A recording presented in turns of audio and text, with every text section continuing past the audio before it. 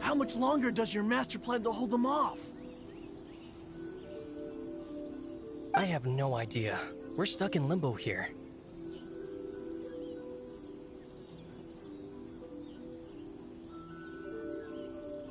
Master's been very on edge these past few days. He gets irate over the smallest things, and is suspicious of everything. He's been yelling at me a lot. I understand that he's anxious, but I mean, what can we do? I've told him before, never cross the Yashiro Commissioner. Yeah, good advice. With him, you just know that whatever he's doing, a lot of preparation has gone into it. If Lady Hiragi is really taken away, then what will the Tenryou Commission do? And what will the Yashiro Commission do? Maybe we should tell Master to discuss things with Lady Hiragi.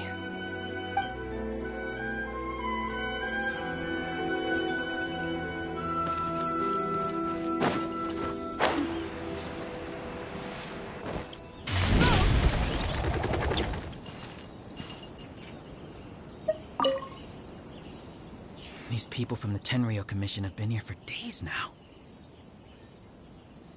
I guess they're here to pick up Lady Hiragi. But why would it be taking so long? I heard that the Kanjo Commission suddenly said they don't want Lady Hiragi to leave. To be honest, I'd be hesitant if I were her. A crowd this size comes to Rito? Who knows what they could be planning? Shh, stay quiet. Someone might hear you. Oh, right. Sorry. How did things get to this point?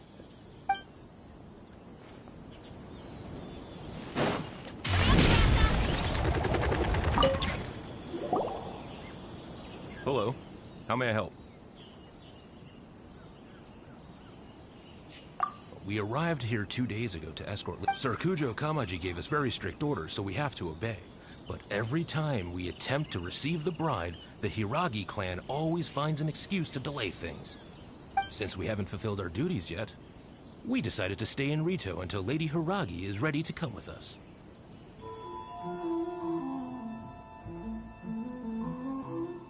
We apologize. It was not our intention to... We promise our presence here will not impact ordinary people's lives. We can only hope that the leaders of the Hiragi clan will start to cooperate soon. If this stalemate continues, who knows? Sir Kujo might give us orders to be less accommodating. Sato is now at the center of every conversation in Rito. Now, the Kanjo Commission probably knows how important she is.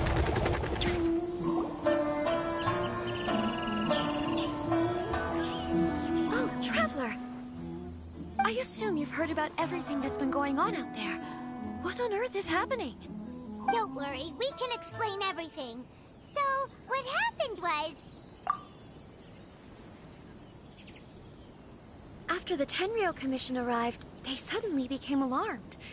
They keep having secretive discussions and won't allow me to have any direct contact with the Tenryou Commission. I never would have thought that this was Sir Kamisato's plan. Now it all makes sense. I'm sorry. I haven't. Maybe there's no right or wrong decision. Maybe everything would be easier. I used to tell myself things like this to avoid having to think about it. I didn't feel reassured at all. Instead, I felt a great sense of regret. I keep thinking back to what Sir Kamisato said. This is supposed to be my bright and beautiful future. But what if it's not?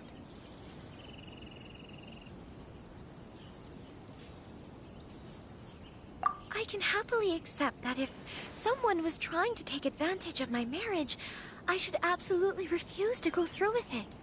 But that's not the answer I'm looking for. And also, now that things have escalated to this point, it will be tricky to resolve.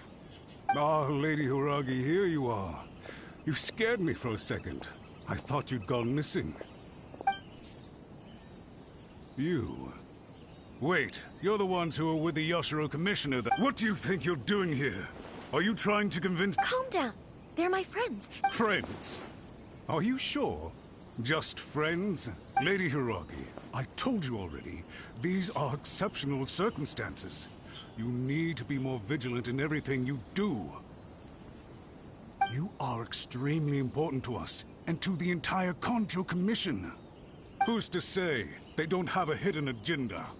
If you want to accuse us of trying to abduct her, just come out and say it! Don't be rude. You've been very highly strung lately, seeing everything as a threat. Listen to me. I know all the ins and outs of everything that's happened so far. His arrival might well be your very last chance to fix this. The present state of affairs in Rito shows me that the situation has escalated well past the point where you could hope to control it. If this deadlock continues any longer, we will have nothing to gain and much to lose. This is not an order. All I need you to do is give me an explanation and take responsibility for the situation. Understood, my lady. I shall discuss with the others right away.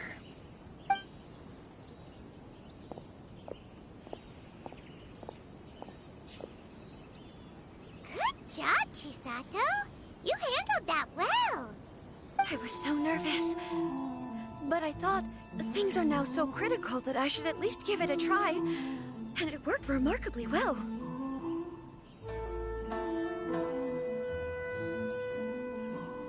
Yes, well, let's wait and see what happens. I hope they provide a satisfactory response. We had a serious discussion and reflected on our mistakes. In all honesty, no one can handle the weight of the situation here. Everyone is besides themselves with worry. It'll drive us mad if it continues any longer. I'm so sorry. My actions were radical and duplicitous. I was selfish and ignored the greater good. And then I left the situation to fester. Would you please give us a second chance? For my lady's sake, please give the Conjo Commission another chance.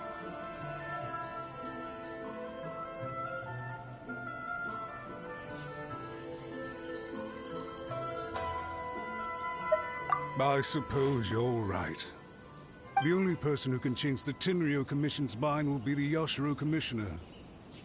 We'll head off to the Kamisato estate shortly and beseech him to help us with the utmost sincerity. Lady Hiragi, might I ask you to join us? You are the most important person. Without you, we have no other way.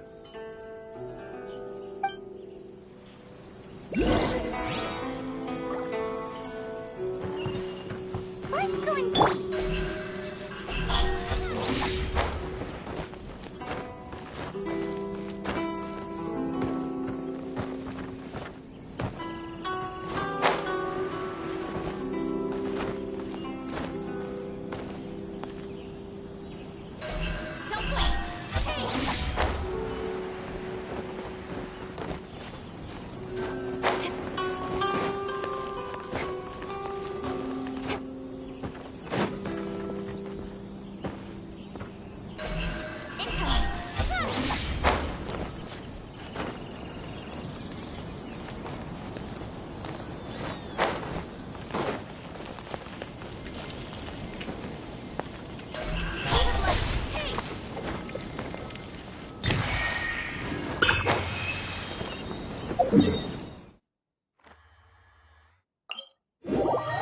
By the way, aren't you a good friend of the Yashiro Commissioner?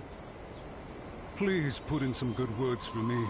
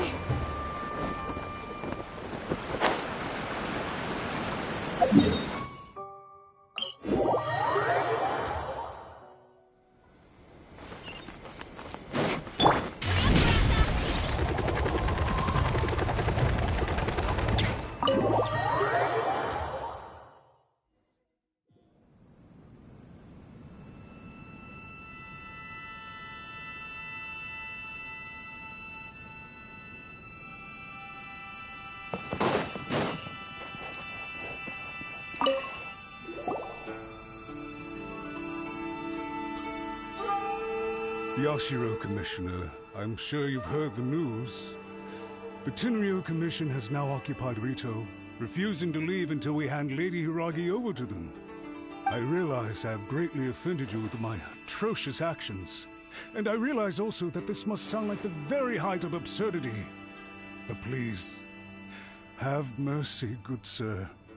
I'm sorry, Mr. Matsura. I'm exceptionally busy and have but a moment to spare before my next engagement. I fear this leaves no time for small talk. So, please, if you would be so kind, get straight to the point. I know our apology means nothing to you, but we really have nothing else left to offer by this point. I'm terribly sorry. Everyone in the entire Kanjo Commission now realizes the gravity of this situation. Lady Hiragi is indispensable to us. We promise to always support her. So, would it be at all possible for you to talk to Sir Kujo once more, on our behalf? You make it sound so easy. The Tri-Commission will be ridiculed by the public if we choose to withdraw the notices now and eat our words. What do you plan to do about this? To lose face for the Tri-Commission is to bring shame to Her Excellency.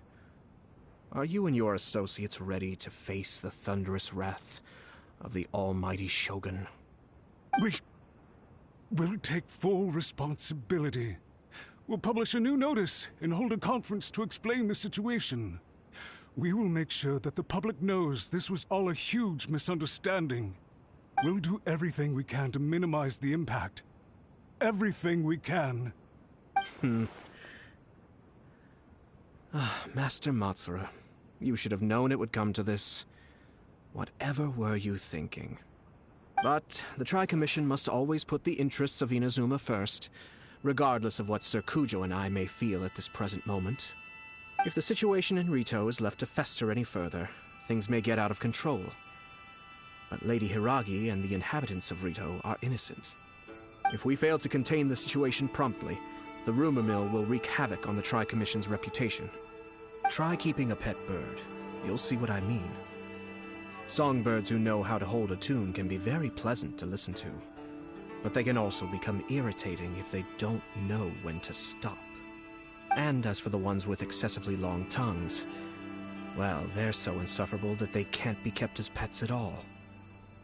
But it doesn't take a moment to cut out their tongues and silence them for good. Yes, I understand. I've listened to your concerns, and I'll talk to Sir Kujo for you. But I can't guarantee that he will change his mind. I understand. Thank you for your help, Yashiro Commissioner. All right, you ought to return now. I'm sure you have a sizable mess to deal with back in the Kanjo Commission. Okay, then please excuse me.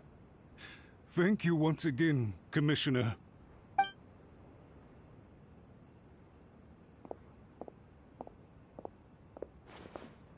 Ah, yes, Lady Hiragi. I have something to tell you.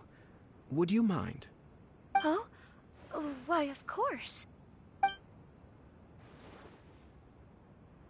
Sir Kamisato, you became a completely different person just now. It felt so intense. Unruly servants like him need to be severely reprimanded. As a commissioner, the almighty Shogun trusts me to do her will. I did as I should. But now, I'd like to take off my commissioner hat and share a personal story with you. Oh, please. I'd love to hear it. You must have heard that the Kamisato clan once went through an extremely difficult period. My father worked incredibly hard to compensate for the grave errors made by the Kamisato clan long ago and restore our reputation. The work took a toll on his health and ultimately led to his untimely demise. My mother loved him dearly. She passed soon after. This sudden turn of events dealt a heavy blow to the Yashiro Commission. Behind the scenes, things became very unstable. Everyone thought that the Kamisato clan had lost power. That made my sister and me nothing but burdens hindering the ambitions of others. It may sound preposterous now, but I assure you that is the truth of what the Yashiro Commission has been through. Huh. Pretty similar similar to how the Kanjo Commission is now. Back then, I had no choice but to accept the position I was in.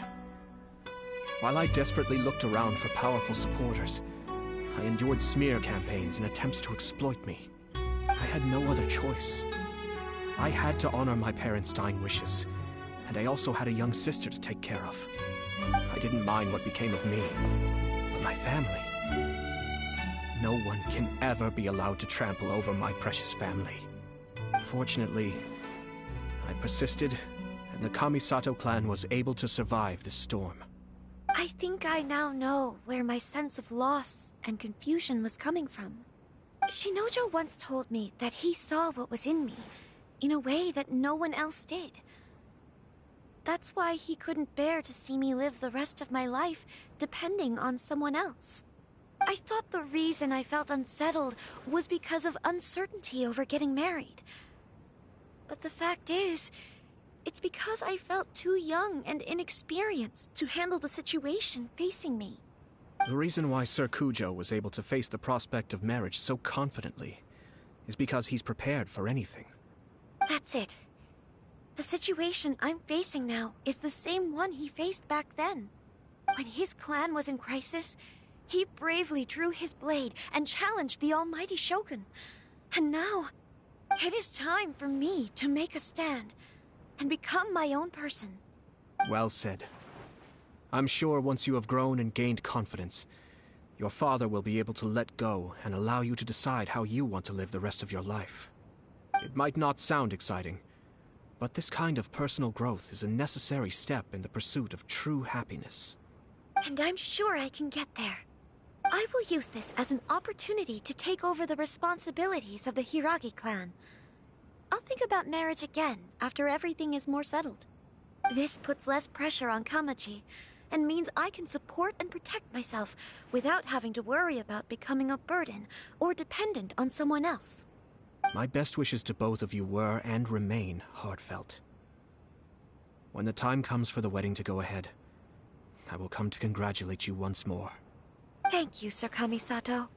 I am grateful for everything you have shared with me. Now, if you'll excuse me, I have a lot to deal with back home. Take care, Lady Hiragi. I'm confident that on your return, you will find your Kanjo Commission associates most receptive to your instruction. Yes, in fact, my recent experience suggests the same. Thank you once again.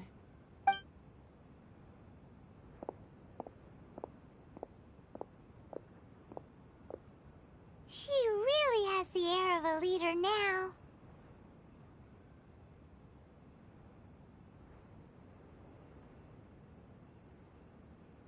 Hats off to you too, sir. Everyone thought there was no way out until you pulled that super smart strategy out of nowhere. In fact, counter-checking is a perfectly common maneuver in the game of chess. Our rival this time was easy to deal with. He was smart, but short-sighted, and sloppy in his execution. This outcome is entirely within my expectation. Even so, Paimon could never come up with a plan that cunning in a whole lifetime. Anyway, it's kind of a relief to see that Chisato has decided to set the Hiragi clan straight. I agree. Stability in Inazuma benefits me as well. I wasn't about to pass up an opportunity to make less trouble for myself.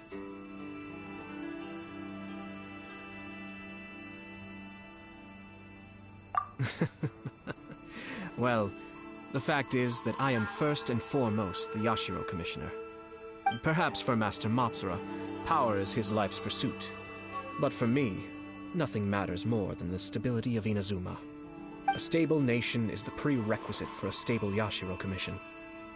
Only then can the Kamisato clan and the other Yashiro Commission clans have a peaceful existence. But human desire will always be a factor in the equation. This is not the first situation of its kind, nor will it be the last. All I have tried to do is make sure the three parties to the Tri-Commission serve to restrain each other. Stasis is not the only form of stability. A balance of power leaving no room for another positive outcome is that everyone recognizes how important Lady Hiragi is now. I think I did her a sizable favor in that regard. Dealing with the Hiragi clan will be much easier for her than navigating a new and unfamiliar one. so many things at play over this one wedding. Wait a second. You weren't trying to stop the wedding from the very beginning, were you? I thought straight away it was bad timing. Nevertheless, everything I said to Hiragi Chisato was entirely sincere. If you choose to give up your stance on something once, you'll be having to compromise for the rest of your life. I didn't want to see her suffer because she didn't realize what she was getting into. Now, she has the chance to become her own person. Let's see who she becomes. Okay then, guess we'll have to wait and see.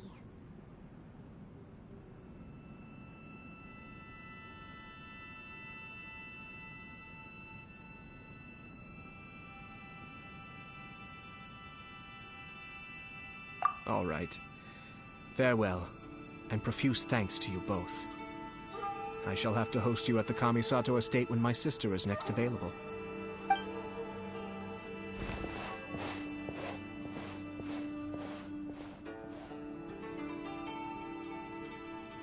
Looks like everything's resolved. Masterfully done. Everything was perfect. Well, except for one minor detail. I somehow ended up with a glass of very peculiar tasting milk. Didn't you like it? I distinctly remember you saying you are quite partial to exotic flavors. Oh! My lord? The Traveler had one of those as well. I'm sure he's made a great impression on you. The Traveler did indeed play a critical role in this case. I'm sure both families would have been more guarded against me had he and his companion not been present. It wouldn't have been so easy to get to the heart of the matter. There you go again, my lord. Placing the focus on other people while discreetly performing your job to perfection. Naturally. Ah, yes. Now that we're both free, let's finish off that game of chess we started a few days ago.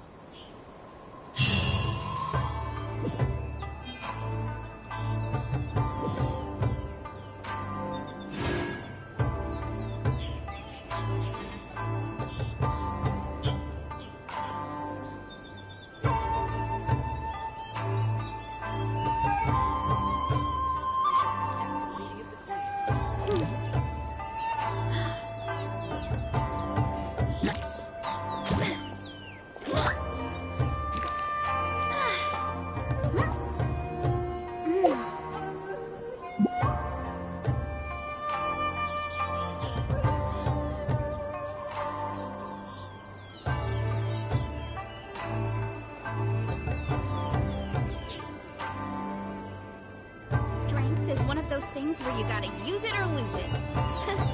So, wanna train with me sometime?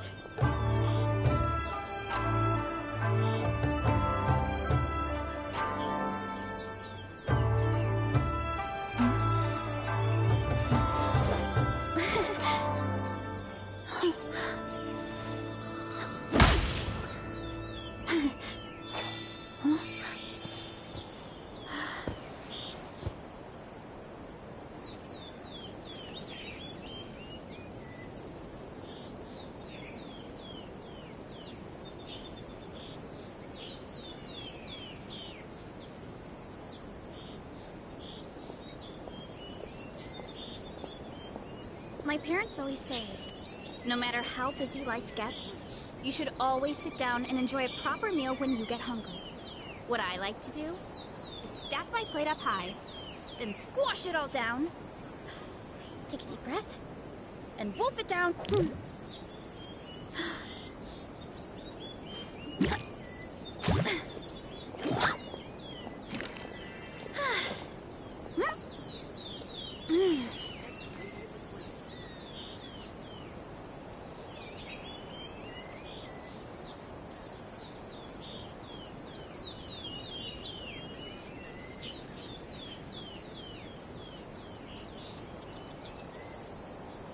There's a lot that goes into managing an orchard. Watering, weeding, fertilizing the soil, making sure the temperature is right.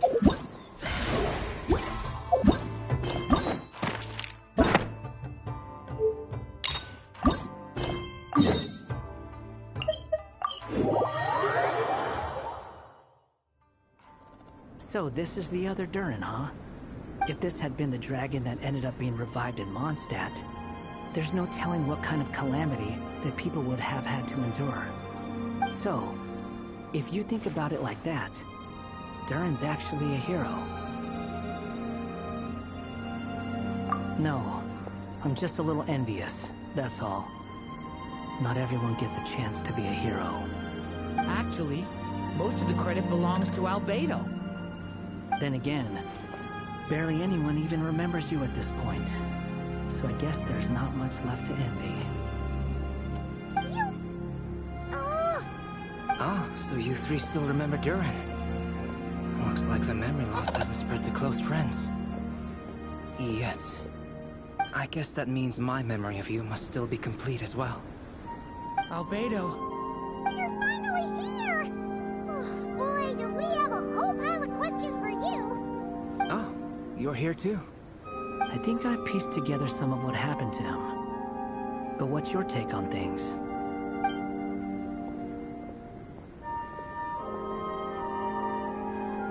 Master Jean filled me in on what happened, and I've got a few theories. But let's get on the same page first.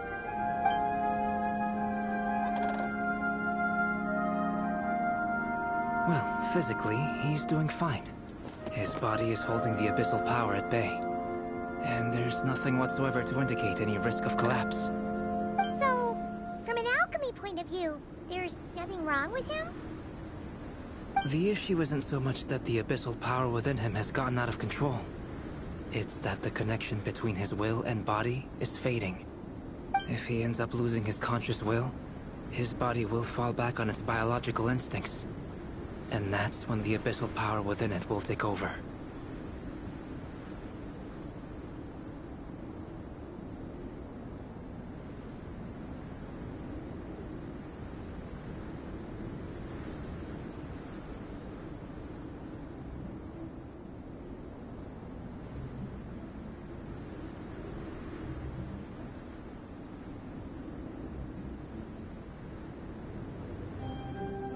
This book mentioned a witches' gathering.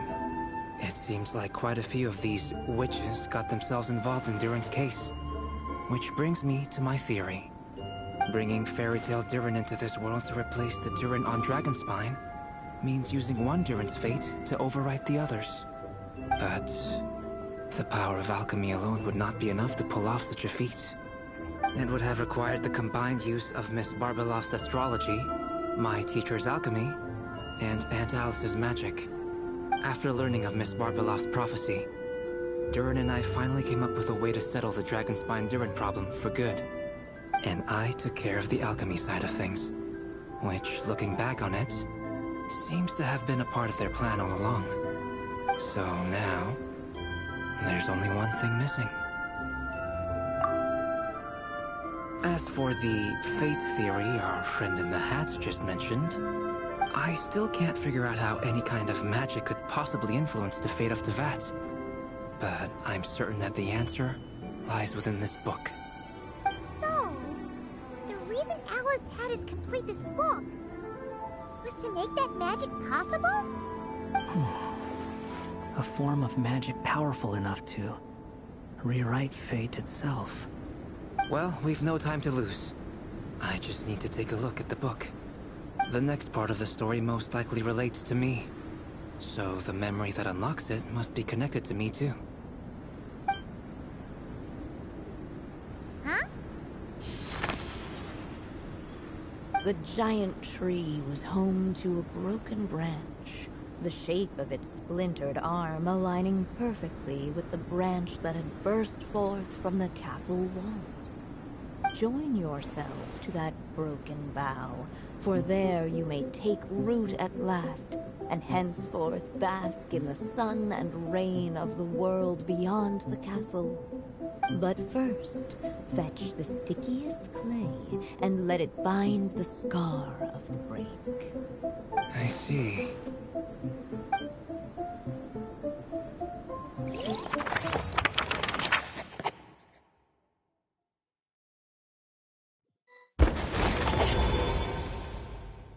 Guided by the breeze, the little dragon arrived at an alchemist's workshop. There he was greeted by a clay figure, a child molded by the Sage Witch's hands. Though gentle in appearance, he had inherited his mother's cold, sharp wisdom. And he was determined to avert the calamity the evil dragon would bring, and so was his helper, none other than the little dragon himself.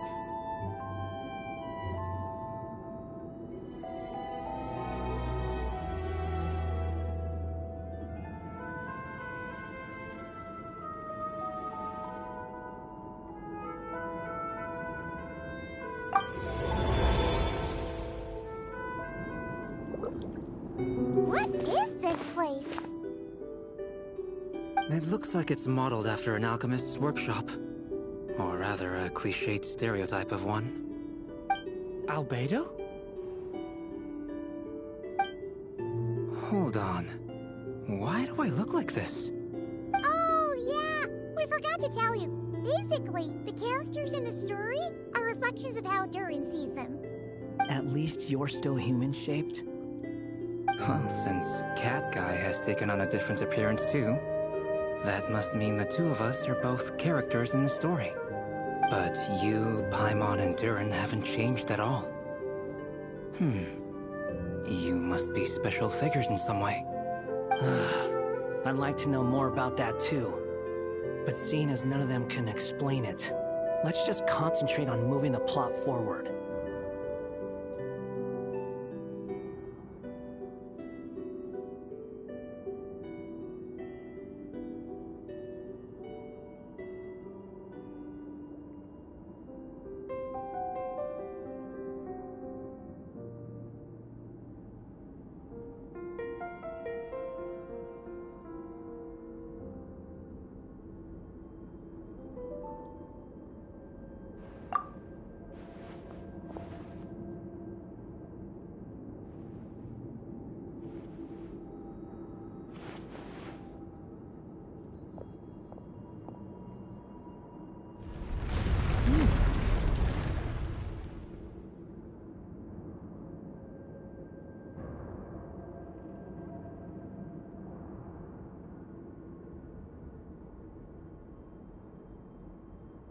And just like that, the group stumbled upon a hidden passageway.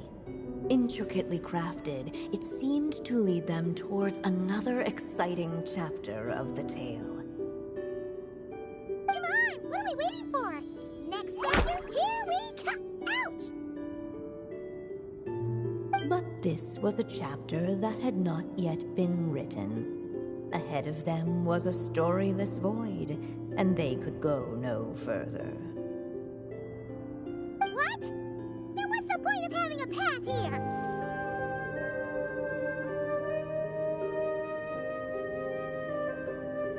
Sounds like a pretty bad habit for a writer.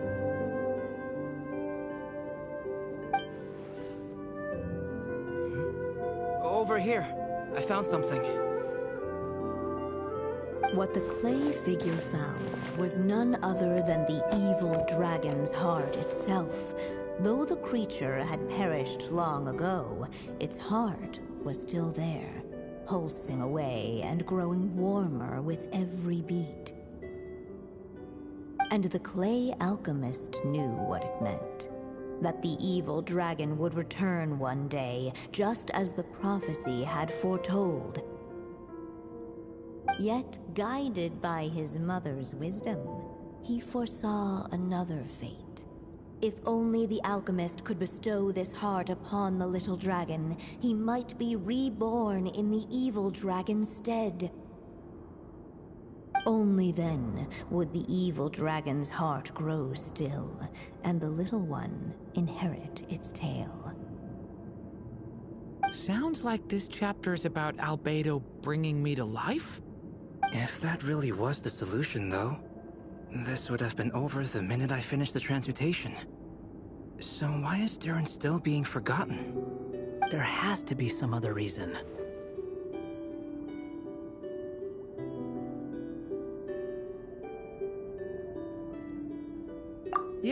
I'd like to explore the area a bit more.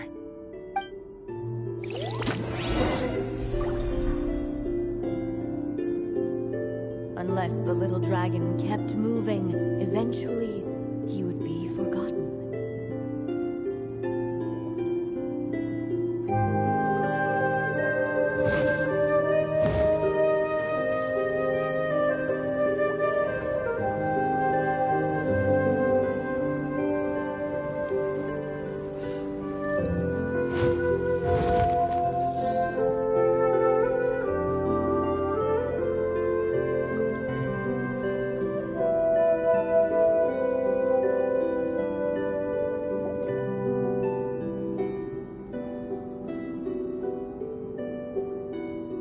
Can I stop here and play? I mean, take a stroll. I won't go too far.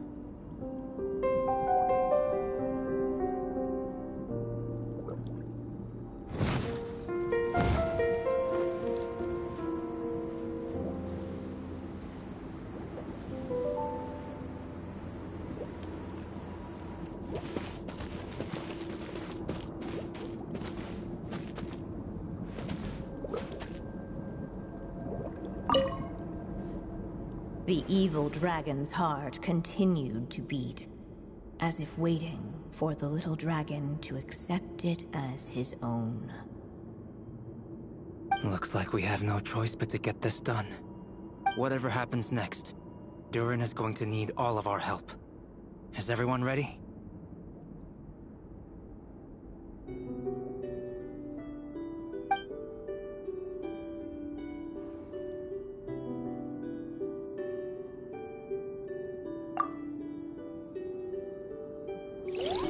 What the clay figure found was none other than the evil dragon's heart itself. Though the creature had perished long ago, its heart was still there, pulsing away and growing warmer with every beat. And the clay alchemist knew what it meant. That the evil dragon would return one day, just as the prophecy had foretold. Yet, guided by his mother's wisdom, he foresaw another fate. If only the alchemist could bestow this heart upon the little dragon, he might be reborn in the evil dragon's stead. Only then would the evil dragon's heart grow still, and the little one inherit its tale. At last, the little dragon accepted the evil dragon's heart, and a new life came into being. The evil dragon's heart beat in his chest, and the little dragon's soul guided him forward. Thus did the prophecy hold true, even as fate had been rewritten. And so was the little dragon born anew.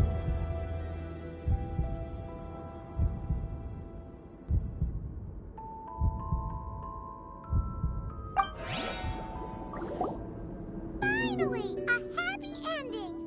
That must be the last step, right? Woohoo! We completed the story!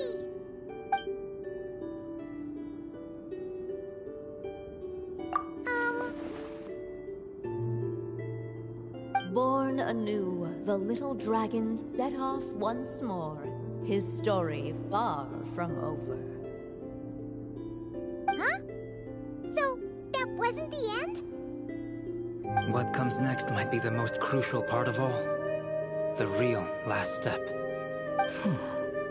If fate really is as devious as they say, then I say, show us what you've got. Wow! You're all so serious all of a sudden.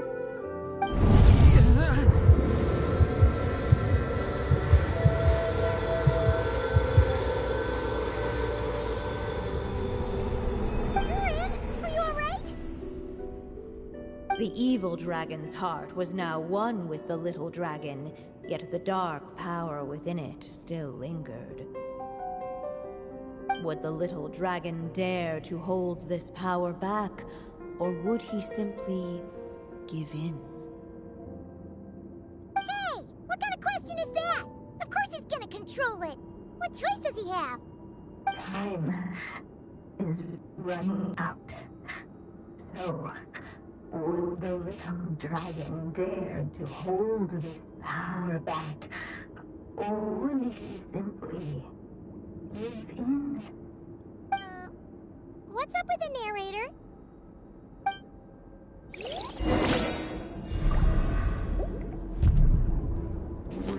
Dare to hold the power back? Or will he simply... The little dragon and his companions blank. Blank again. Huh? What's going on? Are we running out of ink? Once the ink runs out, is that the end of the story? I had a feeling this would happen. What's happening to the others? Now that the story's ink was spent, all that lay ahead were blank pages.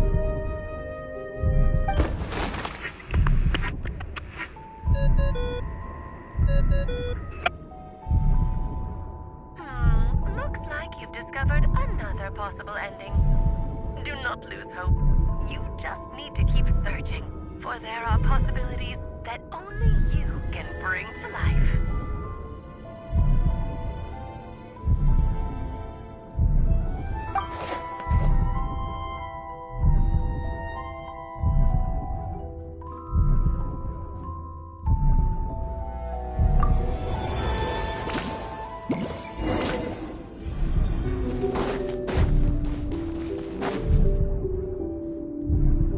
Returning to the castle.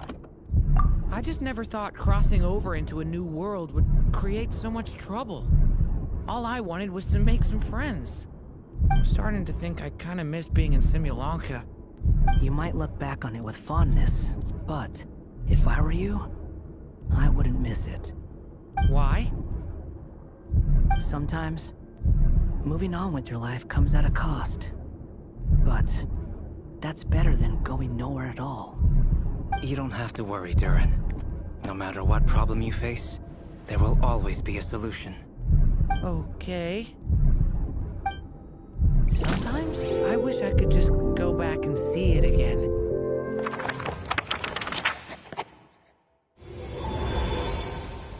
As the little dragon slipped back inside the castle's walls, the clamor of the outside world fell away. There was no danger here, no problems for the little dragon to resolve. As soon as his mother finished her story, it was time for the child to drift off into the world of dreams. And so the story ended, with the little dragon fast asleep in his castle, just like he had never even hatched. What's going on? I feel so weak. Hey, what's happening? Durin, wake up!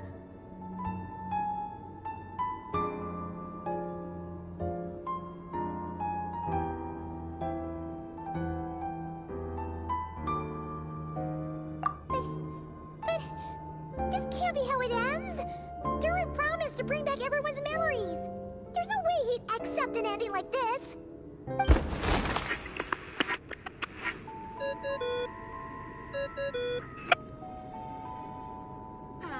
Looks like you've discovered another possible ending. Do not lose hope. You just need to keep searching, for there are possibilities that only you can bring to life.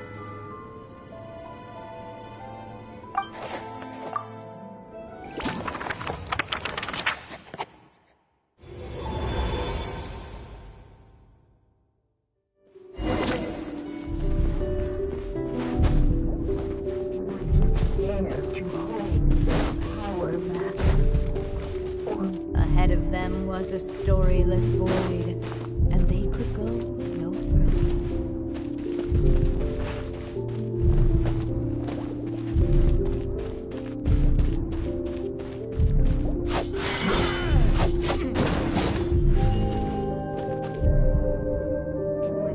Dare to hold this power back?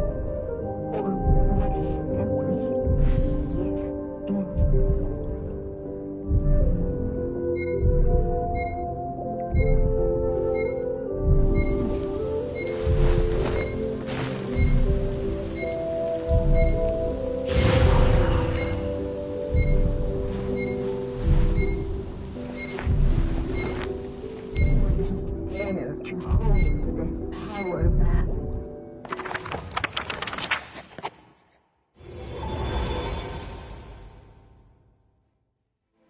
The little dragon was at an impasse, and the dark power within him surged like a tide. Unchecked, the darkness engulfed everything around it, including the little dragon's soul. The little dragon's story faded into nothingness, and in the world beyond the castle, only the evil dragon's tale endured. Is this... me? And so the story ended with the little... Oh no! That means Durin... What do we do now?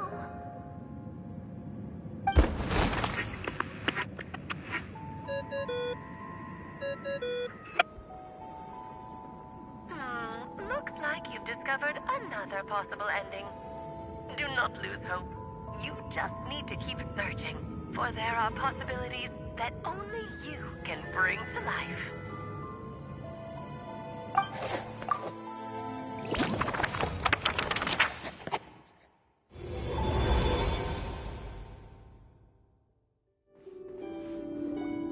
What's going on here?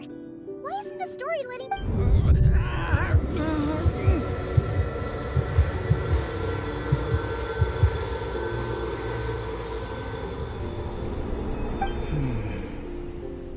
It seems the act of suppressing the power counts as an event in the story. In other words, we would need ink to write it in. So, what now? Did we use too much earlier? How are we supposed to write a happy ending with only this much left? But... Well, this is Durin's story. As long as he's alive and well, why should it end? If there really is such a direct correlation between the story and his fate, I may have a potential hypothesis. Durin was, and still is in essence, a storybook character, written into being by M. From the moment he was born, he has always dwelt within her story. And I suspect that has remained the case, even after his arrival in Tevat. Reviving Durin in the evil dragon's place was an act of grafting this Durin story onto the latter's fate. In essence, that is how his fate was rewritten. But there is a fundamental difference between a being's story and its fate. As Miss Barbeloth reminded us, the fate of every living being in Tevat has been woven into the fabric of time. Its most natural path, therefore, is to proceed along its given track. But Durin's story, on the other hand... As Durin's connection to this world wore thin, not only have people started to forget him, he started to lose control of the abyssal power within. In other words, his story can't continue, because the author's ink is drying up. That's what it seems like to me. It would seem the little dragon had made a group of fine friends indeed. Save it. The question is, are you here to help him, or stand in his way? This is as far as the story can go. What path will you choose?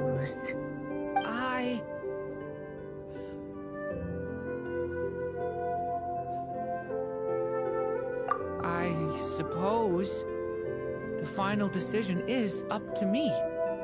It's hard to believe I never actually left my mother's story. If that's true, I'd like to go there and see for myself.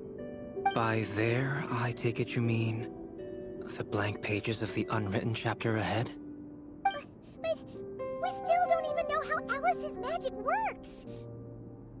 If Durin belongs happens inside the story than going outside of it to some unwritten part. Isn't that too risky? I'm not afraid.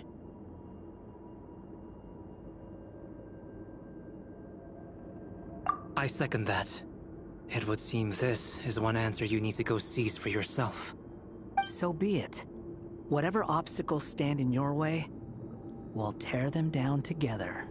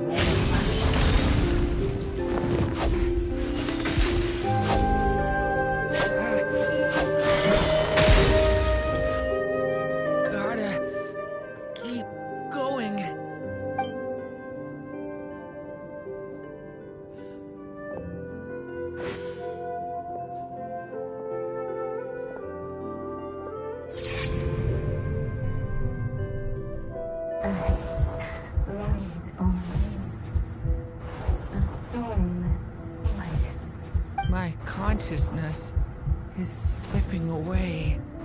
Keep going, Durin. A pure soul is your essence, not an empty void. I feel so weak. Stand tall, Durin.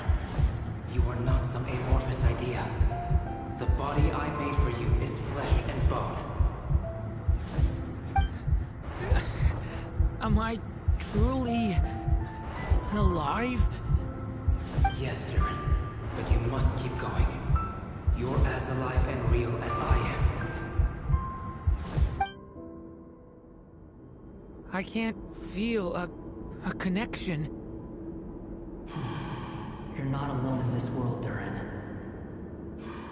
At the very least, you have me. I can't remember anything. Who am I? Your name is Durin, and there are many who still remember it. My name is Durin. You're taking too long. Come on, Durin, run! In this world, fate waits for no one. Wait! Where am I meant to go? What am I supposed to do? Go. Make your wish come true, Durin. My wish?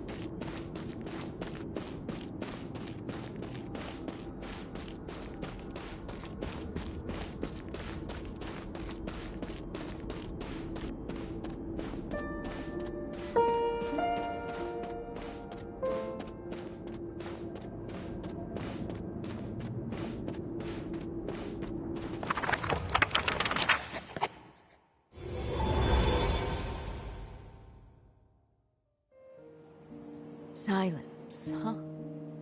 Have you nothing to say about my proposal? Let me get this straight.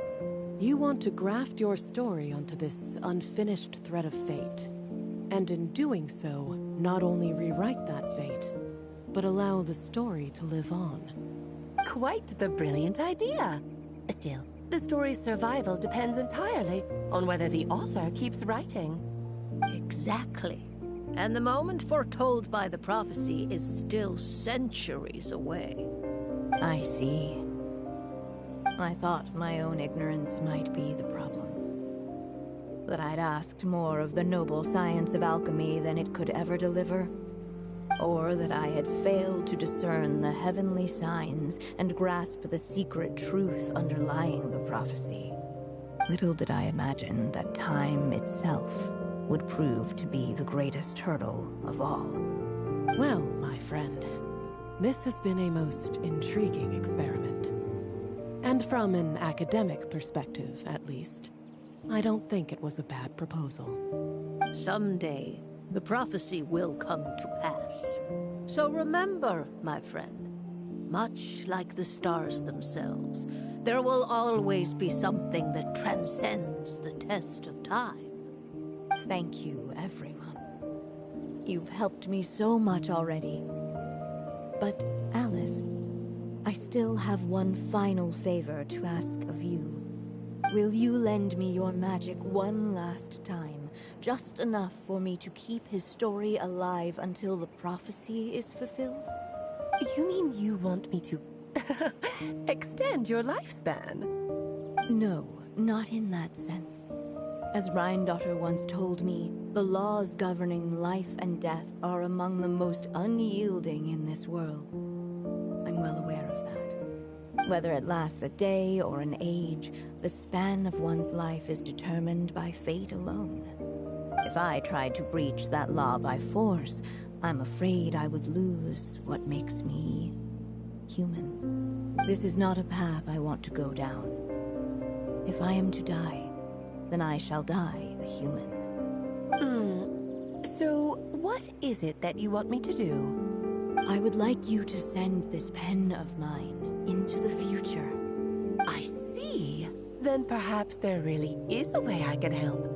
I could create a kind of story magic to take over the writing once you're gone. Oh, but for it to work, you would need to provide enough of your own words for it to learn from. How much? Oh, an immense amount. So much, in fact, that you would have to spend the rest of your life writing. And even then, I'm sorry to say, it would not last forever. No matter how much you write, there is a limit to the number of words you can leave behind. But the world itself will never stop changing. Someday, perhaps, even your entire corpus will not be enough for the magic to continue describing this world. And when that happens, the story will end. Still, it's worth a try.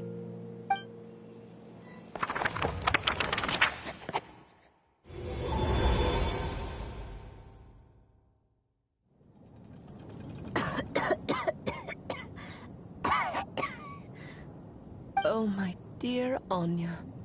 Even after all this time, you're still... Look at you. You should be enjoying your old age in peace and quiet, especially now that things are finally returning to normal after that terrible calamity. Once he leaves Simulanka, things will only get more complicated. If his story is to continue, there needs to be more material for the magic to draw upon. I'll just have to skip over some of the less important details. Anya, why do you insist on sending him out of the storybook world? Why must he face his fate in Teyvat? Why not just let him remain within the story? With my magic, even fate's curse could be undone and he could live happily ever after. I suppose. In fairy tales, all it takes is a heartfelt wish. And even a wooden puppet can turn himself into a real boy and live happily ever after. That's just how fairy tales end, isn't it? But have you ever wondered what happens to the main character after the ever after? Tell me, Alice, in your eyes, what would be a writer's greatest regret? To leave a story without an ending. Not a bad answer. It's true, many writers come to consider that their greatest regret. But I see things differently. My greatest regret is that every story I write has to come to an end in the first place. Anya. No matter how brilliantly a character shines, the moment their story ends, their potential is lost forever. For them, the story itself becomes an inescapable fate.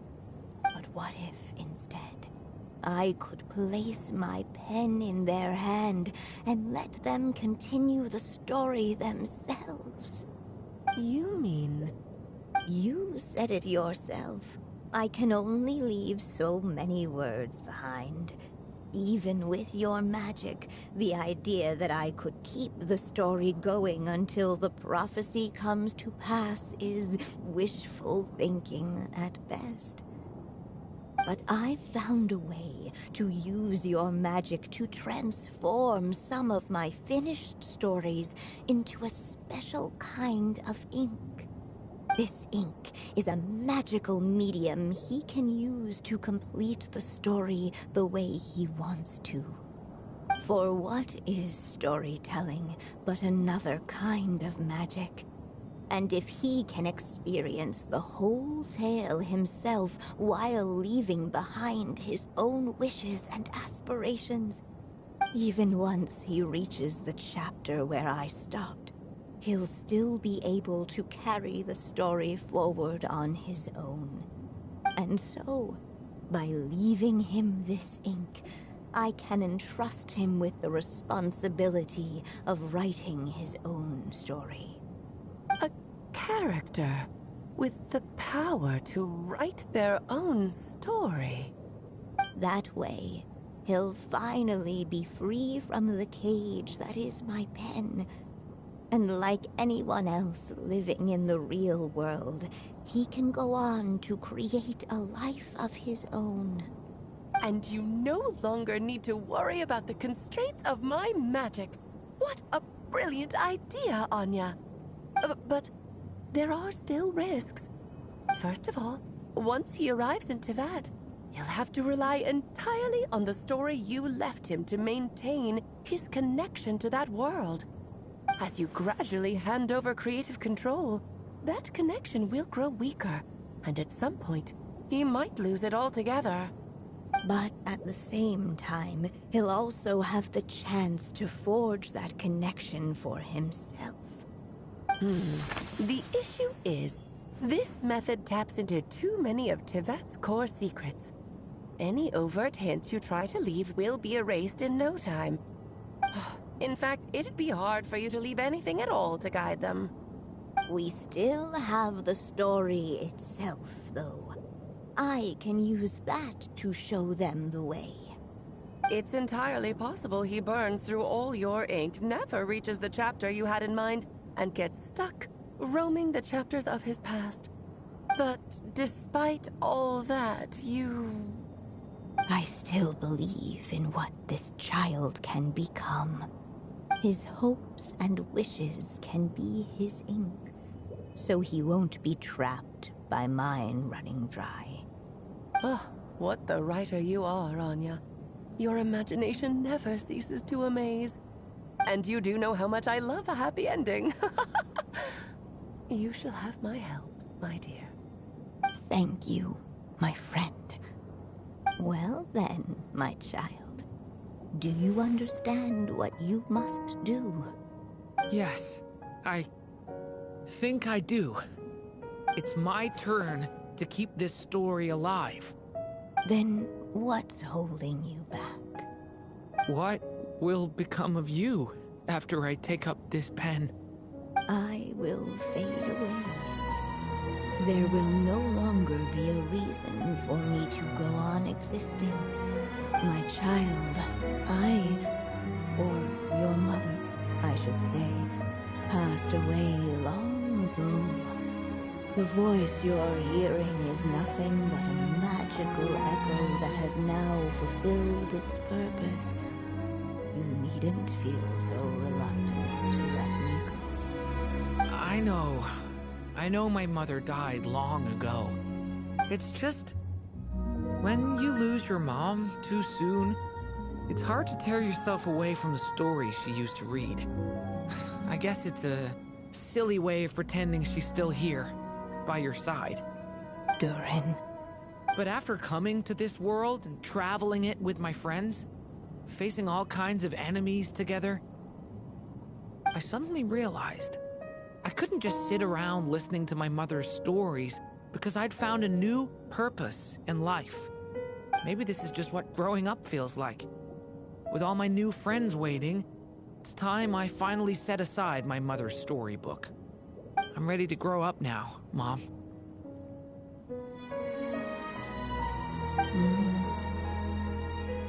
Then take this. A gift I should have given you a long time ago. You've witnessed the story from the very beginning. Made your wishes, offered your blessings, and even wrote your choices into its pages. From here on out, this pen is yours. Now I ask of you, the other pillar of this story, as both its reader and its witness, will you turn the page so the next chapter can begin?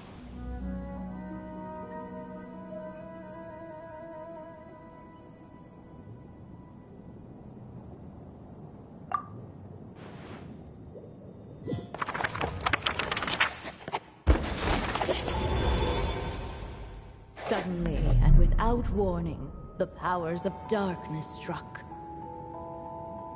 The question was, could the little dragon prevail?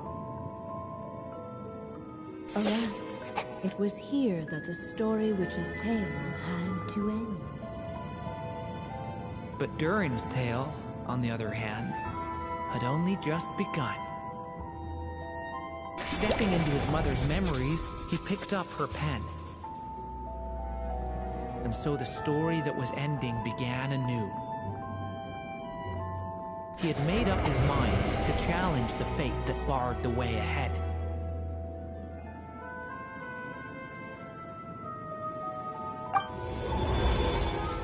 Looks like this is the final step. A chance to strike back at fate? Now that's not something that comes knocking every day.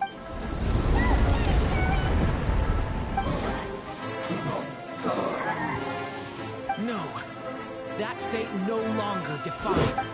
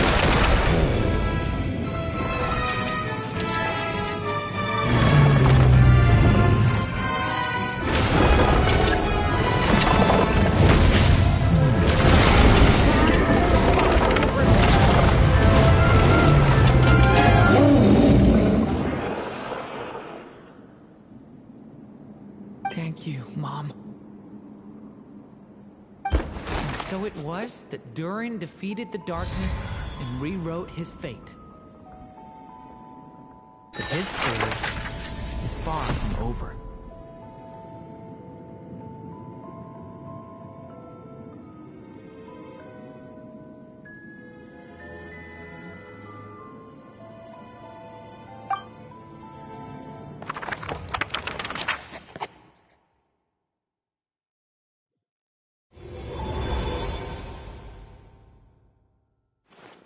Is everyone okay? We're fine, thanks. And hey, we all saw how you fought back there. That was awesome! I have to admit, I do feel like something in me has changed. I owe you all so much.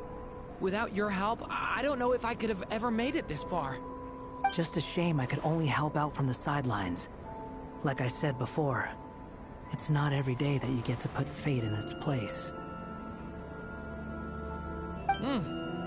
Well, I'm sure you'll hear it someday. Hear what?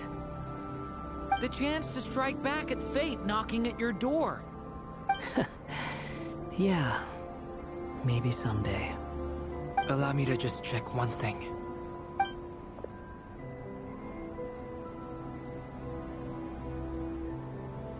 Yes. The abyssal power within you has stabilized again. And those strange symptoms you were experiencing seem to have completely disappeared. Oh, thank goodness!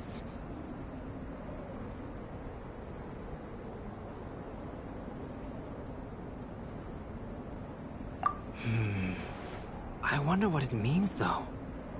Aside from the principles of alchemy, what other law of this world governs his being? Look, it all turned out fine, so just leave it at that.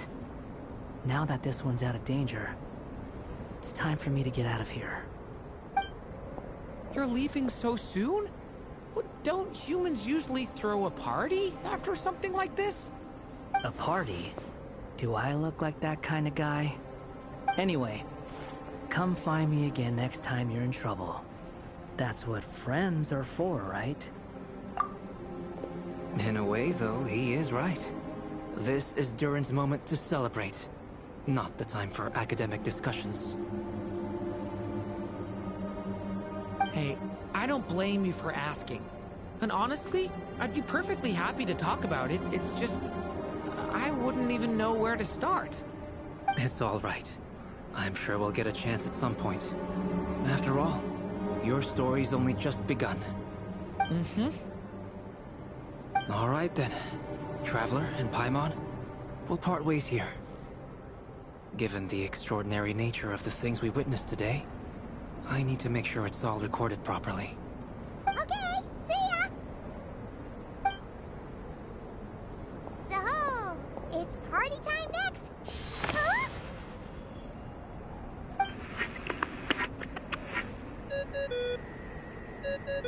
Congratulations on completing your mission. And now then, as per our agreement, it's about time you returned that book. She must have known the moment we finished. Just like she said she would. I've heard dressing appropriately is a must for socializing.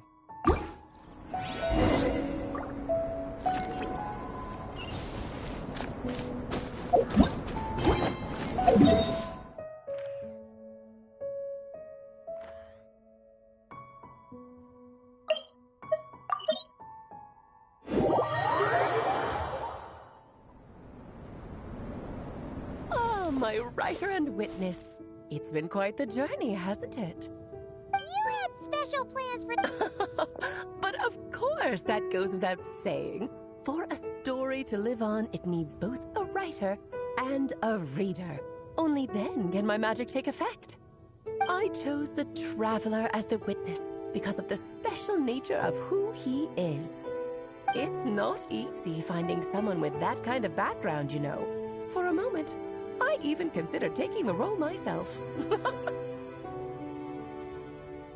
At least it made for an interesting story, right? Huh? What are you doing here, tone-deaf bard? With the Hexen Circle carrying out such a risky experiment in Mondstadt, It didn't cross your minds that the Animo Archon might be slightly curious? Sorry for the trouble, Lord Barbados. Think nothing of it. I dare say the Animo Archon quite enjoyed coming along for the ride. Now then, as agreed, let us see the fruits of your labor. Here, please take a look. Well, well, well. Somehow, despite all my careful planning, it still turned out to be full of surprises. It never even crossed my mind that Rhindotter's child would be capable of handling that kind of alchemy in her stead. When he asked for help with the materials, oh my, I nearly couldn't believe it. If only the others were here too, we could all celebrate together. I'm right here, you know. The only one who hasn't responded is the one busy stuffing her face over there. Is that you, Barbie? A little late to the party, don't you think? Come here, child. Let me take a closer look at you. All right, Aunt Seer Witch. Here I am.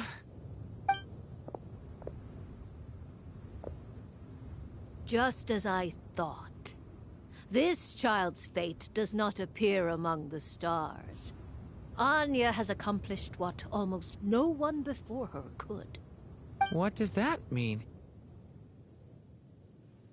Child, all you need to know is that you're very lucky indeed. Oh.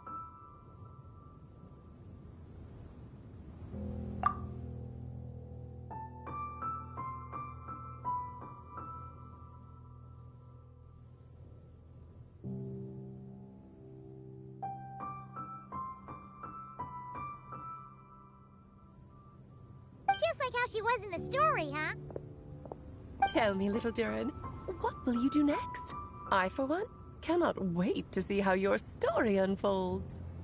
Well, there's so much I want to do. I'm not even sure where to begin. How about settling your most recent regret?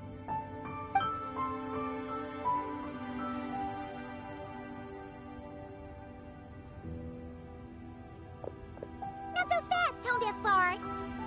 What exactly did you just tell Durin to do? To make the long overdue wish come true.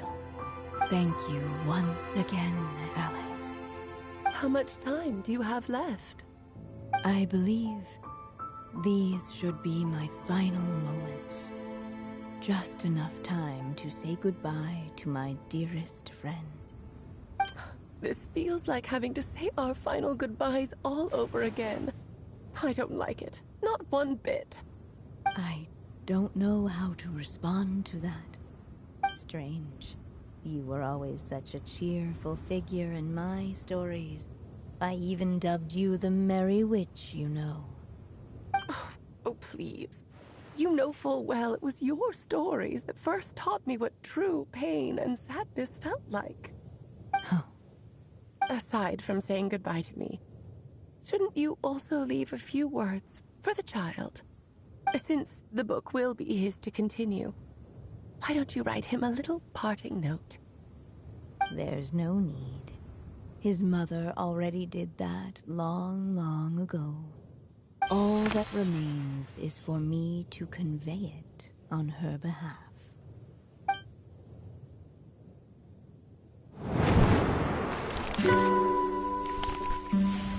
My child, these may be the last words I get to leave you. I've always thought of the characters in my stories as my children, loving each one of them, just like a mother would. But you are the most extraordinary of them all.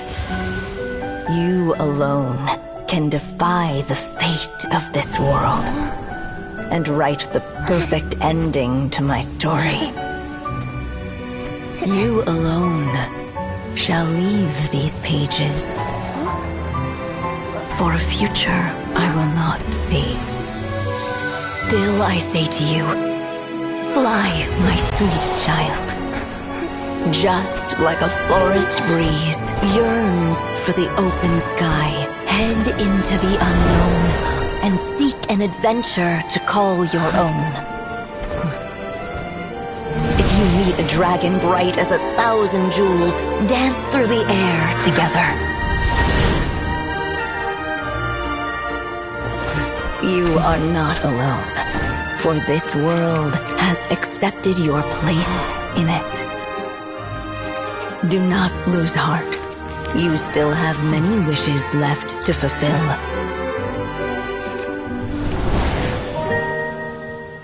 A long tale awaits you, my love. Let songs and flowers be the ink that fills its pages. Take my pen and use it to continue your story.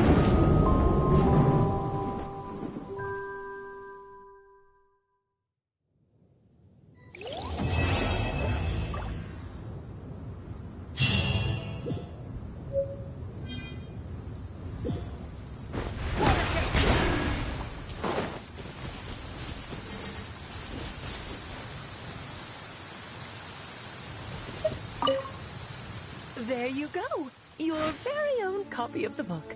We wouldn't want one of the story's key witnesses to leave empty-handed now, would we? Of course, this copy isn't magical in the same way.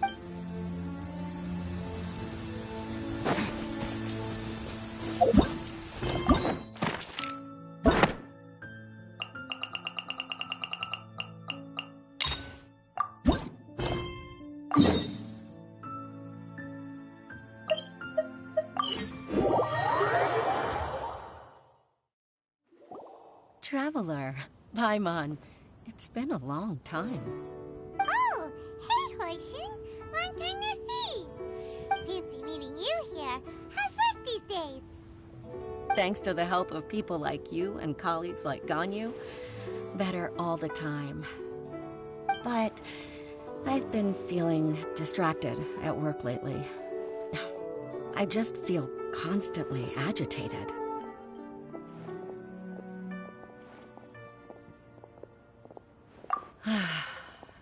It's a long story.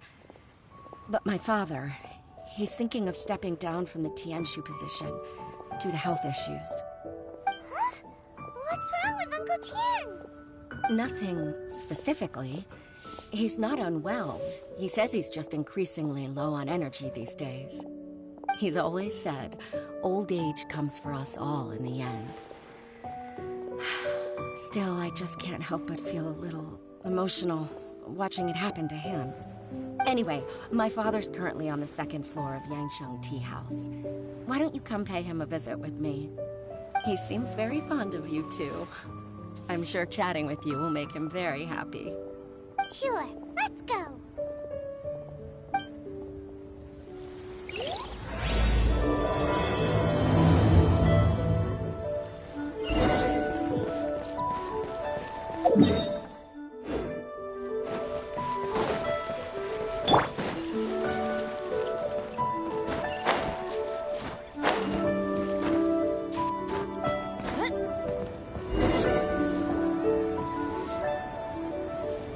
Uncle Tian, we're here to chat with you.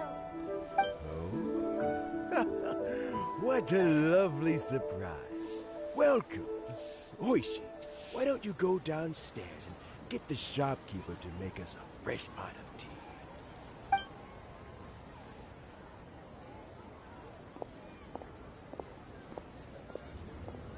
I heard that you've been traveling all over the place recently. I would very much like to hear your adventure stories.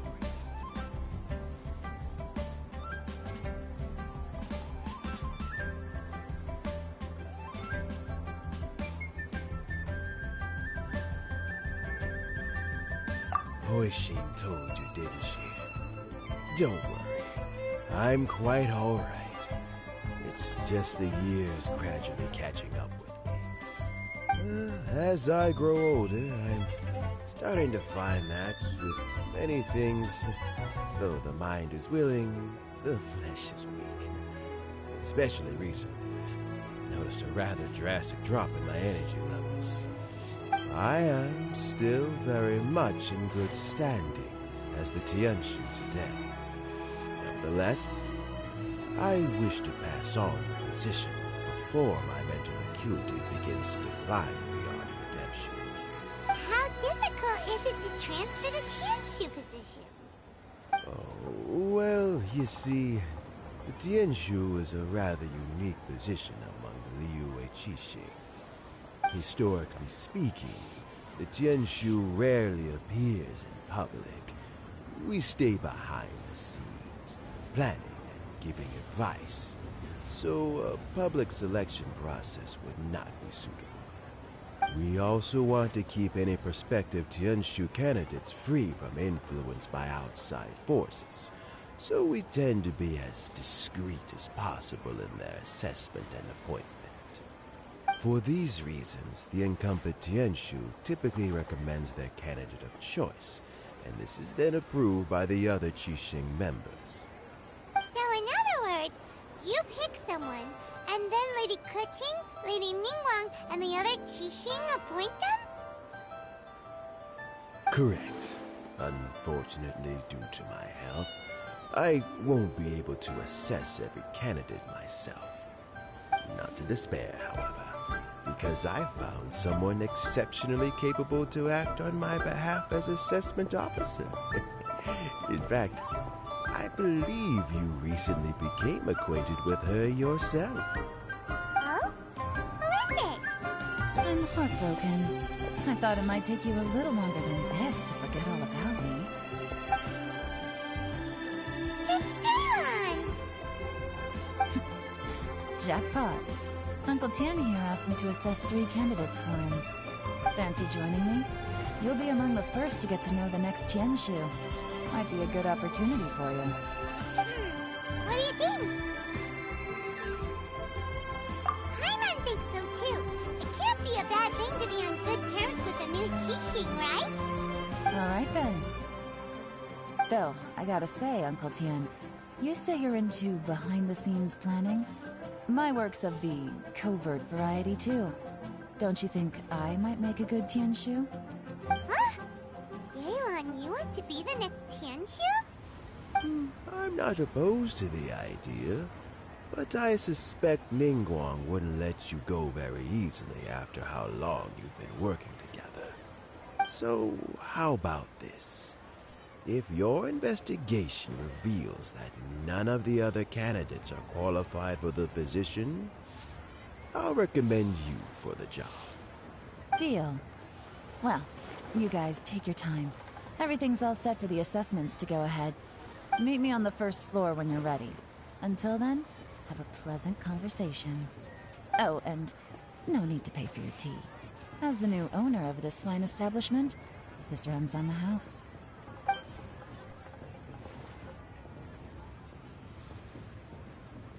You're all set? Uncle Tian seems really worn down. It's like all his energy's gone. Yeah, it may sound harsh, but Uncle Tian is past his prime. He's not cut out for this anymore. So he's recommended 3 candidates. Their names are Qinwei, Mingguo, and Zhi. Qinwei is a wealthy entrepreneur. Mingguo works at the Liyue Ministry of Civil Affairs, and Zhi is focused on study and travel. Try to keep all that in mind. Of course, it doesn't really matter if you forget, since we'll be assessing them at Yuehai Pavilion in a short while. Qianwei, Ningguo, Zhi. Paimon should be able to remember their names, but what does the assessment involve exactly? Let's leave that until we get to Yuehai Pavilion. All right. Heads in the game, people. The stakes don't get much higher than a change in the Qixing. We can't afford to miss anything, no matter how small. Got it. We'll keep our eyes wide open.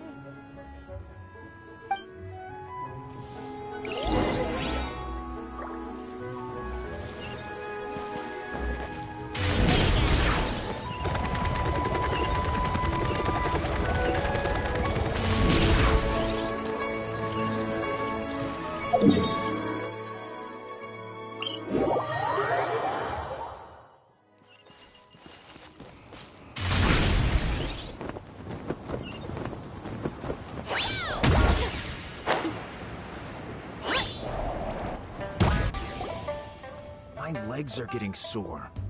What is wrong with this assessment officer? This is a huge occasion and I don't even get a chair.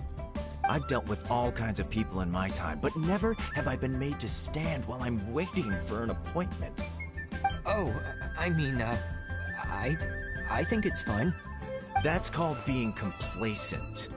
If you're happy to just accept the way things are, you'll never be able to change anything in the future. Oh, come on. That's just... Now you're just being unreasonable. All right, you two. Let's not get into a big argument over this. It's not worth it. Qianwei, that was a bit uncalled for. And Mingbo, cut him some slack. We've all been standing around for a while. It's natural to be getting irritable. Look, how about this? There's no rule saying we're obliged to stand up while we wait, so why don't we borrow some chairs from the guild nearby? Fine. Ugh, they're not the best quality chairs, to be sure. But under the circumstances, it would be better than nothing. It looks like all 3 candidates have arrived. Mm-hmm. We'll meet them formally soon. Before that, let me run you through the assessment process. I've split it into 2 stages: current affairs and planning, and face-to-face interview.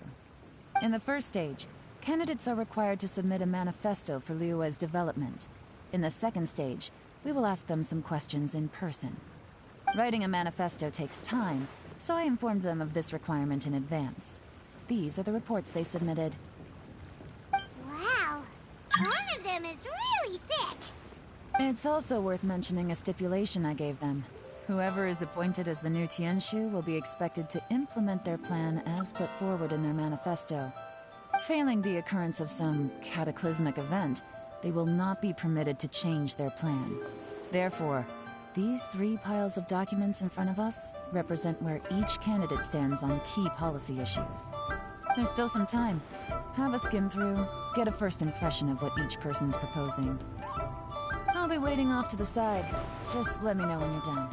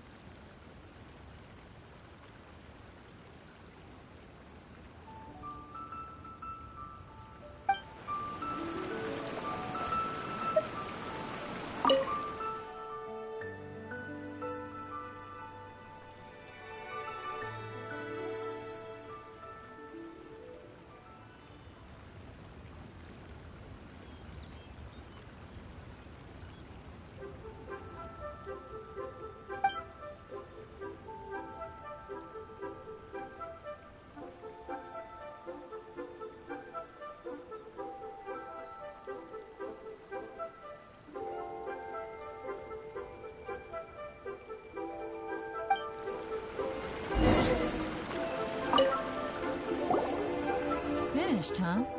What did you think? Everyone took it very serious. Of course they did. They have the chance to be picked as the new Tianshu, so you can bet they're putting their best foot forward. And keep in mind, whoever gets in has to execute their plan as written. Nobody wants to have any regrets. That's for me to know and you to find out.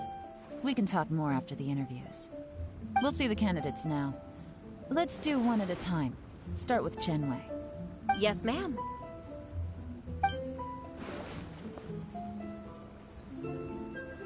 Oh? So you two are the assessment officers, are you? I had assumed that given the great import of this situation, Lady Ningguang would perhaps be assessing us in person. I certainly hadn't imagined I'd be seeing two entirely unfamiliar faces. I trust you've read through my manifesto? I'd be more than happy to clarify any details you found difficult to grasp. It was written with an expert audience in mind, after all. Mind your tone, mister. Relax. It wasn't intended as a personal slight against anyone in particular. I was simply stating a fact. Cloud Retainer? You know this Adeptus? Oh, yes, I remember now. You must be the traveler that people are constantly talking about. With your sterling reputation, you must have a respectable level of erudition. Perhaps you will be able to understand the concepts I have put forward. Yeah, although I shouldn't get my hopes up. Oh, is it my turn? Yes. Please, introduce yourself. I'm, Mingbo. I work in the Ministry of Civil Affairs. I've worked there for, 9 years, 5 months, and 3 days. In that time, I've handled, 2,347 cases. I have 12 active cases at the moment. They should be concluded in, 16 days? My current work is related to urban planning, and I'm also responsible for, auditing the accounts. To be more precise, there are 3 parts to the accounts, namely... Is it just Paimon, or is he not very good at public speaking? You know what? Let's leave the self-introduction there and move on to some questions. Oh, okay. Sorry.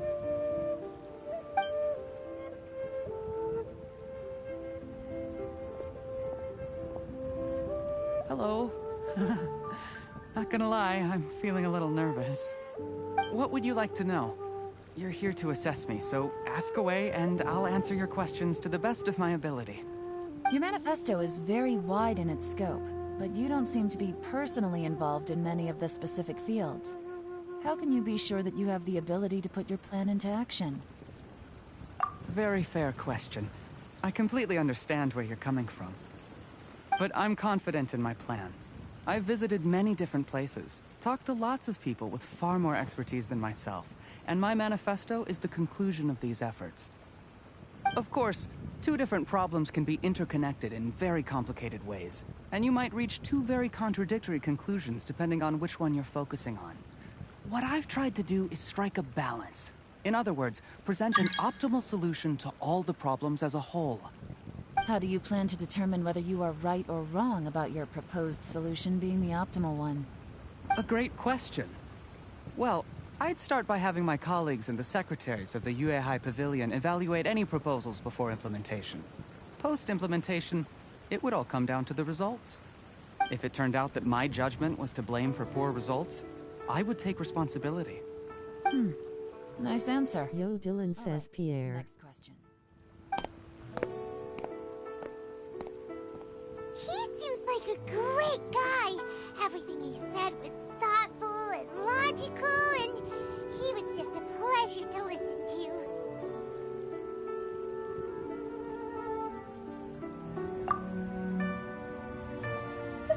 Here's my take on what we just learned. As you saw, Qianwei is highly knowledgeable.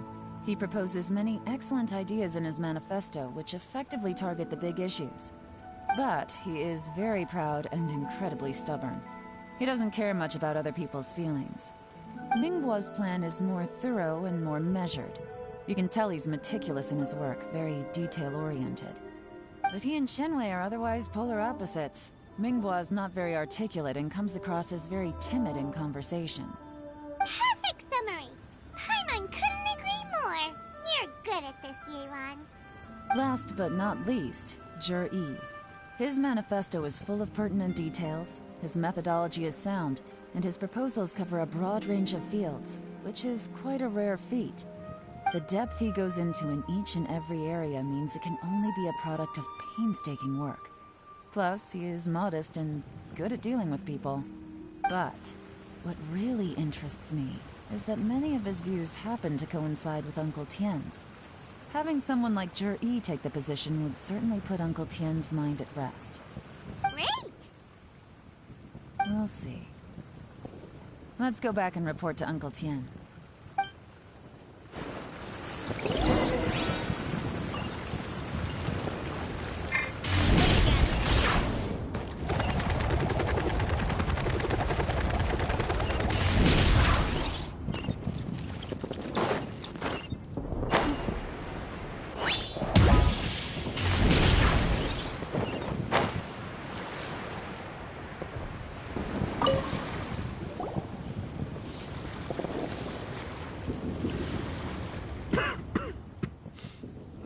I see.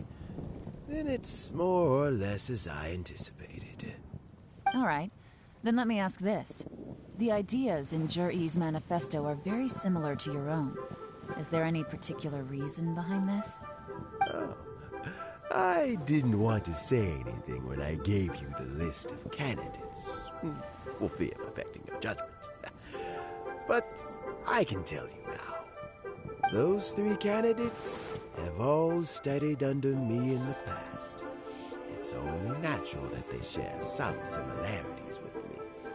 But Xin Wei went on to focus on his business, and Ming Guo has always been occupied with his work at the Ministry of Civil Affairs. Of all of them, Juri was with me for the longest duration. Whoa! So how did you get to know them all, Uncle Tien? Chen Wei was referred to me by an old friend. Ming Guo came to my attention in the course of my work. As for Juri, I was pure happenstance. We first met while fishing. Penis. Gradually, as we got to know each other, we started discussing all sorts of topics. Juri came from a poor family, and his parents died when he was very young. But he was a gifted student and a fast learner. He reminded me of a younger version of myself. So I started out giving him a few words of advice when we were out fishing and noticed how quickly he got on. Boo. Quite. And now, all of a sudden, Dylan. He's grown into a mature young man. It's a joy to see. But it also gets one thinking. The young are growing up. I am growing old. How time flies. No one can escape the cycle of life. I don't know, Uncle Tien. Rolling on the floor You still laughing. seem in pretty good shape to me. You might have another few years of work left in you, don't you think? Oh, you. Why to parl pa, tatu and micro? Really no need to console me. Having less energy than I used to isn't such a bad thing. It just means I finally have a good reason to retire and spend my days doing what old men like me should be doing. Going fishing whenever I feel like it. Sounds like you sure love fishing, Uncle Tien. Ooh, there's nothing quite like fishing to pass the time. Atu votu and micro. Freshly caught fish. They make the most beautiful fish soup with barely any preparation required. Fresh fish soup. Sounds tasty. Doesn't it? Why? Also, some time ago, Juri purchased a very special recipe from an old fisherman. When we've been fishing recently, Juri always brings some extra ingredients he prepared in advance. The addition of these makes the soup taste even more wonderful. PlayStation has a micro. Will set it tomorrow or today. But at my age, who knows how many more chances I have. Ooh, can Paimon come next time too? Paimon really wants to try it. Let's get back to the matter at hand. Uncle Tien, we've reported back. Do you have a verdict? I appointed you as the assessment officer, and I trust your judgment. Had you not asked me why juries Why ideas tapa venue la colo aujourd'hui? I was not going to mention my history with any of them. This decision must be guided by what is fair and right. Please disregard all other considerations and make your final decision only after a thorough review of each candidate's talents. My mom was gone for work and I woke up late. You must be thorough. Understood. Come on, let's go talk somewhere else. Bye-bye, Uncle Tien. Look after yourself.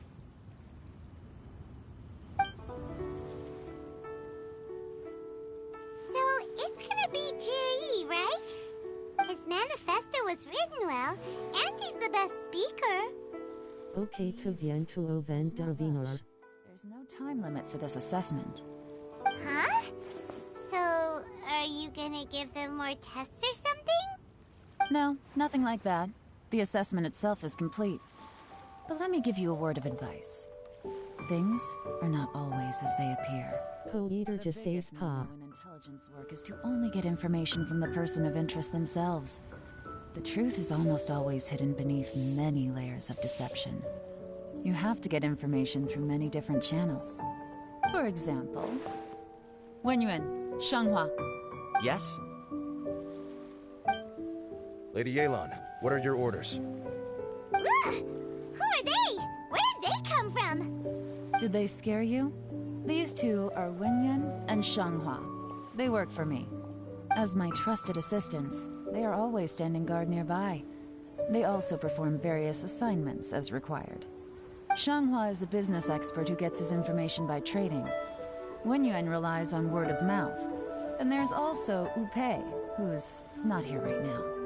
That meathead must have been out there on sea surveillance for some time now. Is he all right? I seem to remember that he can't swim. Nothing can take that guy down. Certainly not a little wind and waves. Shanghua, visit all the commerce guilds and look into Qianwei's background. Wenyuan, go to the Ministry of Civil Affairs and look through Mingbo's work files. Yes, ma'am. So what about Jiri? Jiri, well, obviously as the most promising candidate, we will be investigating him ourselves. A cause siui, jayan bon activité to po faire, on va la peca el apelin, mais a cause de la matuo, on va probablement just alas. Boutique. He does business at the North Wharf. Maybe he has some news for us. That's actually not a bad idea. Let's go and ask him.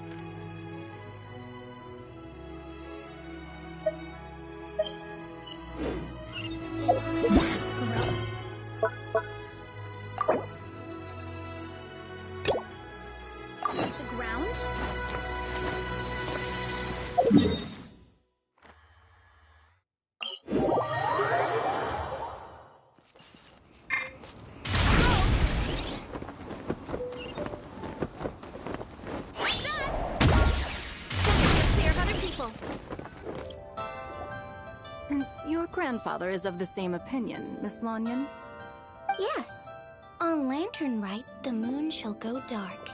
That's what the signs are indicating. Celestial observation isn't Grandpa's strong suit. but he discussed it with several other elders from our clan, and their conclusion was the same. It's consistent with the information we've received from other sources as well. You mean the whole thing? About the legend of Jeonju the Moon Devourer? Happening in real life? Yes, that's one of them. So it's true. I thought it was just a rumor. It's true. But right now, the bigger issue is that all our sources indicate the phenomenon's gonna happen again. I'm not sure this bodes well. Let's remain optimistic for now. We're making progress interpreting the artifacts, and Ganyu is consulting with the Adepti as we speak. Besides, apart from the incident at Wanmin Restaurant, there haven't been any other moon-related disturbances. Ningguang, Keqing, and Lanyan! You're all here! Oh, Traveler! And Paimon! It's been a while. Happy Lantern Rite. Yes, Happy Lantern Rite. What brings you here, though? I thought you'd be in the harbor enjoying the Shao Lanterns. You're certainly not the type to visit Yujing Terrace for no reason. Is there something I can help you with? What? We're not allowed to just drop in on our friends during the festive season? I was only teasing. You're welcome to visit us anytime you wish. Happy Lantern Rite. Oh, and about all the moon business you were just talking about? We have something to show you. Here, take a look! Whoa! Something really did take a chunk out of the moon. Someone managed to capture a picture of it. Is this Jeonju, the Moon Devourer, then? Even though we confirmed this event took place, I still can't quite believe what I'm seeing. Where did you get this picture? From Xiangling! She found it when she was cleaning up after that customer caused a scene. She thinks they must have dropped it. Wait, is this Chawang Terrace?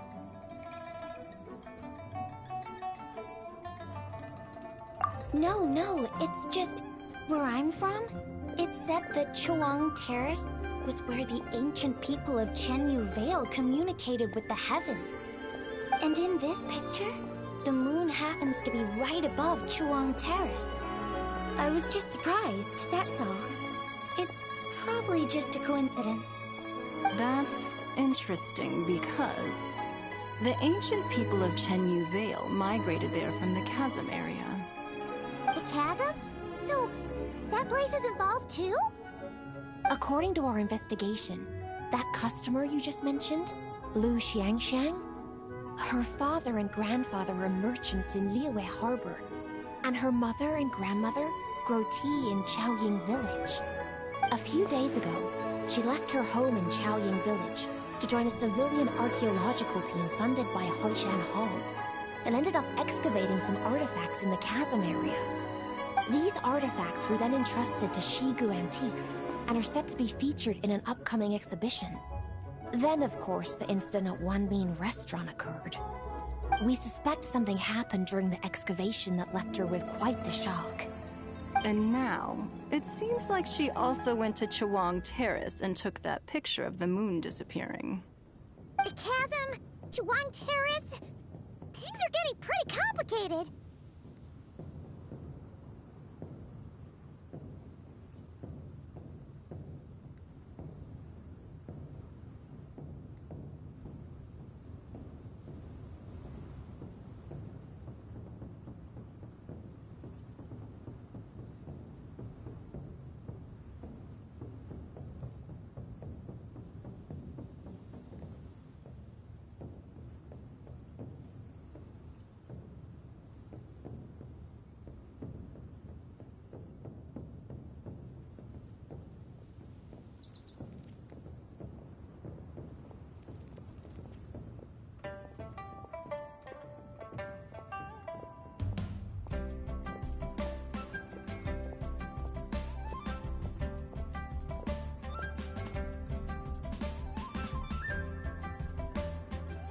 She's not in a good mental state.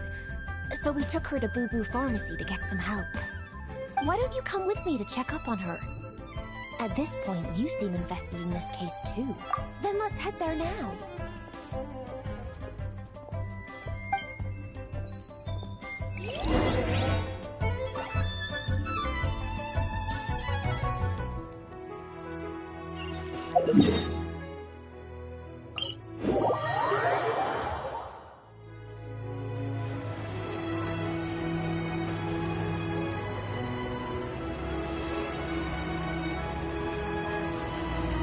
Strength is one of those things where you gotta use it or lose it. So, wanna train with me sometime? Back on track.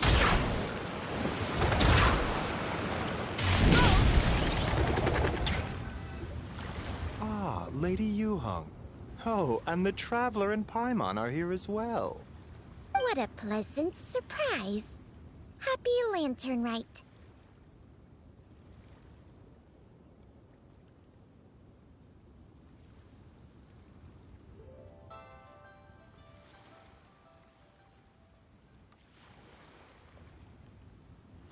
I hope we're not interrupting, Dr. Baiju. Not at all. I assume you're here to see the patient? Unless it's urgent, however, it would be best not to disturb her rest.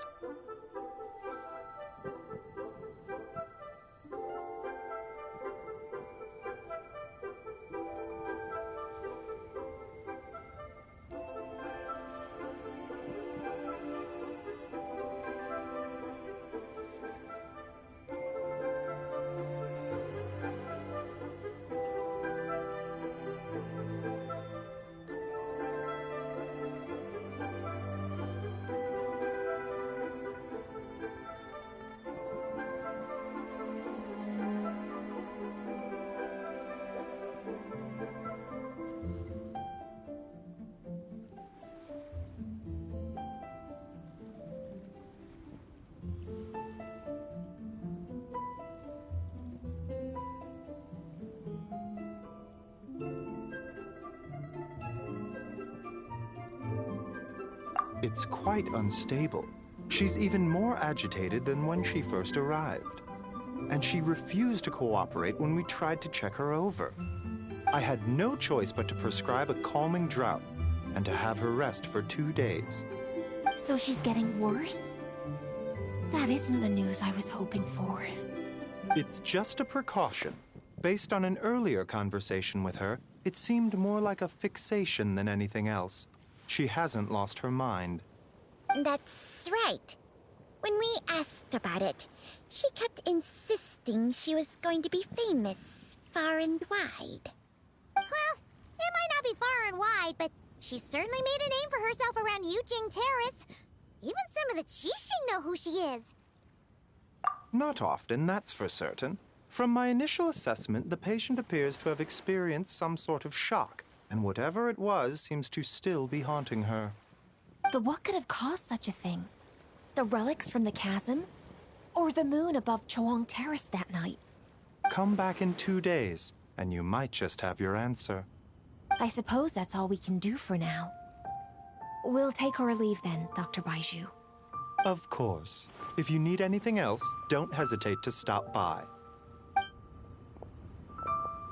Speaking of those relics from the chasm, aren't they being featured in an exhibition tonight? That's right. Are you planning to attend? Yeah! We wanted to have a talk with Zhongli anyway, and now Paimon's even more curious about these relics.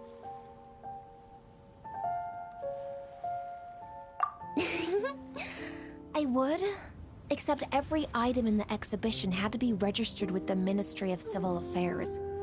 So I'm afraid it's been spoiled for me. I reviewed them all myself. There are some rather peculiar artifacts, that's for certain. We're still working on decoding the ancient text that appears on them. Yeah! The word jade appears a whole bunch, doesn't it? Huh? How did you know? Shincho told us. He said there were some ancient poems on them, too. He's quite well informed, isn't he? Well, he's right. We believe they're direct references to the ancient nation of long gone. As for the other text, instead of regular poetry, it seems to be more like ceremonial language used to worship the moon and the gods. The moon and the gods? Well, looks like it's almost time for the exhibition. You two should head over. There's an usher at the harbor who will lead you to the venue.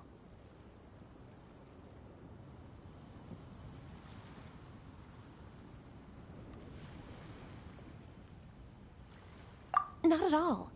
The exhibition is free to the public. The people of Liyue have a great respect for our history, and are eager to learn from it. Plus, the exhibition is being organized by Linlong, the owner of Shigu Antiques. As far as I know, it's been a long-time goal of hers to hold a cultural exhibition of this scale, where people can learn all sorts of information about the past. Guess we're in for a real treat tonight, then! Yes. Have a great time. There's still more artifact decoding work I need to finish, so we'll have to part ways here. After seeing the picture you brought, there's a few ideas I'd like to follow up on. You're hard at work even during festival season? Huh. You haven't changed one bit, Keqing. I'm simply fulfilling the responsibilities of my position. That's all. All right. I should get going. See you later. Well, guess we should head over to the harbor and find that usher.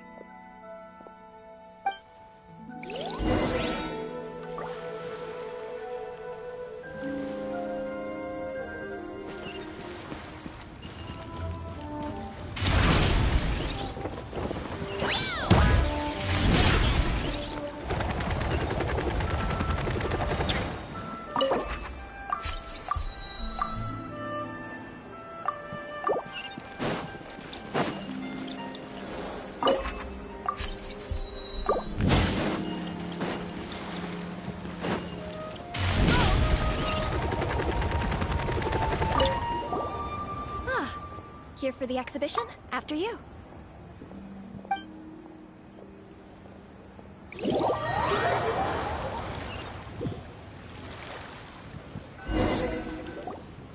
Whoa!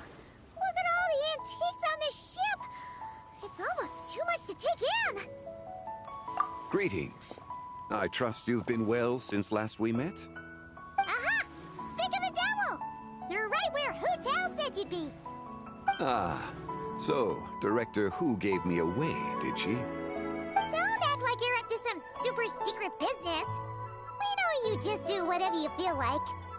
Yo, Traveler, Paimon, what's up? It's been a while, you two. Happy Lantern Rite. Nado! Yunchin! It's great to see you! You're here for the exhibition too? Yes. When I heard these artifacts were from ancient times, I just knew I had to come learn more about them. I mean, what a discovery, right? Yeah, Ningguang pretty much said the same thing. She thought coming here might help culture me up or something. But as you know, I'm more of a fists and punches type of person. I doubt one exhibition is gonna change that. You're too modest, Captain. You're the leader of the Crux fleet.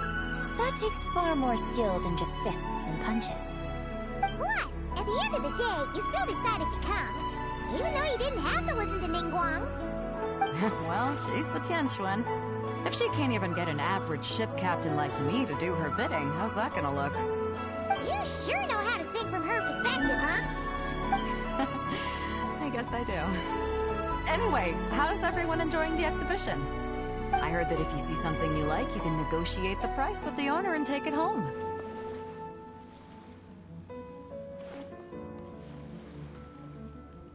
Wait, so we can buy this stuff? Indeed. Although Shigu Antiques is hosting this exhibition, many of the items come from private collectors. As long as both parties reach an agreement, you can make an offer of Mora or an equivalent trade. Well, shall we continue our conversation as we look around? Let's go! I'm super curious about all this stuff.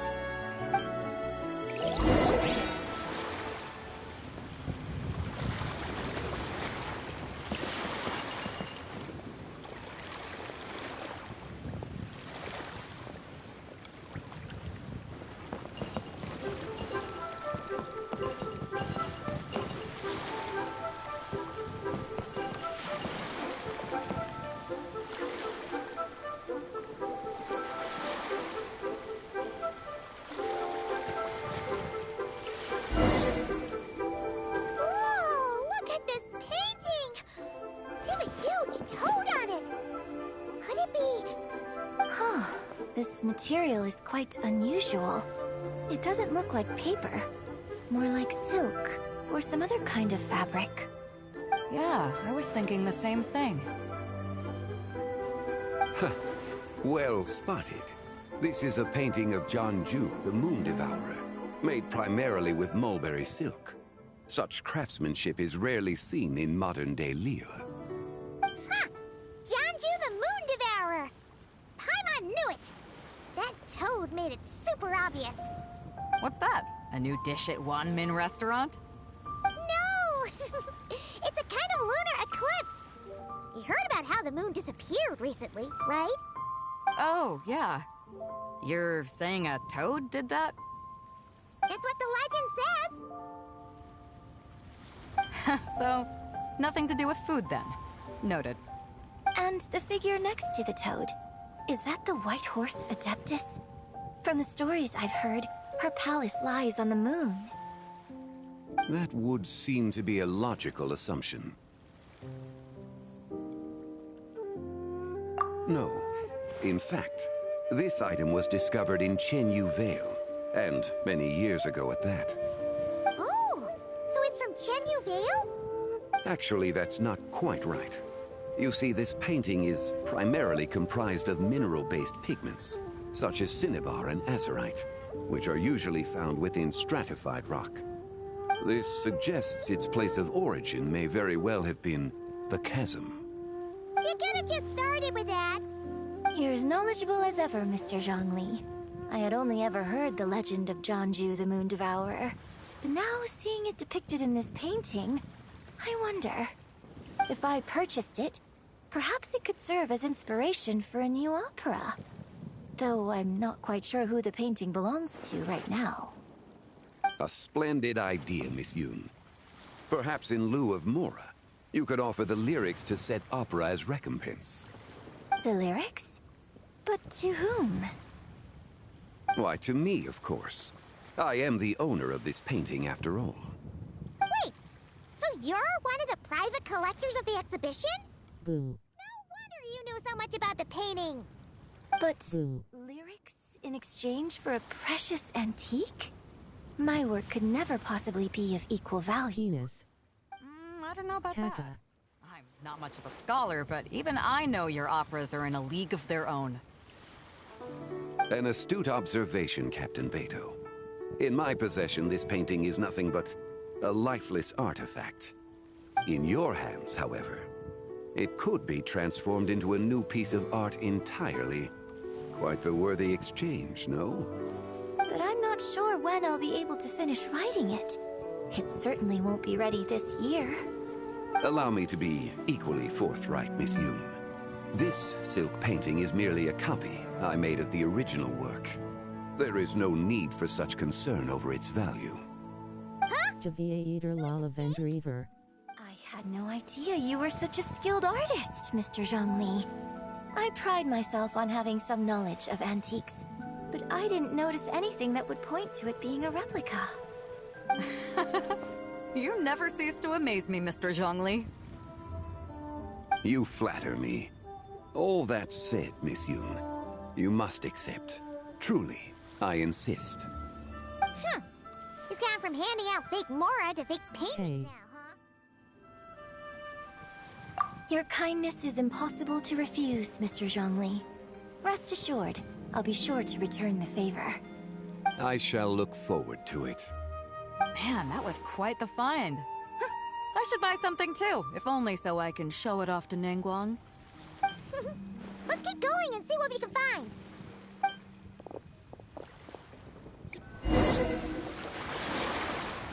Wow. This bronze war chariot is really something. It must have quite the story behind it. I've never seen anything like it before. Do you know what this is, Zhongli? Ah. I heard from Miss Linlong that a carriage made of Celadon jade was unearthed in the chasm. A copper canopy, a body adorned with flowing clouds and geometric patterns. Yes, this must be the one. A precious piece indeed. This thing's gotta be thousands of years old, right? Crazy to think people back then were capable of such intricate metalwork. Too often, we view the past and future through the lens of the present. Objects that fascinated us as children seem crude later in life. And that's only after a few decades or so of separation. If one were to stretch time across hundreds or thousands of years, one might discover that time is not always a force that pushes things forward. It would seem the people of that era managed to create a remarkable civilization in their own right. Makes me want to get my hands on this even more.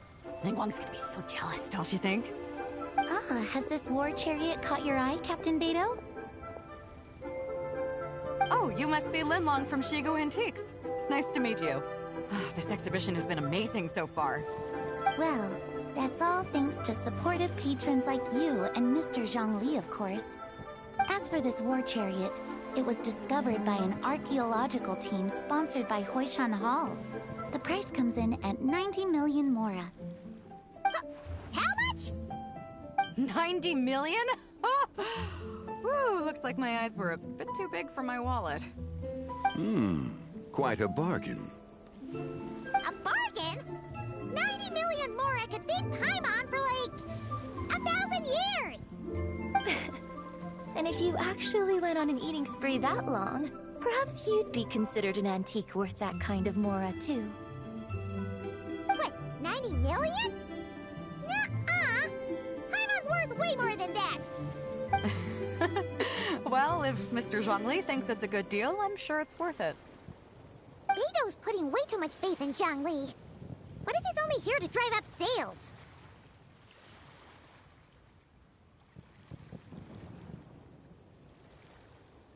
I'll take the chariot, Miss Linlong. Someone will come by with the payment. Quite the discerning eye you have, Captain. After the exhibition ends, I'll have someone deliver it to the Alcor. Actually, could you send it straight to Yujing Terrace? I'd like for the Tianquan to see the proof of my discerning eye for herself. Understood. Great. Yunjin and I both found something. What about you three? Want to keep perusing? And don't worry about the mora. It's all on me. Nobody's going home empty-handed tonight. I appreciate your kindness, Captain. But I'm afraid I have some private matters to discuss with Miss Linlong. In that case, don't let us keep you, Mr. Zhongli. Right this way. Traveler, Paimon, perhaps you would like to accompany me. What? So you can show us another bargain antique that's so far out of our price range it's not even funny? Other people are always demanding Mr. Zhongli's time, but it's quite rare for him to extend an invitation himself. I wouldn't pass up this opportunity if I were you, Paimon. Yeah, just don't forget to come aboard the Alcor for a drink later. Yeah, guess you're right. Taking a quick look isn't gonna cost us anything. Let's go!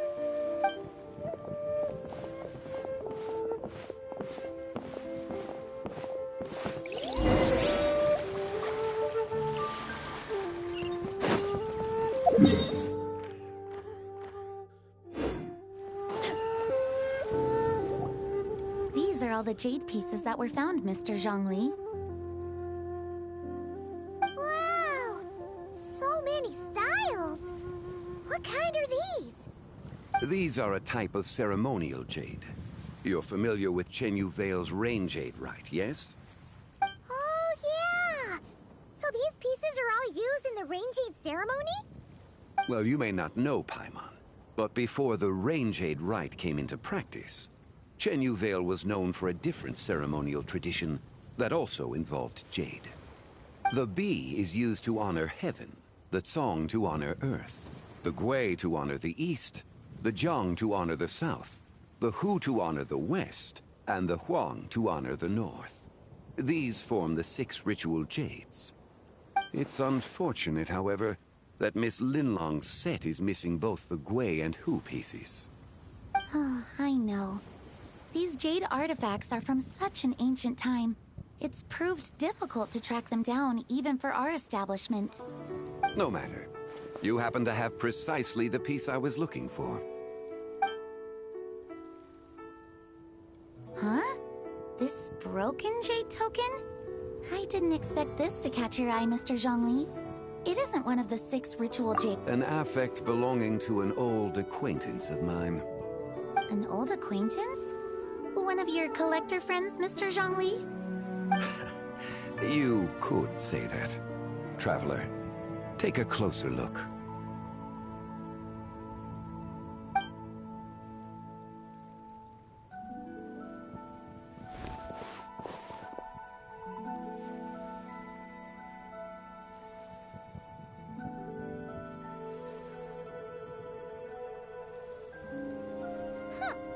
It doesn't look all that special to Paimon.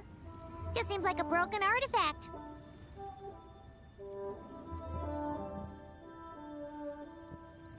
Indeed. It's been thousands of years since the moon has appeared in such a form. So, in the past, the moon wasn't always full. Then, could this missing chunk be from when Jeonju devoured part of the moon? It's worth looking into. Your insight is invaluable, Mr. Zhongli. I had no idea how special this piece was. Since it has caught your interest, allow Shigu Antiques to cover the cost.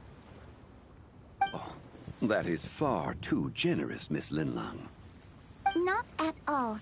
I've always wanted to give people a chance to appreciate these snapshots of history. So, holding an exhibition like this has been a lifetime wish of mine. And it never would have been possible without your help, Mr. Zhongli. I merely put in a good word with a few acquaintances of mine. And it had a profound impact. Without your recommendation, I doubt half of these collectors would have come to the exhibition. So, on both a personal and professional level, I owe you my thanks, Mr. Zhongli. Wow! Zhongli actually did something useful for once.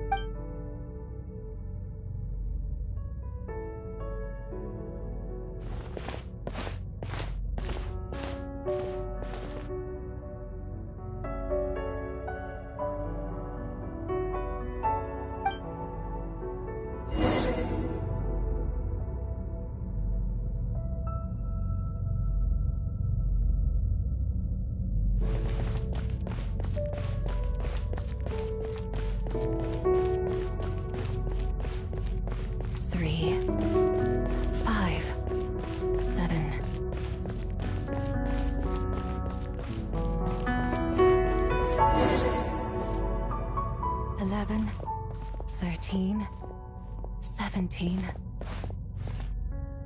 19, 23, 29.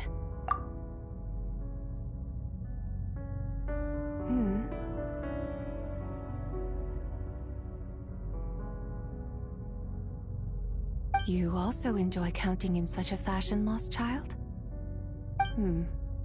The same loneliness as them. It seems to exist in your heart as well. Me?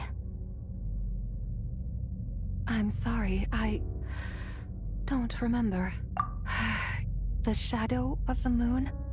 Or a dream of time? I'm sorry. No one has asked me such things before. I've been here for so long. There is much I have forgotten.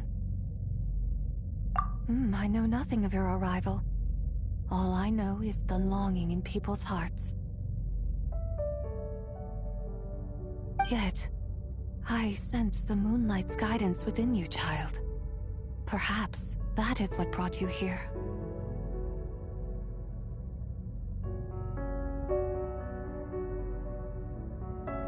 You seem confused. Perhaps I can help in some way. The path home is... that direction. I believe someone told me that before. But I was never able to reach the end. You should take a look.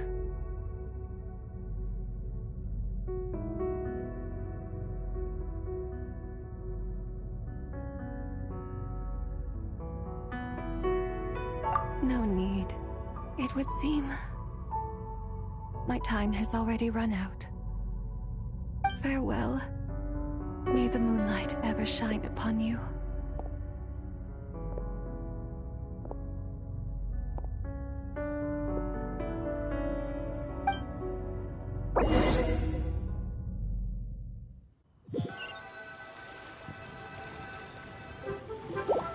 Wow! Jiangwei actually did something useful for what— Your complexion looks rather ashen. Yeah, what's wrong? Does your stomach hurt? Huh? What are you— Ah, I'm afraid we must take our leave, Miss Linlang. Of course. Traveler, Paimon, please, come with me. Ah, yes. Regarding the payment for the Jade Token. Charge the expense to the Wangsheng Funeral Parlor if you would.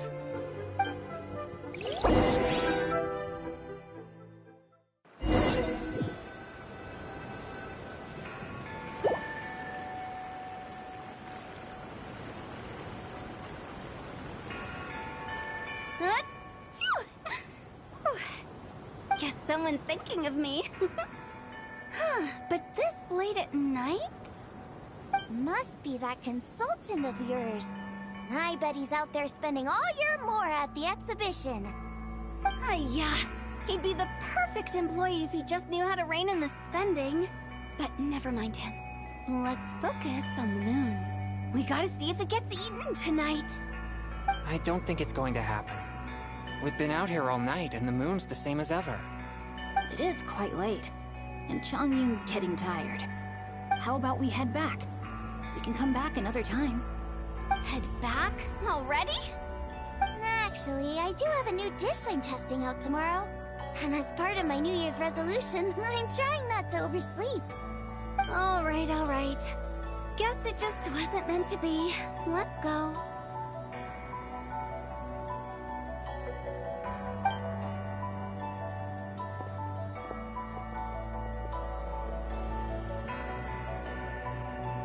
When the sun's out, bathe in sunlight. When the moon's out, bathe in moonlight.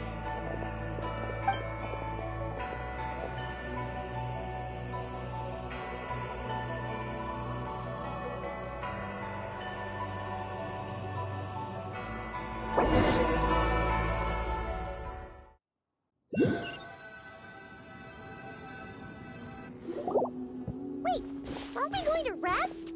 Why did you bring us here?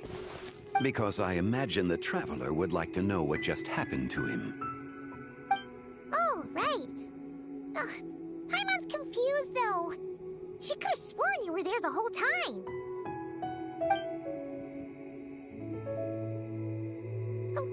How is that possible? It sounds like his spirit formed an inexplicable connection with the being in that space. Ah, you suspected from the beginning, didn't you?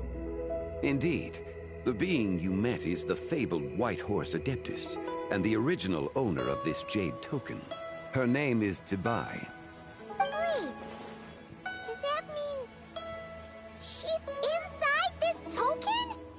No, she does not reside within this token, but rather within the moon's shadow. This token is merely a medium. Word has it you accomplished quite the feat in Notcry. You and your friend brought the Frost Moon back to Tevat. Tell me, did you ever wonder about the other moon? The one that hung in its place for thousands of years? We never really thought about it, but it must have been a fake, right? A fake moon! Indeed, it was false. Its true nature, nothing but a projection of the moon. It also happens to be the prison that confines Zibai to this day. Wait, the White Horse Adeptus is trapped inside that projection? Then we need to rescue her! But the moon in the sky right now is the real one, right? Where did the fake moon go? And why can't Paimon see it? With the return of the true moon, the shadow naturally lost its place in the heavens. Now, it is disintegrating bit by bit. It's a process that comes and goes. When it occurs, it looks like the moon is being obscured by a black shadow. But when it stops, the shadow disappears and becomes invisible to the eye. So, you're saying there's an invisible fake moon blocking the real moon right now?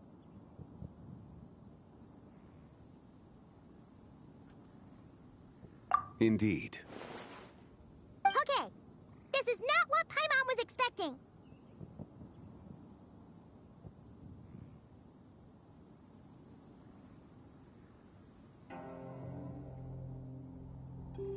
My hypothesis is that people's wishes could be what trigger the periods of disintegration.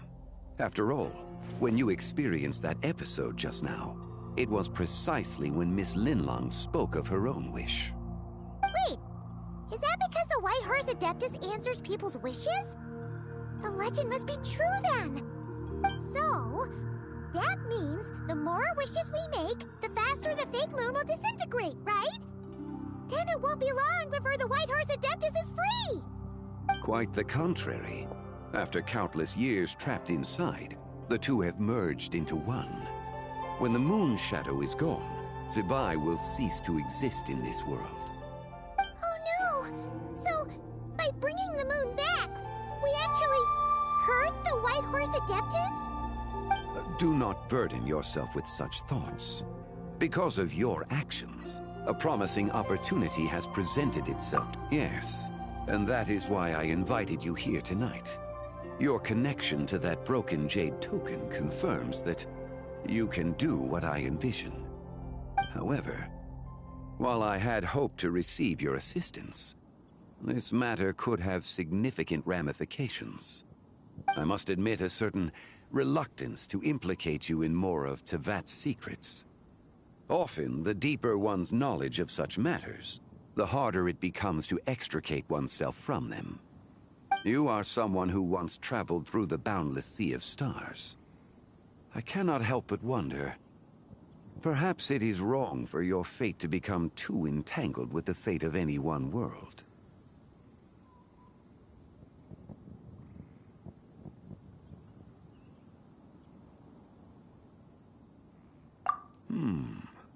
Such is your conviction, then. Since journeying beyond Lille, you have had ample time to reflect on these matters, it would seem.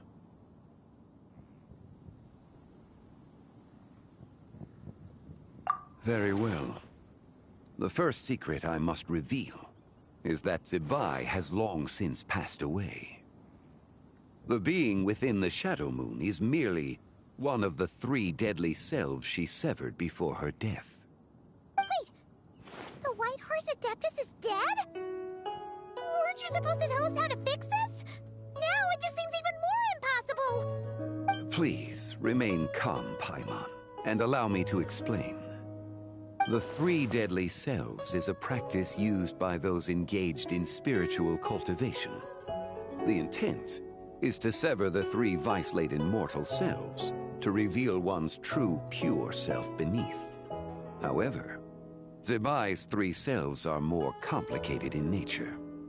Because in the moment before her death, someone preserved the shattered essence of her soul and placed the fragments within her 3 deadly selves. If we retrieve the 3 fragments of her soul, there is a chance we can restore her presence in the mortal realm. So that means we can bring her back to life? Yes, provided we retrieve the fragments of her soul's essence from the 3 deadly selves.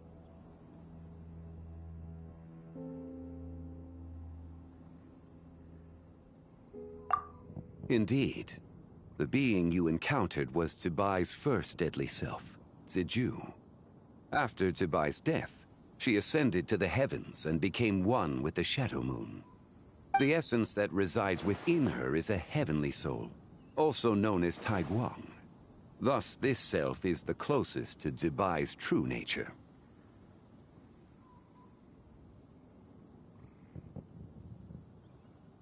That said, because she is trapped within the Shadow Moon, we have no choice but to seek out the other 2 soul essences first.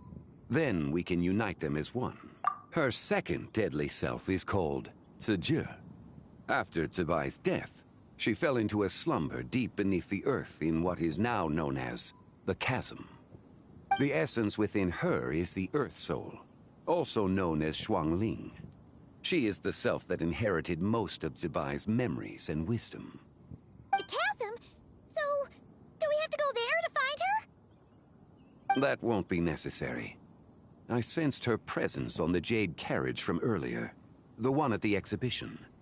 It's possible the return of the Frost Moon awakened her, and she emerged from the chasm alongside that batch of ancient artifacts. Wait! That must be why you agreed to help with the exhibition! To investigate the artifacts! Indeed. So in truth, Miss Linlong was the one who helped me. The third deadly self is Zichao. The essence within her is the human soul, also known as Yojing, Zibai's shade. Thus she is the most free-spirited among the three. She lent me her aid during the Archon War, 1,000 years ago. But later, as her powers waned, she retreated into the mountains. I imagine finding Zichao should prove the most troublesome, so I shall take it upon myself to track her down. So, we need to find the second deadly self, right? But where do we even start? Locating her should not prove difficult. In life, Zibai was fond of mortals, and as the self who inherited most of her memories and wisdom, Ziju should be the same. It's possible she has possessed someone, and is meandering the bustling streets of Liyue Harbor as we speak. Possess someone? Wait! Are you thinking what Paimon's thinking, Traveler? What if she raided a tomb and dug up some super special relic, then got herself haunted by an ancient ghost? Exactly! Lu Xingqiang! It seems you have a lead in mind already. Should still be at Boo Boo Pharmacy. She was super agitated when she first got there, so Baishu gave her some calming medicine and told us to come back in 2 days. Do you think it could be her, Zhengli? It's quite possible. The deadly selves are impure beings that can easily influence mortal minds.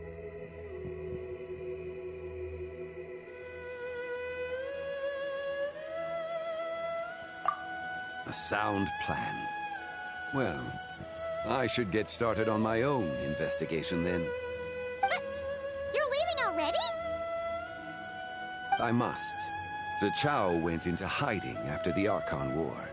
If I am to have any success tracking her down, and there's no guarantee, I should start sooner rather than later. But there's still so much you haven't told us! Like, who the White Horse Adeptus actually is, and how she died in the first place! Not to mention who it was that preserved the fragments of her soul. Should our endeavor prove successful, then naturally those answers will follow. If not, speaking of them would be rather meaningless. Aww.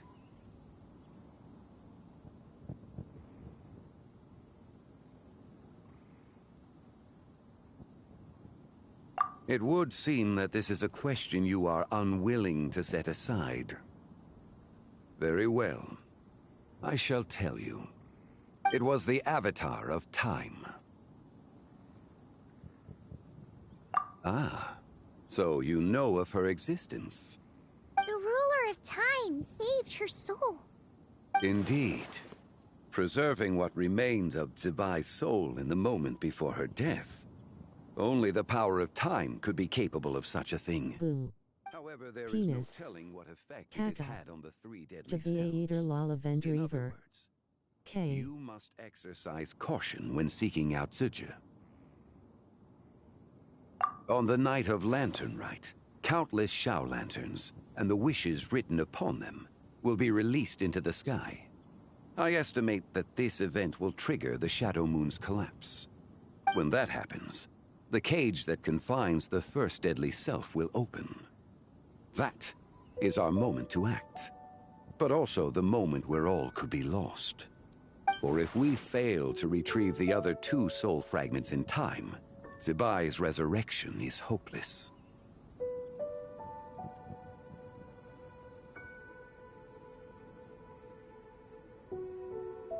As I mentioned before, the answers to your remaining questions should come in time, providing our efforts bear fruit. Let us hope that all proceeds smoothly in the days to come.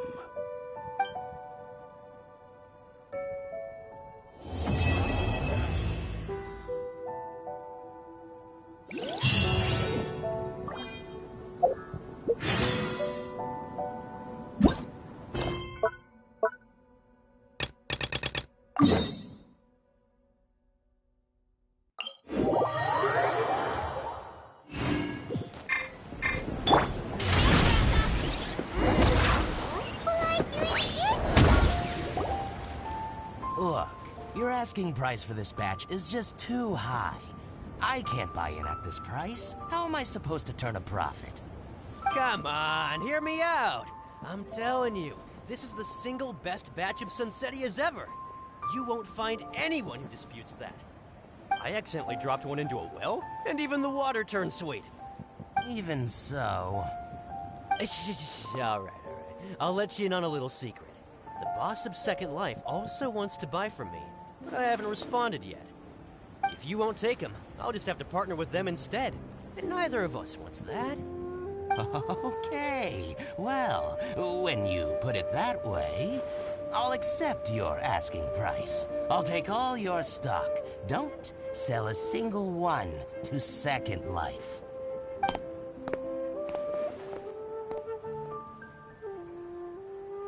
Oh, what are you doing here?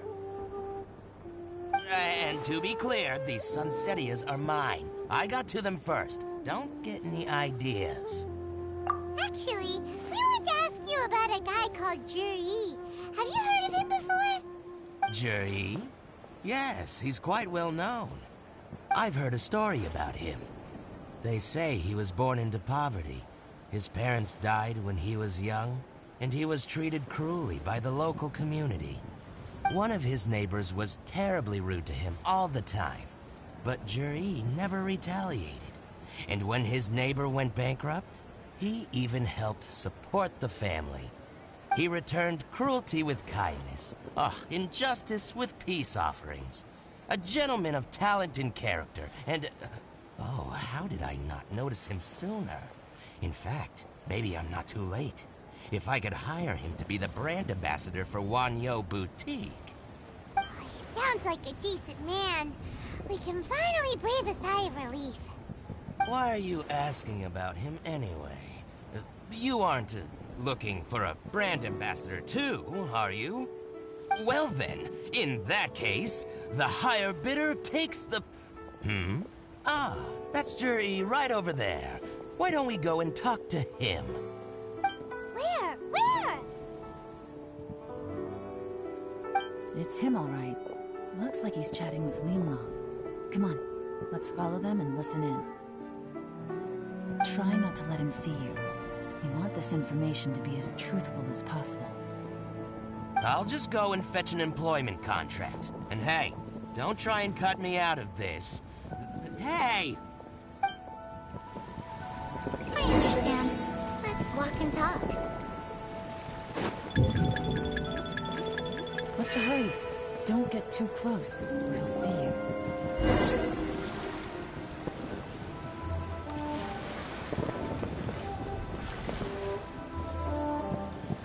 Try not to let him see you. We want this information to be as truthful as possible. I understand. Let's walk and talk.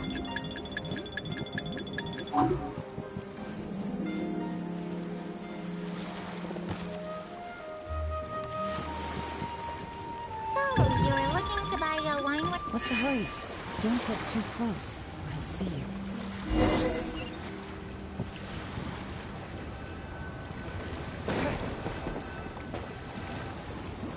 Try not to let him see you. I understand. Let's walk and talk. What are you waiting for? You won't hear anything at this... What do you...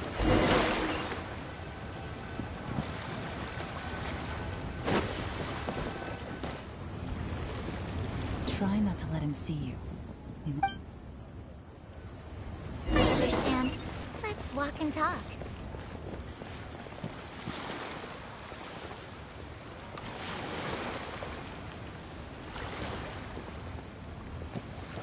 So, you're looking to buy a wineware set? Oh, now I can see that you're a connoisseur, so I won't bother trying to con you. I trust you understand our shop quite well?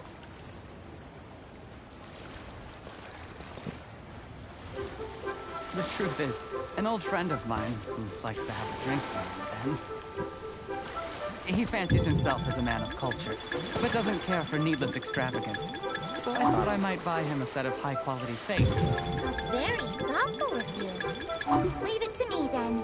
Come and collect it at Shigu Antiques whenever is convenient.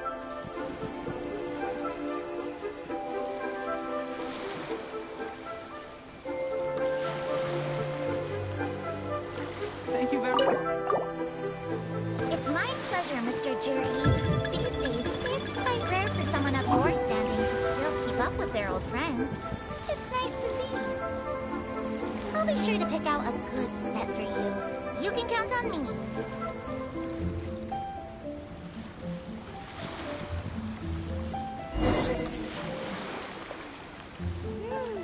Jerry seems to get along really well with everyone. Are you satisfied now, Yuan? Seems like everyone thinks Jerry's a great guy. We shouldn't jump to conclusions just yet. Let's go check out the wharf where he usually goes fishing. Do we have to? Wait, you're not just trying to dig up some dirt on Jerry because you want to be Tianchu yourself, are you? Maybe I am. Maybe I'm not. But hey, if I do become Tianshu, I'll look out for you guys. You'll be able to try all the finest food for free. How does that sound? We will? Well, come on! Off to the South Wharf we go!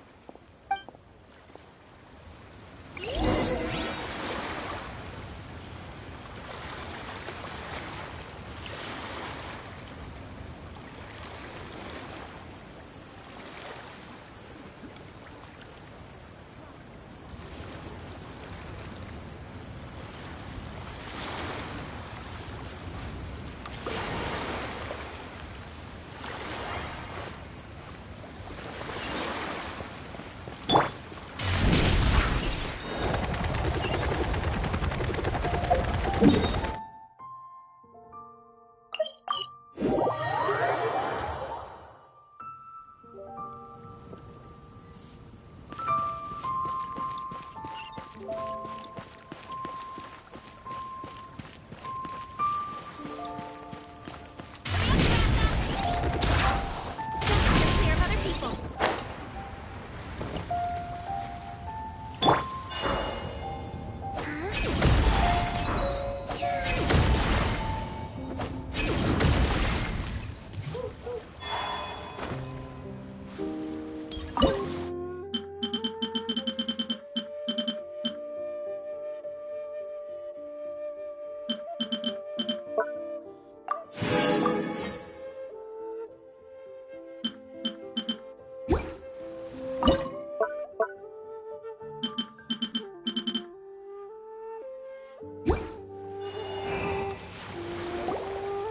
The wharf is as busy as ever. I hear the anglers here sometimes sell their fish to the nearby fishmongers. Let's see what Uncle Soon has to say.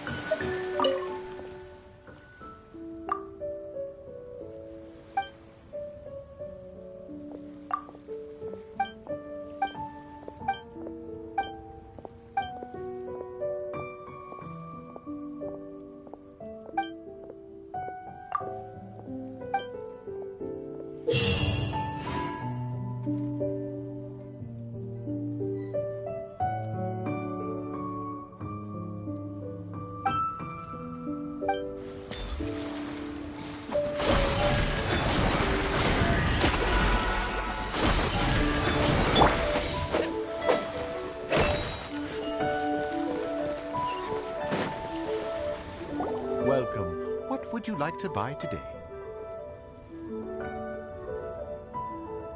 Sorry to interrupt. We're actually members of the, Liyue Anglers Association, and we just wanted to ask a few questions about someone. We've heard about this young man called Zhi, who's supposed to be a fantastic fisherman. Just wondering if you happen to have heard of him? Whoa! Yeon made up a whole fake identity without batting an eyelid! Ah, yes, Zhi. He's been making quite a name for himself recently.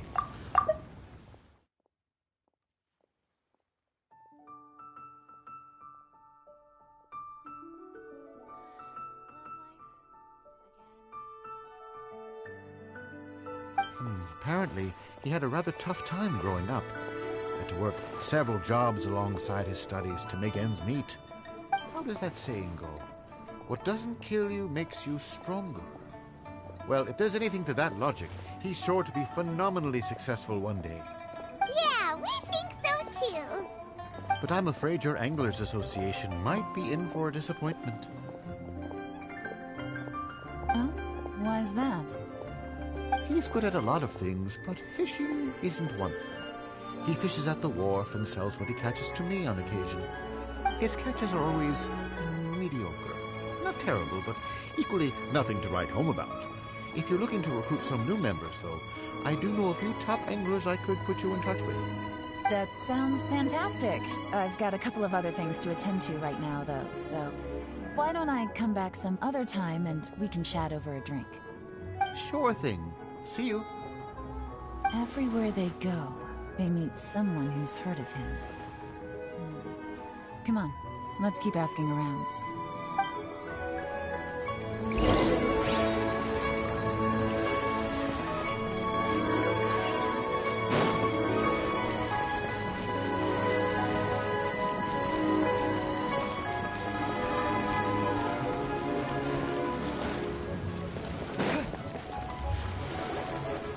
Here to buy some fish? It's 300 for one or 3 for 1,000.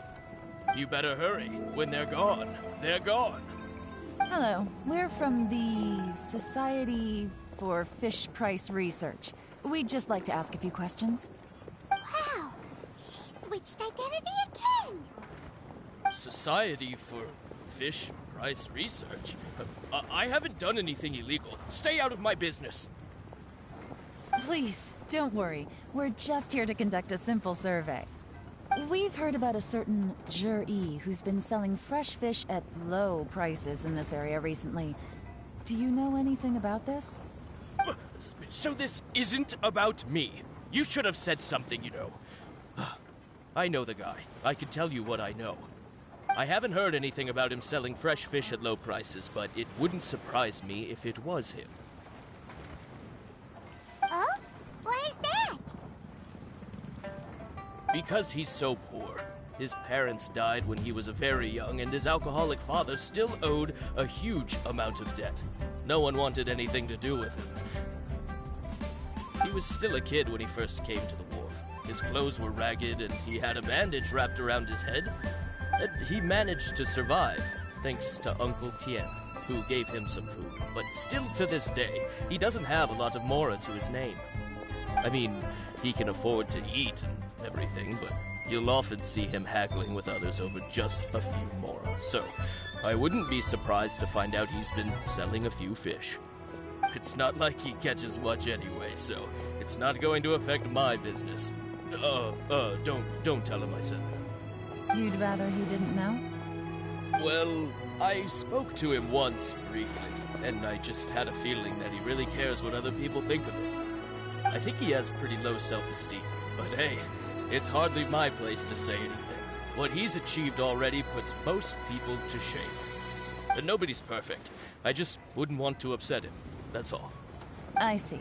Well, thank you for sharing that with us. Not a problem. And just for the record, there's absolutely nothing wrong with the price of my fish. The more times you say it, the less convincing it becomes. Doesn't have a lot of mora to his name. Okay, let's keep going.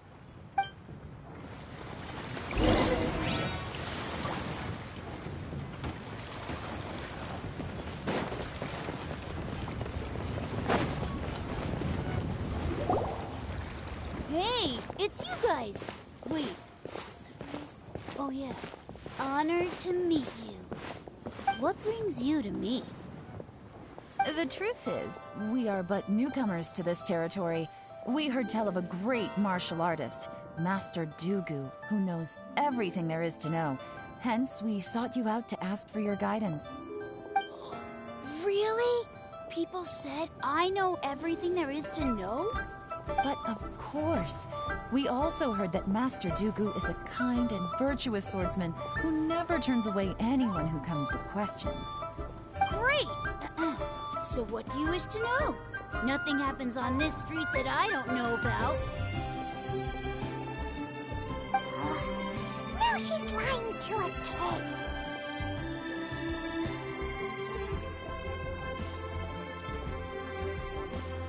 So, Master Dugu, have you heard of one by the name of Jur-E? Sure have. You mean that guy that all the grown-ups are talking about these days? I've heard many tales of Juri. For example, I can't remember. Probably because it's nothing that important. I prefer stories about sword-fighting heroes. Oh, I can completely understand that. Then let me ask you this. Do you remember roughly when the grown-ups started talking about Jur-E? Oh yeah, I know that. It was about 2 or 3 months ago. Before that, people always used to talk about Juri in a kind of nasty tone of voice. But 2 or 3 months ago, suddenly everyone started to like him. Sometimes he gives me candies, so I'm glad that people are starting to like him now. Just as I thought. Huh? What do you mean? I mean, just as I thought, Master Dugu is indeed as kind and virtuous as the legends claim. I'm not that great. Oh yeah, one other thing. These days, there's a lot of people I've never seen before talking about Juri stories in the street. They seem like nice people. Oh, definitely. Great! So next time I see them, I'll say hi. And I guess I can share some of my candies with them too. Certainly. You can also tell my friend in Yenshang Tea House about what they're up to. I'm sure my friend would also like to say hi to them. Thank you, ma'am. You're welcome. Well then, fare thee well, Master Dugu. Until we meet again. Any of that sound strange to you?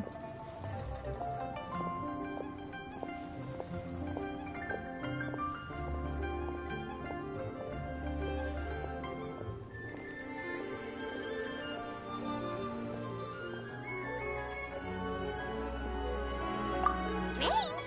What was strange about it? Juri seems to have a great reputation. Uncle Soon and Uncle Gao spoke highly of him, and Dugu Shuo seems to like him too. True. But the issue is, where did his sudden celebrity come from? It almost seems too good to be true. Sudden? Too good to be true? What do you mean? So he returns cruelty with kindness, and had to work to support his studies. These are the kinds of things that make someone well-known in their hometown. But Uncle Soon said even his friends who travel far and wide hear about him wherever they go. That's a little over the top, if you ask me. Do you remember what Dugu Shuo said about Jur-E's stories? Clearly they left him with a good impression of the guy. But beyond that, he wasn't interested in the details. That's the reaction I would expect from any normal person. Plus, there's the fact that all this praise of Jur-E has only been happening within the last 2 or 3 months. His childhood, his studies, the thing with his neighbor. None of these are recent events. So why are these stories only going around now? When you put it like that, it is kinda strange. Of course, if that's all there was to it, I wouldn't look into it any further. Jur-E was born into a poor family. Paying people to get his stories out there is within the rules of the game as far as I'm concerned. The problem is, do you remember what Uncle Gao said about him? He's stayed poor his whole life. Everything he's earned he's either spent on studying, traveling, or paying off debts. I don't think he has the mora to pay for a publicity campaign.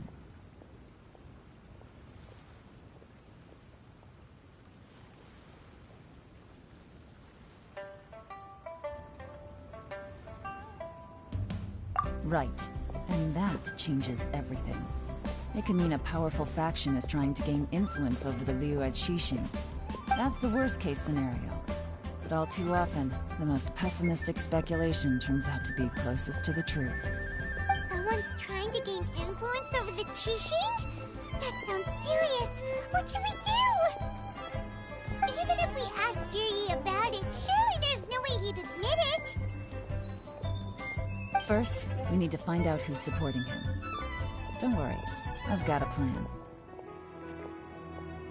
Remember the current affairs and planning stage of the assessment? Since the successful candidate is duty-bound to implement their plan after taking office, their manifesto tells us their stance on key issues. Whoever is secretly helping Jur-E must be seeking to benefit from his actions after his appointment. So, we should be able to find some hints in Jur-E's manifesto on who we're dealing with. Come on, let's get back to Yansheng Tea House.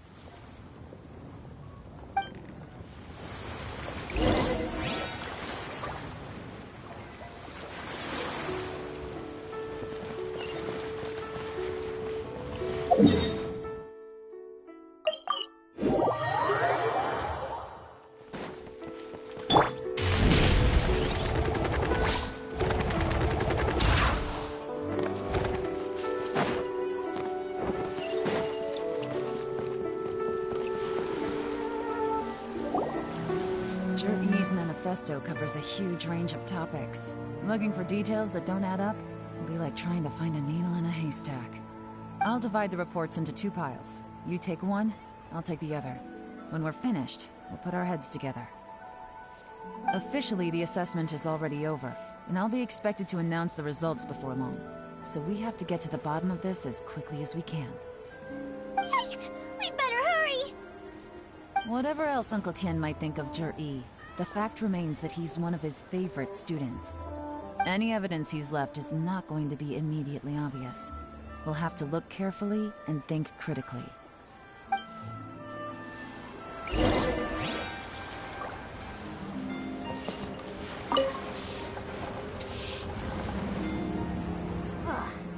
Even though Yelan took half, this is still a lot to get through.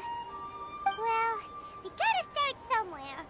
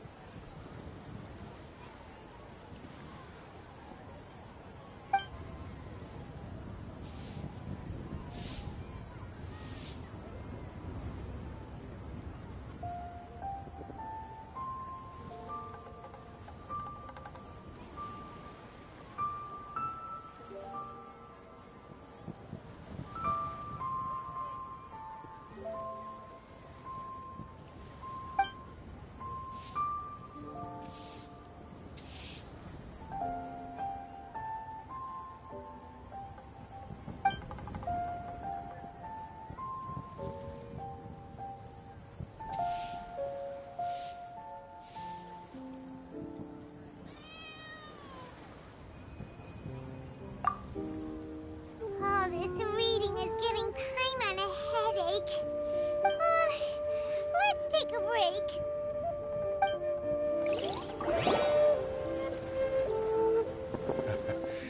Looks like I'm the first one back, as usual. Oh, hey! It's one of Yeon's little helpers, Xianghua! If you're back, that means you finished investigating Tianwei, right? You betcha. I visited all the commerce guilds and gathered a wealth of information. Every time they asked me to leave, but I always had another trick up my sleeve. Don't drag this out. Just tell us your findings. Yes, Lady Yelan. To summarize my findings, most people who've had interactions with Tianwei will start out complaining about how proud and arrogant he is, but then go on to give a generally positive appraisal of him. The young master of the Feiyun Commerce Guild said that Tianwei appears arrogant, but he's very scrupulous in the way he works. Once he signs a contract with somebody, he treats them fairly regardless of their background. Who'd have thought? Is it possible that his reputation is fake? Is there any way you can check the accounts of the businesses under his name? In theory, that should be very difficult. But here's the thing. I asked around and found out that almost all of Tianwei's accounts are open to the public. Where he buys from and sells to should be confidential business information, but he doesn't seem interested in protecting it at all. Tianwei often sees business opportunities that others don't, but once he's made enough mora off of it, it's like he gets sick of it and releases all of his trade secrets. It's like he wants people to know that they still can't beat him, even if he shares all of his secrets. The fact that someone like that can still make mora is pretty infuriating when you think about it. What a strange guy. It's like he's not doing business to make mora, but instead... to validate his theories. No wonder his manifesto contains so many insights. It's all the result of his first-hand experimentation. I'm back! Huh? How come you're here? Why do you think? Obviously, because I possess superior skills, and am always one step ahead of the competition. Well, when you're the competition, at least. You... whatever. I'm not getting into an argument with you. If I hadn't had something else to take care of on the way, I would have been back long before you. Lady Yelan, I have finished investigating Minghua. Well, we're all ears. The Ministry of Civil Affairs says that Minghua struggles to get his words out when he gets nervous, especially when he's chatting with strangers. But after a few days of getting to know him, you can pretty much have a normal conversation with him. On the whole, the feedback from the Ministry of Civil Affairs was very positive. He always considers the things that everyone else overlooks. In your opinion, was the Ministry of Civil Affairs' appraisal of Minghua at all exaggerated? I don't believe so. Minghua is someone who has slowly but surely earned the reputation he has today. According to Miss Yu, the Ministry often gets Minghua to take a final look at projects before they're implemented. People feel much more confident in something if it has his stamp of approval. Oh, and also, there was once someone in the Ministry who was lying and cheating to try to advance their career. Minghua gave them the scolding of a lifetime. Apparently, he can be terrifying when he loses his temper. I haven't seen it for myself, though.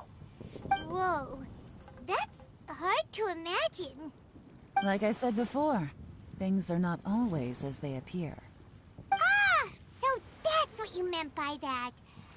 I'm starting to get it now. Thank you both. You're free to go now.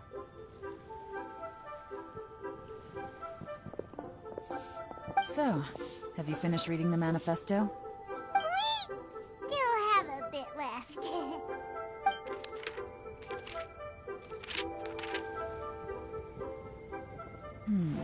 I can't see any immediate problems looking at the individual entries. The only one that strikes me as a little unusual is the Chengshu Pool redevelopment plan. Chengshu Pool has always been home to many secrets. Plus, Ajdaha once wrought havoc there, so there are even more secrets buried deep underground. At some point, a rumor began to go around that there is great treasure buried beneath Chengshu Pool. A long time ago, with the approval of the Qixing, a mining team conducted an exploratory excavation there. So, did they find any treasure? None. The ruin was completely impenetrable. The only way they could have gotten through the solid rock would have been by blowing it open with a special kind of explosive. The technology wasn't mature enough at that time, so the excavation project was shut down and the treasure became a mere legend. Jur-E's manifesto focuses on solving problems, and this treasure hunt seems extremely risky. It seems out of step with the rest of his plans. Still, this one fact alone doesn't tell us much. Everyone wants to get their hands on this treasure. The treasure hoarders, the Fatui, even local Liyue factions. Did you find anything? Excavation? Project? Treasure? Did we read anything similar in... Oh yeah! Juri said the Blackcliff Forge workers should get right of first refusal if any suitable projects come up. Did he now? Well, that makes everything much clearer. So Jur-E wants the Blackcliff Forge to excavate the treasure of Qiungshu Pool. Does that mean the Blackcliff Forge is Juri's secret supporter? No, not likely. I've looked into the Blackcliff Forge before. They aren't involved with any powerful factions at present. They do possess some specialized explosives, but it would seem more trouble than it's worth to put so many resources into a risky project like this. Still, since the clues are pointing toward the Blackcliff Forge, we should see where they lead. We may well find something new.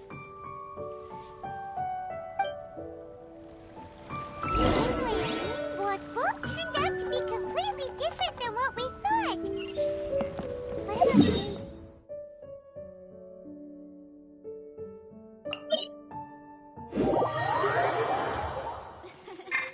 I bet the crops back in the orchard are loving this weather. Guess the Saurians won't have to water them today.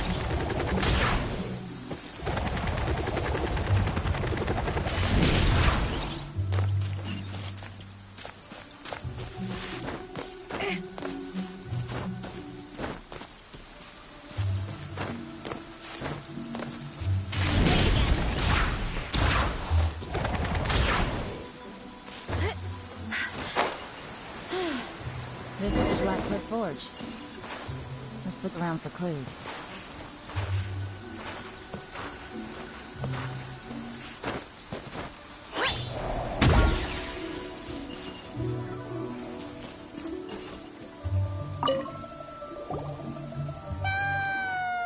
Anything strange been going on recently? Excuse me? What's that supposed to mean? Strange how? Just, stuff that when it happens, you think to yourself, huh, that was weird. I don't think we're going to get anywhere asking questions like that. Let's just take a look around.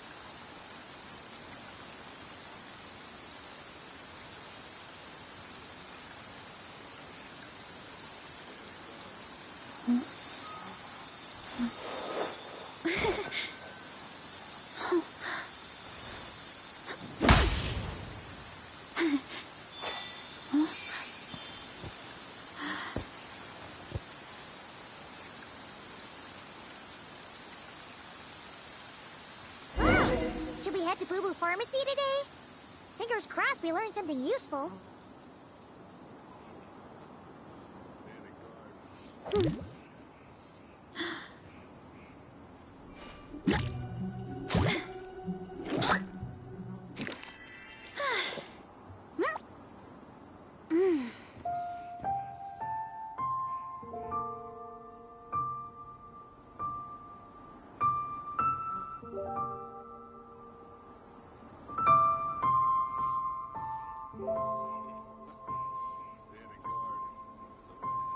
There's a lot that goes into managing an orchard.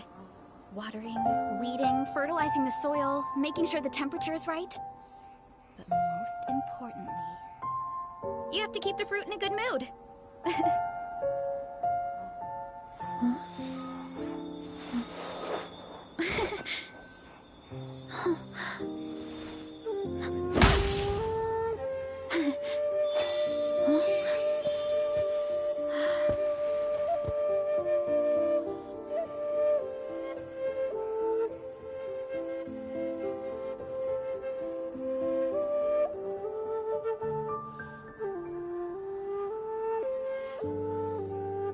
My parents always say, no matter how busy life gets, you should always sit down and enjoy a proper meal when you get hungry. What I like to do is stack my plate up high, then squash it all down, take a deep breath, and wolf it down in one go. That way, I get to eat my fill without wasting too much time.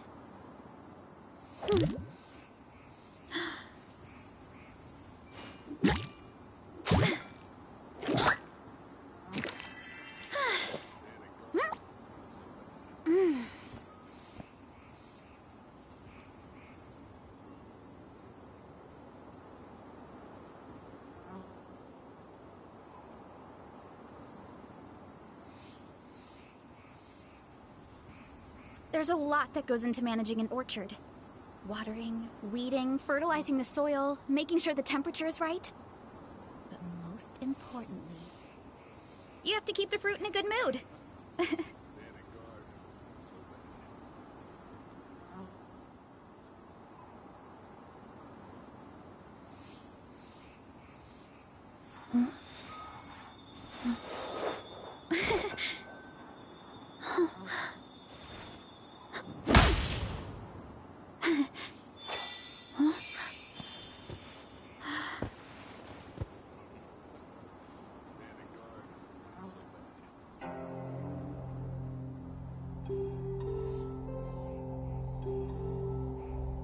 Strength is one of those things where you gotta use it or lose it. So, wanna train with me sometime?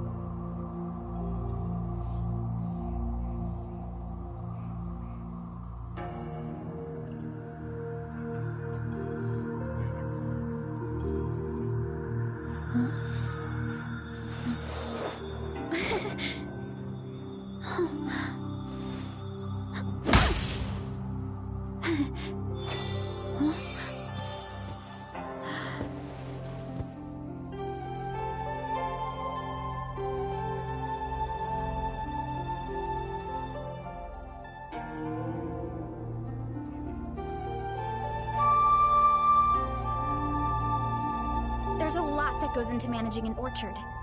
Watering, weeding, fertilizing the soil, making sure the temperature is right. Most importantly, you have to keep the fruit in a good mood.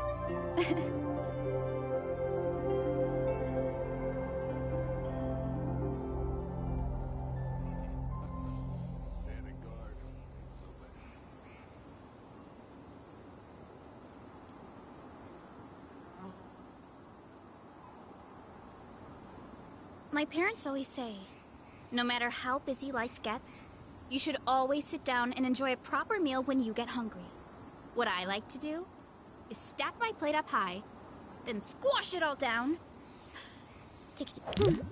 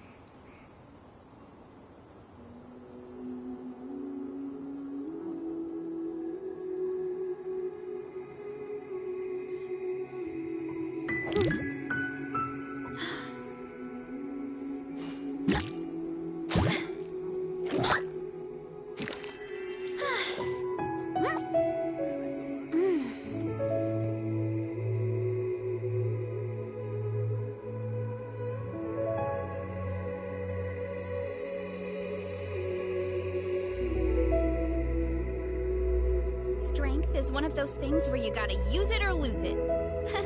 So, wanna train with me sometime?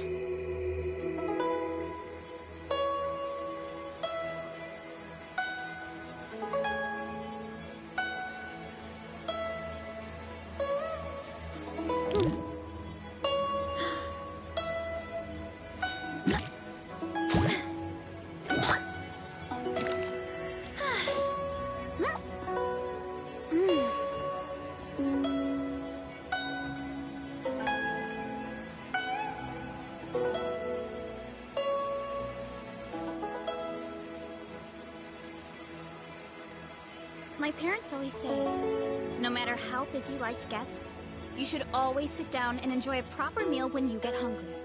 What I like to do is stack my plate up high, then squash it all down, take a deep breath, and wolf it down in one go. That way, I get to eat my fill without wasting too much time.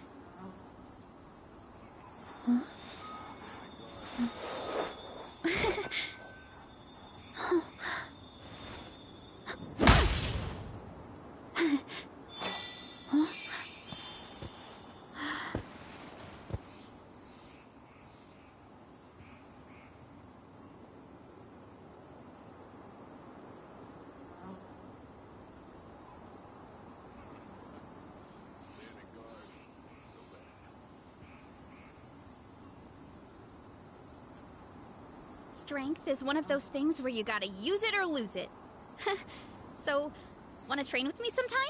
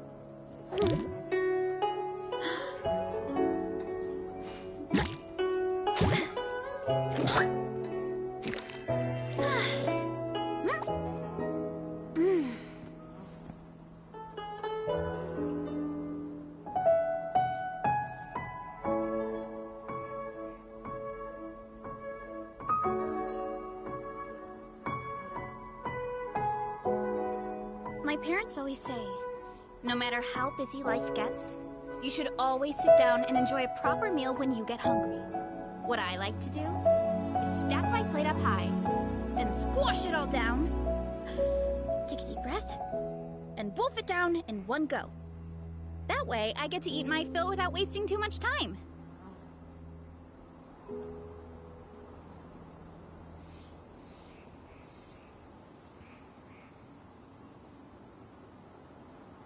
Strength is one of those things where you gotta use it or lose it. So, wanna train with me sometime?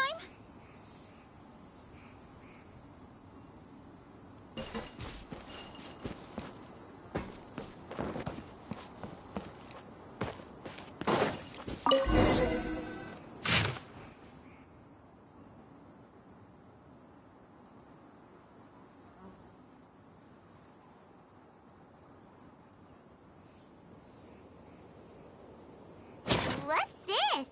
A diary? From the back, it looks like a ledger, but it seems they also use it as a site log. We don't know who wrote it, but it's interesting, don't you think? These newcomers, who could have sent them? You think they're suspicious? Yes. Look, it says right there, one of them's already been promoted to team leader. At this rate, by the time the Qingshu Pool redevelopment plan is ready to roll, they'll be the technical backbone of the team. That'll give them the chance to take a lot of liberties. They can copy any secret texts or steal any treasure they find underground. Imagine if we didn't suspect anything.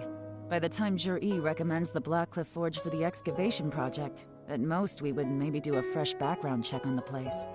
No red flags if all they did was change some key staff. And even if we decided to vet the staff individually, They'd have had more than enough time by then to come up with fake identities. That's the advantage of planning this far in advance. It was a clever move. When you put it like that, it all makes sense.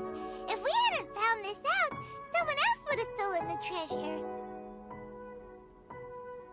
So, who's really behind all this? That's a question for the newcomers. But let's start with that worker over there for now.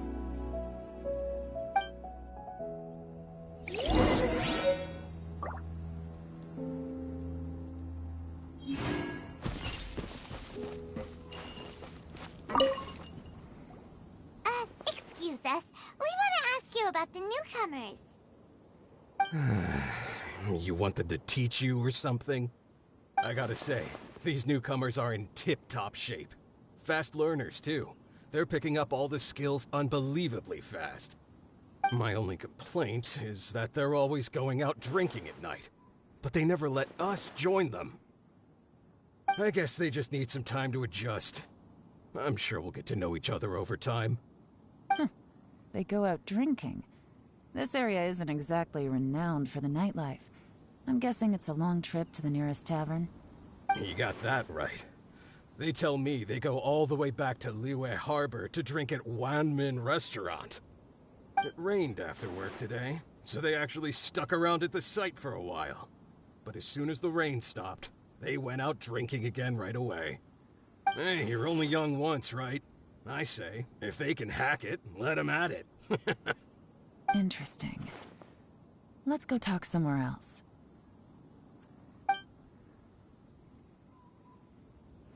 Looks like our hunch was on the Mora. These newcomers are very suspicious. Drinking in Liyue Harbor, huh? Some cover story. I'll wager they've been going to intelligence updates. Good thing it rained today. It means they'll leave footprints. I doubt they'd give themselves away that easily, but let's follow them and try our luck.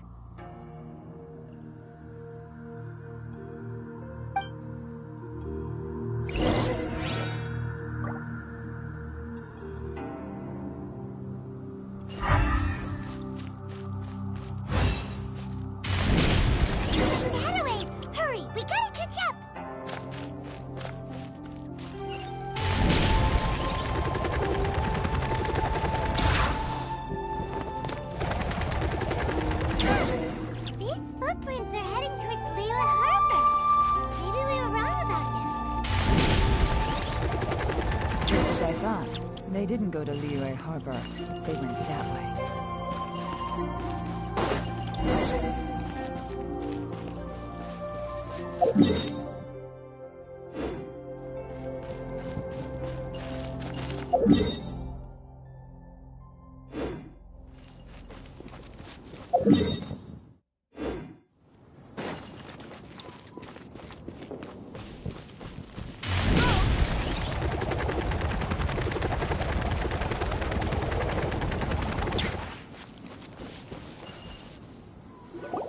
The footprints stop here. But, judging from the direction, I'm guessing their destination was that abandoned house.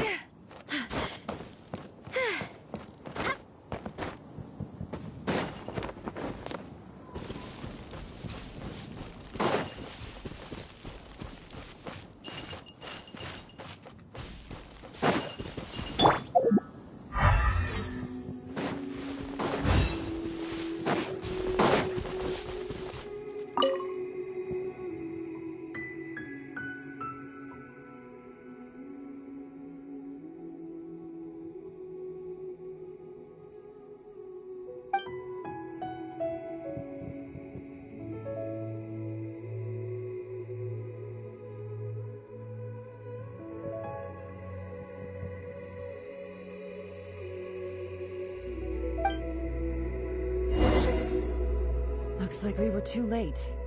This has gotta be where the newcomers rendezvous with whoever they're working for. But all the evidence has been destroyed.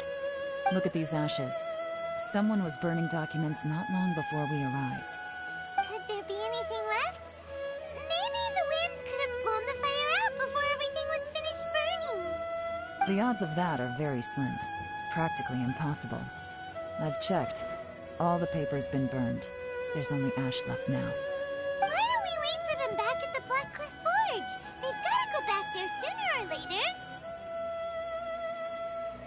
We can't count on that. Clearly they were based here at one point, but it's mysteriously abandoned now. To me, that says that whoever's behind this has moved them somewhere else to throw our investigation off course. Darn! Guess this is where our trail runs cold. Make no mistake, the purpose of our trip wasn't to find any solid evidence. We just need to figure out who's behind Jur-E. I smelled something peculiar the moment I came in. Those newcomers probably thought they'd be safe as long as they burned the letters.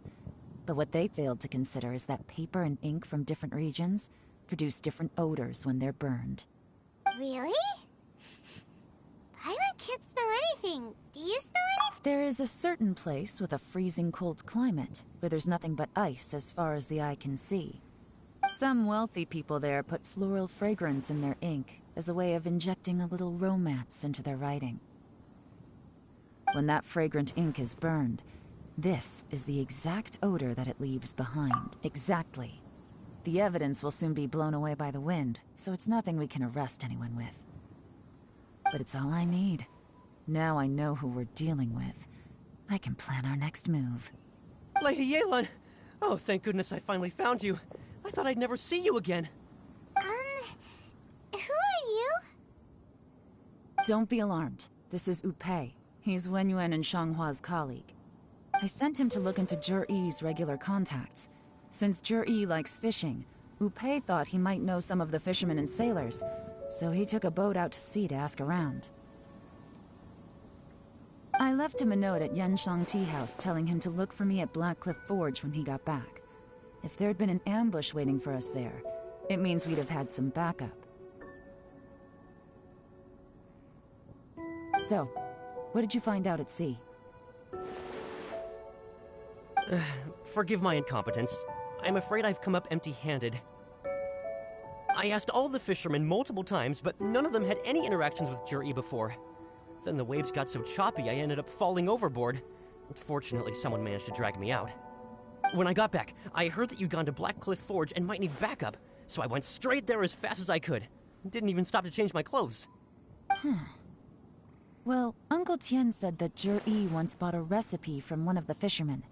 Did you hear anything about that at all? What? That's news to me. No, that's not possible. It's absolutely not possible. Lady Yelan, I'm telling you, I spoke to every single fisherman out there, and none of them mentioned anything about a recipe. Interesting. Then I wonder how that even more wonderful fish soup came about.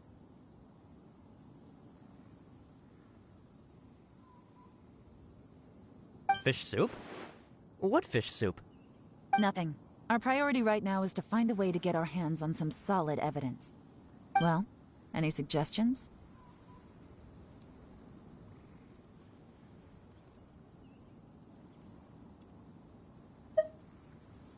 Not a bad idea. Upei, what do you think? Honestly, I've already tried following Jur-E, but the guy's too cautious. Never meets with anyone suspicious. Okay, so tailing's out. No, we'll still need to tail him. But first, we need to do some groundwork. Groundwork? When you've worked in intelligence for a long time, you'll understand that no one can stay on high alert forever. Especially when he thinks he's about to win. Tomorrow morning, I'll announce his victory at Yuehai Pavilion. Take a guess what you think he'll do next. Be sure to arrive on time. You won't want to miss the show.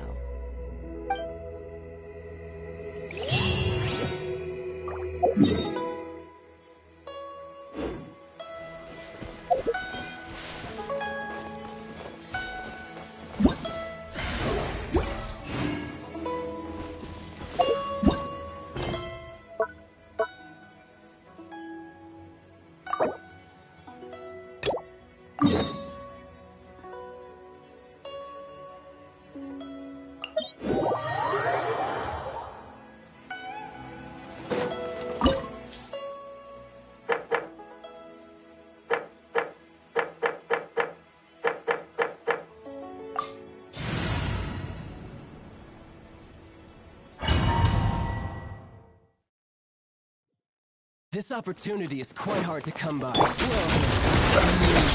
surrender is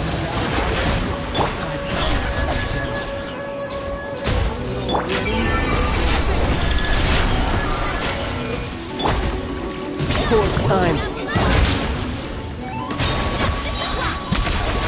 You're wide open.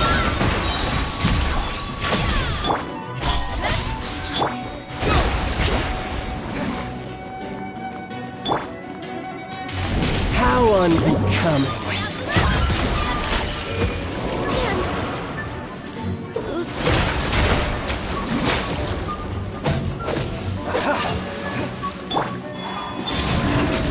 Run all you like.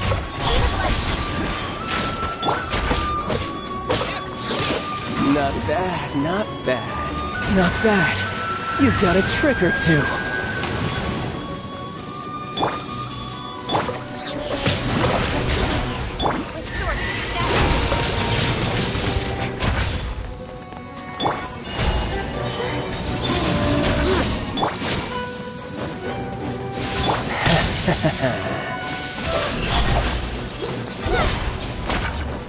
No use hiding back there!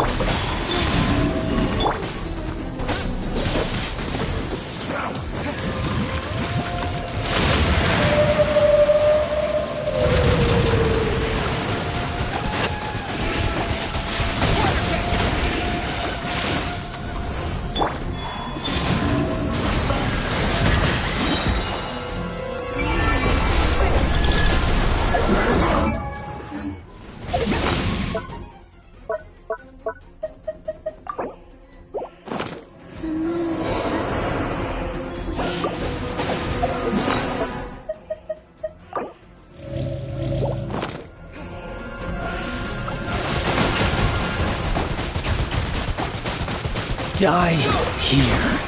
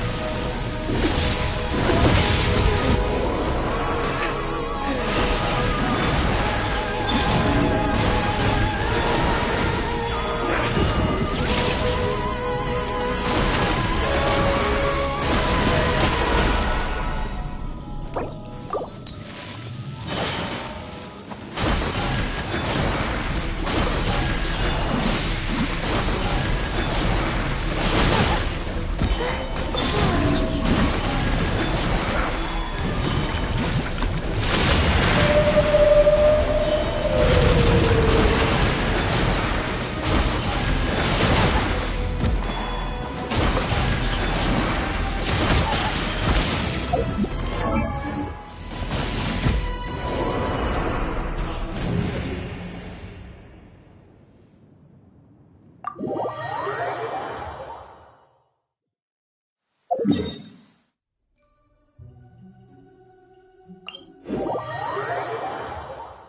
sky is clear again. We should be able to...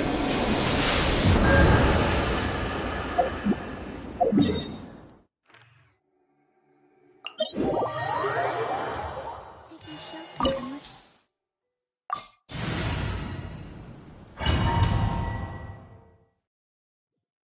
This opportunity is quite hard to come by. Well then, amuse me. Surrender to the I promise I'll be gentle. How unbecoming.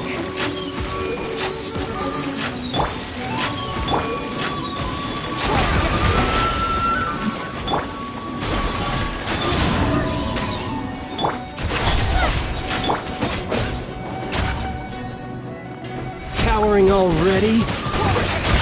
Not bad, not bad, not bad. You've got a trick or two. No use hiding back there.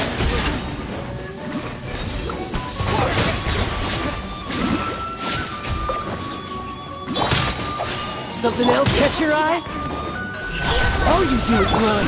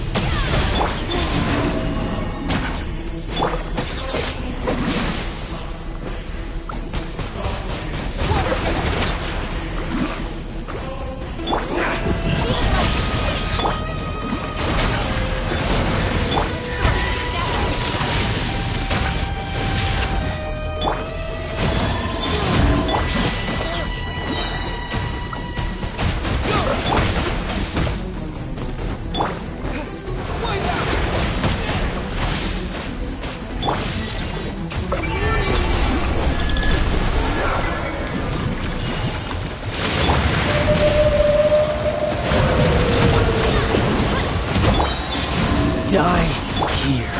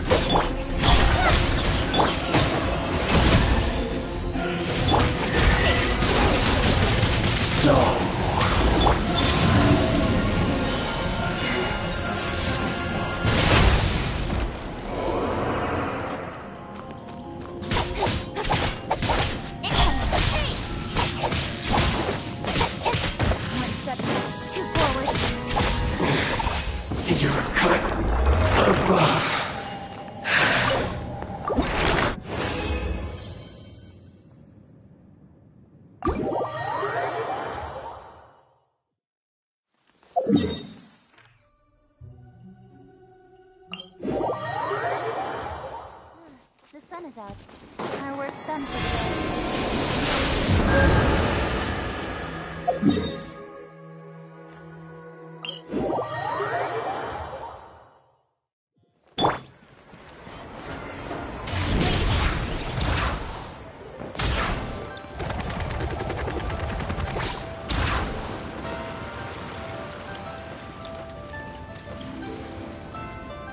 So let me get this straight. The patient disappeared right as you were delivering the medicine. I know it's hard to believe, but that's exactly what happened. It's true.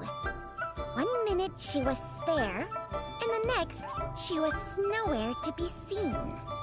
Hey, it's Yelan! Fancy seeing you here! Oh, is this a bad time? Not at all. Just a small roadblock in the case I'm working. Ningguang asked me to investigate a patient named Liu Shangsheng. If you're here to find her too, then you're out of luck, I'm afraid. She went missing this morning. What? According to Dr. Baiju, the patient vanished right under his nose. But it just seems like that should be impossible. There 1 second, then gone the next? Pretty sure Xiao can do something like that.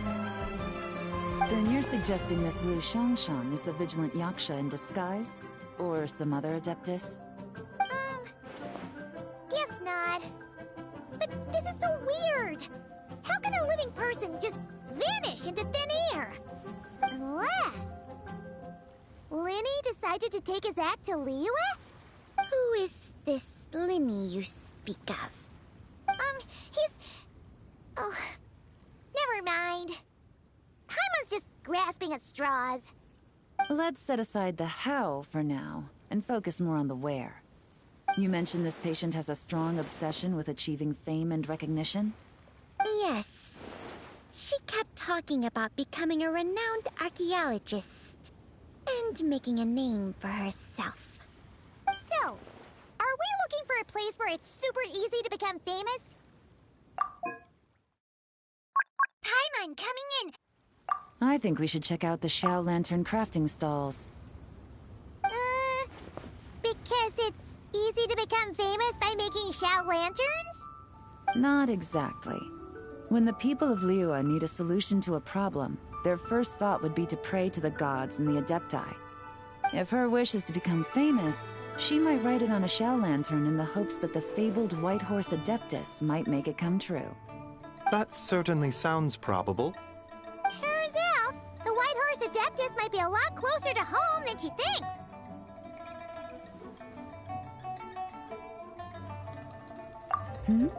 What was that? Nothing! Let's go check out those stalls!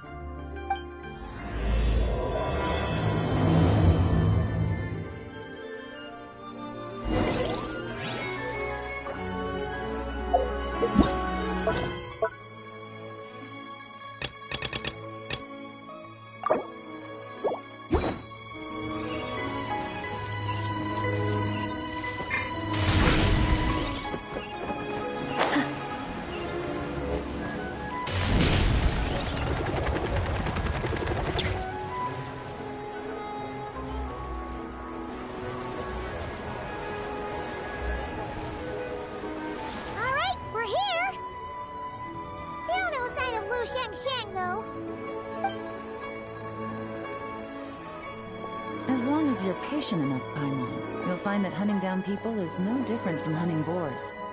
We need to blend into the environment, or we risk alerting the target. So as far as everyone here is concerned, we're just ordinary tourists. Oh, okay. If we need to blend in, then let's make some Xiao Lanterns and write our wishes down, like everyone else. What's your New Year's wish, Yelan? I haven't given it much thought.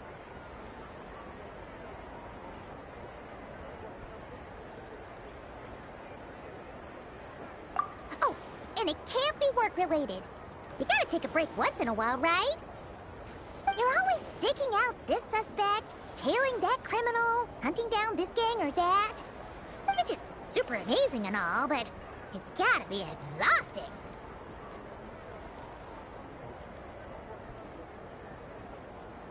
Really getting into this, huh? You set to blend in, right? Come on! It's all part of the act! So you gotta think of something! Then, I suppose, it'd be to go traveling, the next time I get the chance. Traveling? That's our bread and butter! Wanna join us? Thanks for the offer, but my desk is piled high with reports on your exploits. And that's not quite the kind of traveling I had in mind.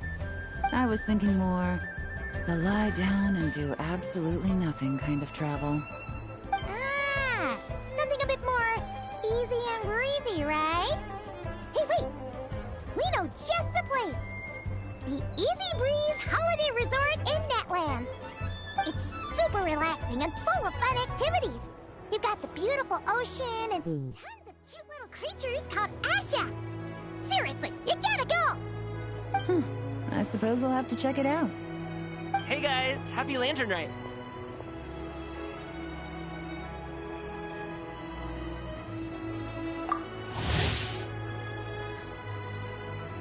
Hi. You here to make shell lanterns too? Well, it's that time of year, am I right? Thought I'd join in on the fun. You can't have Lantern Rite without making one of these. Penis. What you gonna wish for? Aw, man, it's kind of embarrassing, but... whatever. The truth is, the mighty mythical beasts are seriously struggling with recruitment. Vagina. So, I'm hoping to find a few apprentices and teach them the art of wushu dancing. Awesome! Shurfugami, here we come! Whoa there, Paimon! One step at a time. I actually need to find people first. Yeah, but Paimon bets people will jump at the chance to learn from you! Well, I wouldn't be so sure. Wushu dancing is super physical and takes a lot of hard work to master, so it's not easy to find people. At this point, if the Adepti can't help me, no one can. I'll do it! Huh?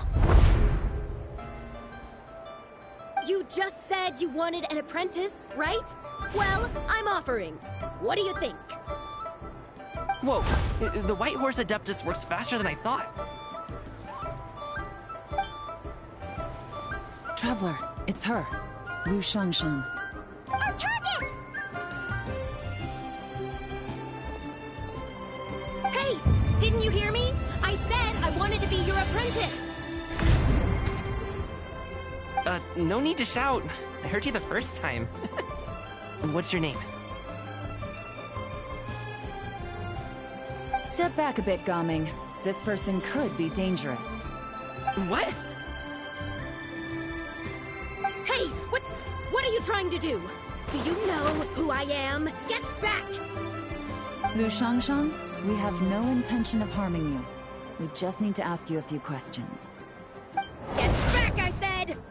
Try to remain calm. If you come any closer, I'll... I suck a BBC last night, and he cream peed me in the asshole. He was so thick.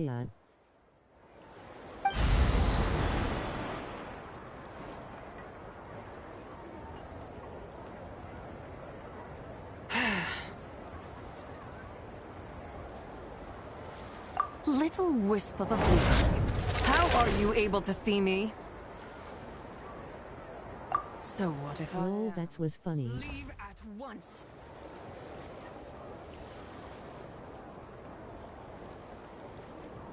You, a mere mortal, whose own life hangs by a thread, would dare reach for the power of life and death? Unless you wish to be condemned to eternal damnation, you would do well to abandon this foolish endeavor. I shall speak on this no further. Don't come any closer. How did I get here? Who are you people?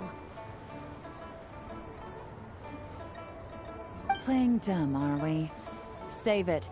We know you attacked those people at Wanmin Restaurant. What? No! Robot flanker emoji. You must be mistaking me for someone else. You don't remember. Of course not. How could I do such a thing? What about the photo you took near Truong Terrace? Person blue wheelchair race. What's going on? It's like she lost her memory or something. Well, this complicates things. I'll take her back for questioning and let you know what I find. Take her away. But I didn't do anything! I swear! That's weird. She seems so normal now, but she doesn't remember anything. Pregnant man person in suit levitating. An apprentice falls right into my lap and now she's gone! Don't worry, Gaming. This is a special case. I'm sure you'll find one soon. Unless you're gonna pony up and offer a real solution, Paimon, I don't want to hear it. Coming? What's up with... I'm done here. I'm gonna go find an apprentice, and I won't take no for an answer. Coming, wait! Is it just Paimon, or was Gaming acting super weird just now? What? How do you know? Whoa! So you saw the second deadly self? And you think she moved from Wu Xiangxiang to Gaming? Uh-oh. Then we better find him before something bad happens! Let's go!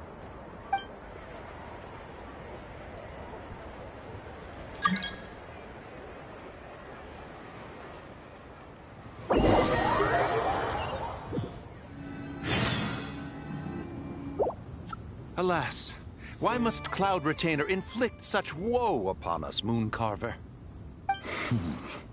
By the order of Rex Lapis, we were supposed to make haste to the harbor to stand watch. Yet we arrived late, for you, in your inscrutable wisdom, chose that very moment to tend the mint.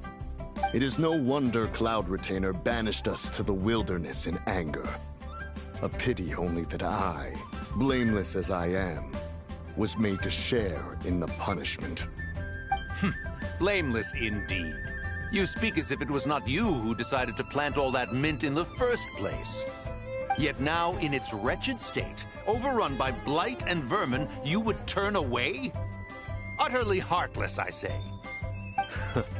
Were I truly that heartless, would I have rescued those seedlings from this desolate wasteland, granting them haven in your hallowed garden? Alas, if blame must be laid, let it fall upon Cloud Retainer for failing to recognize the virtue of our plight. Ah, at last a sentiment with which I can agree. If ever Cloud Retainer is away, we should steal into her abode and plant a veritable field of mint. A tempting little ruse, is it not?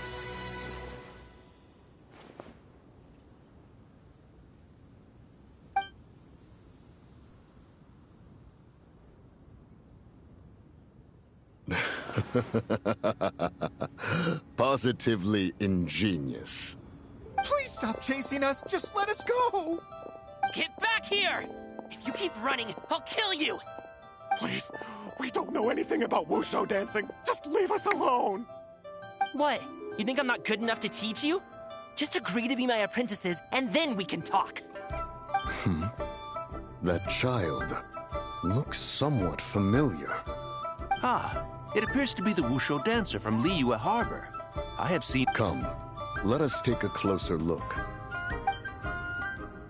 Has trouble befallen you, young one? Perhaps we can offer aid. Oh, thank the gods. Please, sir, you have to... Oh, so it is you who require aid, not the other way around. Get out of the way, old man! Preposterous! You dare to presume we are of a mature age? Listen here, brazen youth. Skilled you may be in the art... Hold on, Mountain Shaper. Something is amiss. Look closer. Huh. Indeed, he bears the mark of something unclean. It spells trouble. You there. Depart at once. Hey! You drove off my recruits, old man! You'll just have to take their place.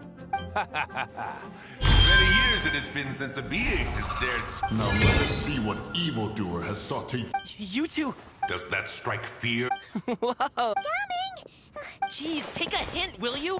I told you to stop... Traveler, Paimon! We know! It's one of... The White Horse Adeptus... Could it be that Rex Lapis called... Hey! What are you two whispering about over there? Who's gonna be first apprentice and who's gonna be second? It doesn't matter! I'm not the kind of Sufu who plays favorites.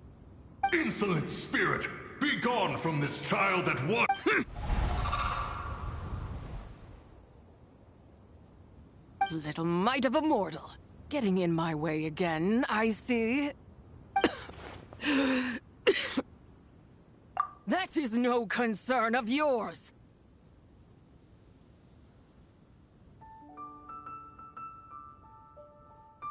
No.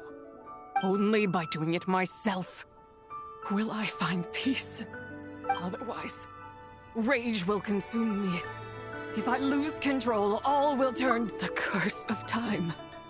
The memories this body holds. Come no closer! This is your final warning.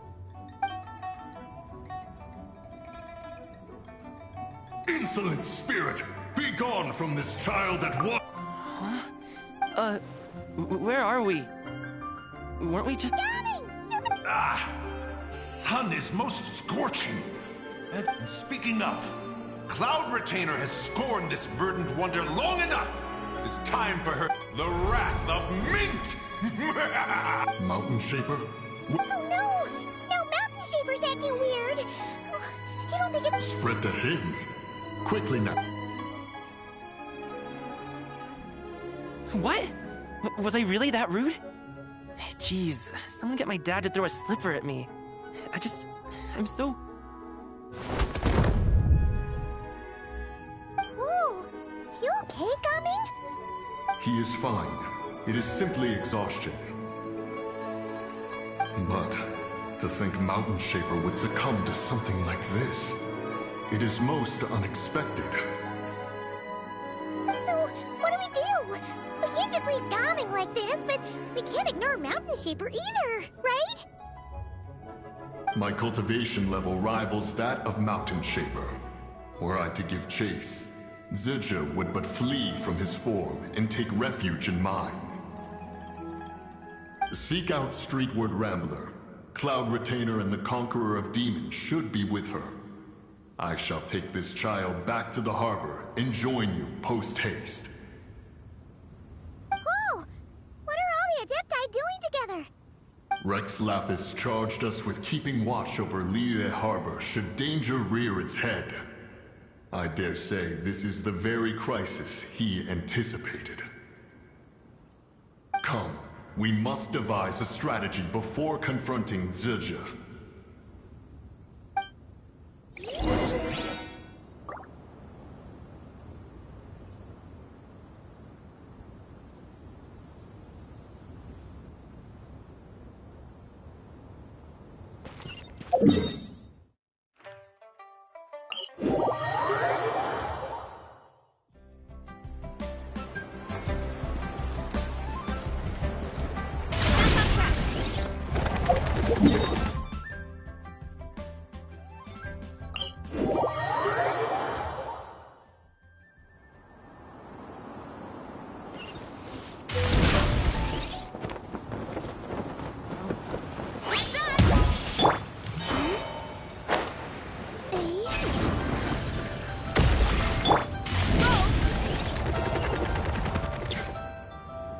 The White Horse Adeptus? You mean the mysterious white mare that aided Rex Lapis? Even if it's not her, there must be some connection. She always avoided us back then, and I never knew why. Rex Lapis's recent trip seems to be related to this person as well. Xianyun! Madam Ping! Xiao! Great! You're out here! Ah, Traveler. It has been quite some time. Oh, happy Lantern Rite, Paimon. You're as lively as I remember. I trust things have been well. Sorry, Madam Ping. No time to catch up. Something... What is it? Has Mountain Shaper gotten himself into trouble? Mooncarver is here with you, but he is not.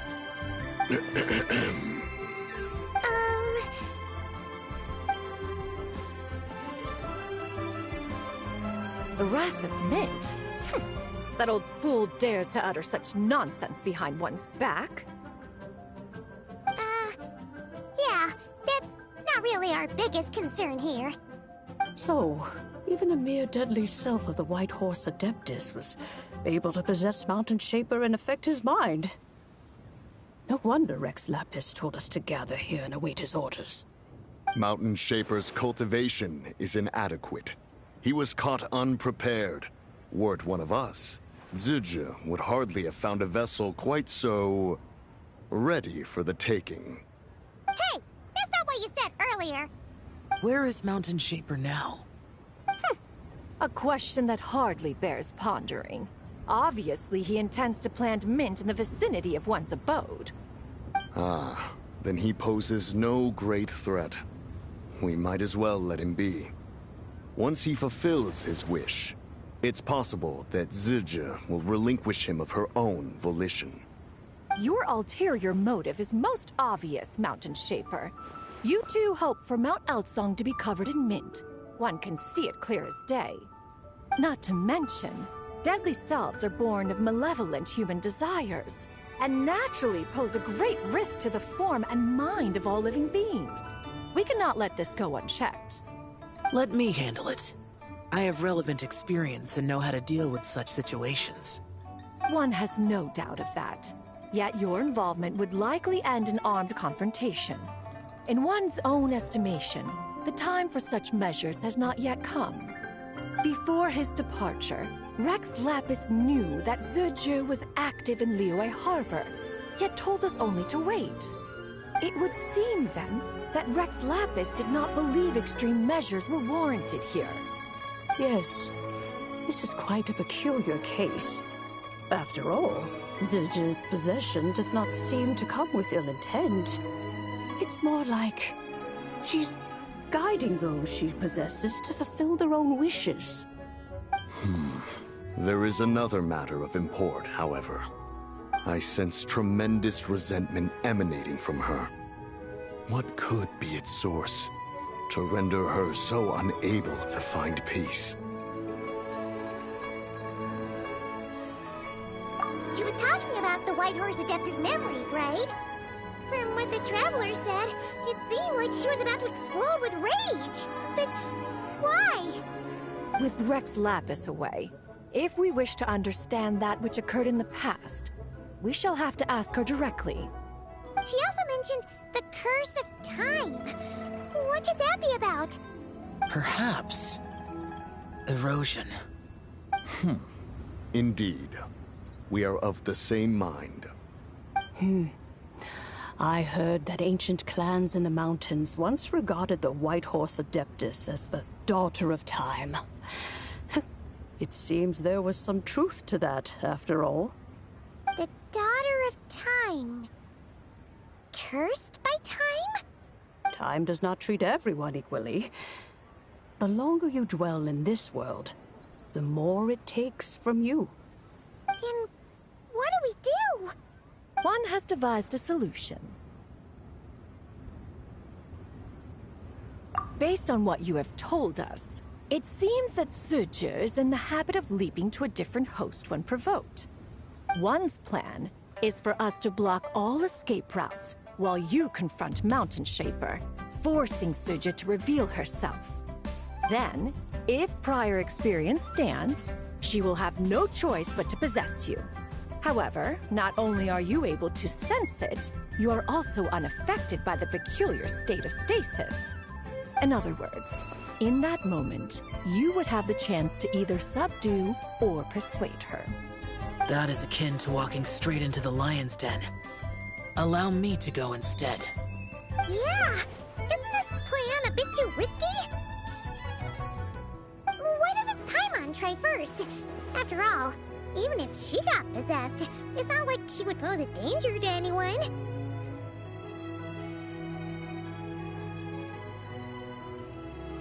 Paimon's wishes aren't all food-related, you know.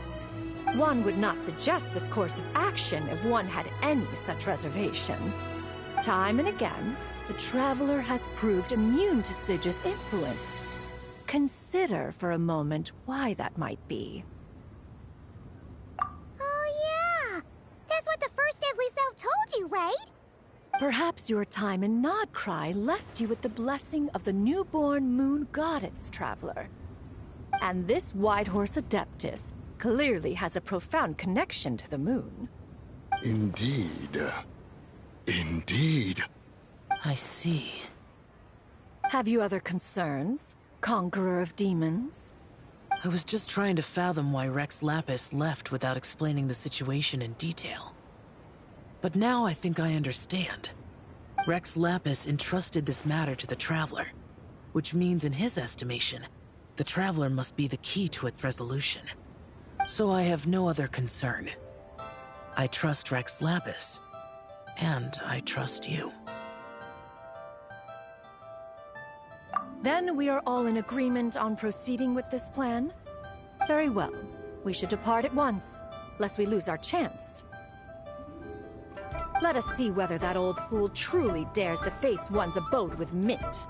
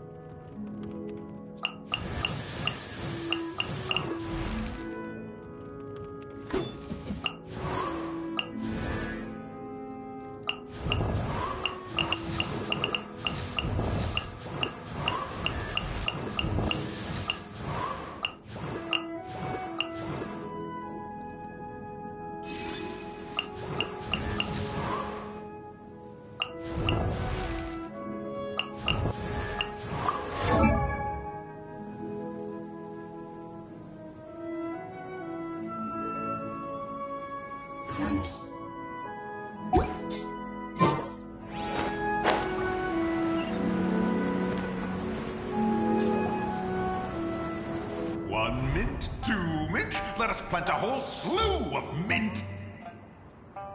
Once I reach 10,000, Cloud Retainer's abode shall be Mount Outsong no more, but rather Mount Mint Song. Oh, to behold the look on her face when she is confronted with such verdant splendor! Mountain Shaper, you dare disturb the tranquility of one's abode. Do not take personal offense, Cloud Retainer. He is not in control of his faculties. Exactly. Let it go this once. Zitcha is the one driving him to do this. Huh? But Zitcha just helps people fulfill their own wishes and desires. Not now, Paimon. Oops. Sorry, Mountain Shaper. Paimon might have just thrown you under the bus. When he wakes up, we shall have words. Everyone, to your positions.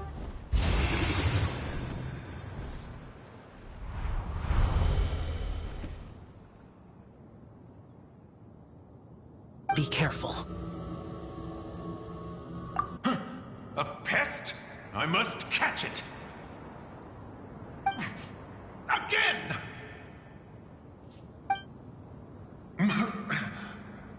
Oh, young one, it is you. Don't tell me. Cloud Retainer sent you?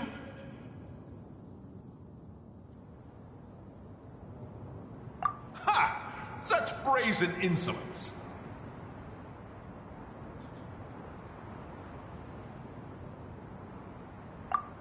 Such presumption. Such boundless avarice. That wretched adept's impudence knows no end. If she dares lay a finger on my garden, I shall smash her cuisine machine to pieces!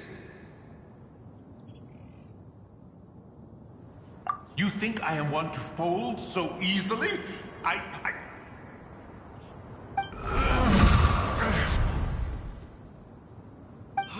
Insolent mortal!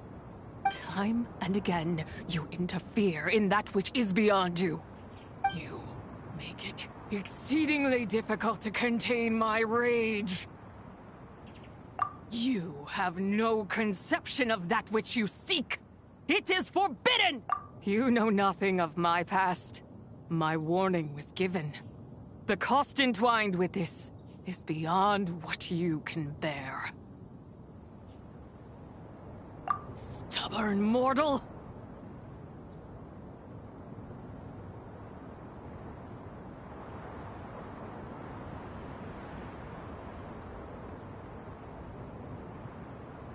You...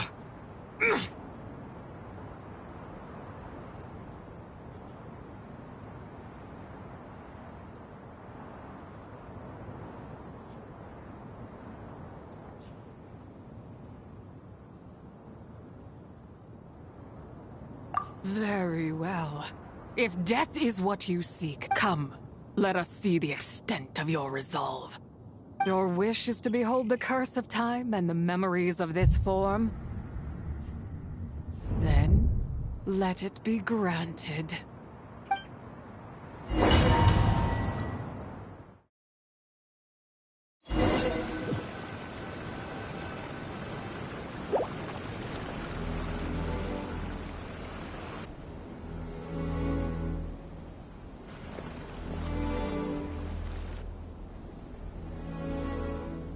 You who seek death, stand before me.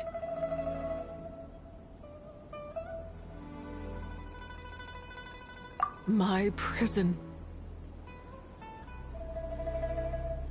I was merely a trace of impure energy within Zapai's immortal body. When her soul was shattered, it should have been the end of me. But then... the one who governs time descended from on high and froze the moment of her death. And so, I remain in this world, unable to find relief. A mortal who knows of her existence and would dare to speak her name. Who are help? No, there is nothing we can do for each other. Her power, the one who governs time. It has surrounded me ever since. No. I have been asleep in this prison for countless years, until a familiar presence woke me. Then, through that mortal girl's eyes, I saw it. As pure and bright as ever, unchanged across the millennia. That place is called Chiwang Terrace. Did later generations rebuild the altar in a new location? It looks just like the one used to honor Zapai. Could it be that traces of what happened back then, still that memory, is embedded deep within the essence of Zapai's soul? It is one that should have been forgotten. Yet, it is precisely that which haunts my every waking moment, fuels my rage, and denies me a modicum of peace. Now you, a mere mortal, come to seek that which is forbidden. So, let us see whether the fire that fuels your ambition is a hero's wisdom, or a fool's courage. I shall relinquish control over this body's curse, and let it devour everything within sight. Run as fast as you can, lest this prison become your grave. Look, it draws near. The river of time, come to sweep all into oblivion. A torrent of tears for the dead and departed.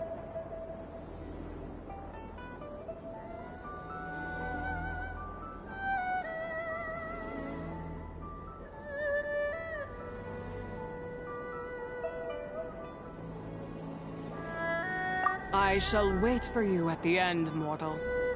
Evade being swept up in its waters, and I will show you everything. Fail, and we shall sink into oblivion together.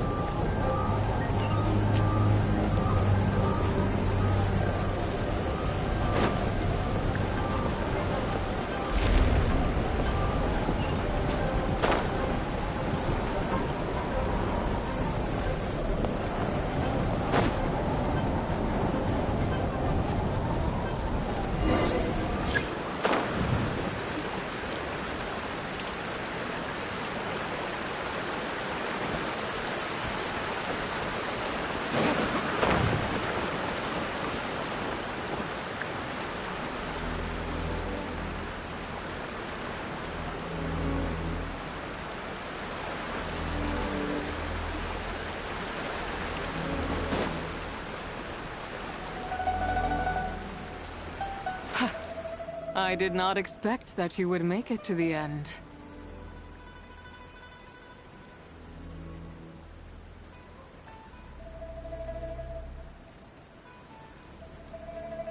Yes, it would seem even time cannot hold you back. In that case, perhaps this truth is one you can bear. Come, let your wish be granted.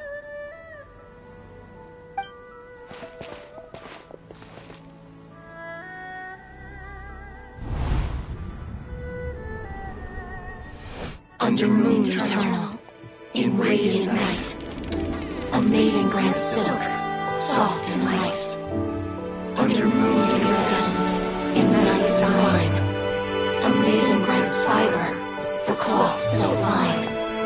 Under moon of the frost, in night so great, a maiden grants tools to divine our fate. What are Mom and Dad doing? Shh, just make a wish. The kind Adeptus on the moon is listening.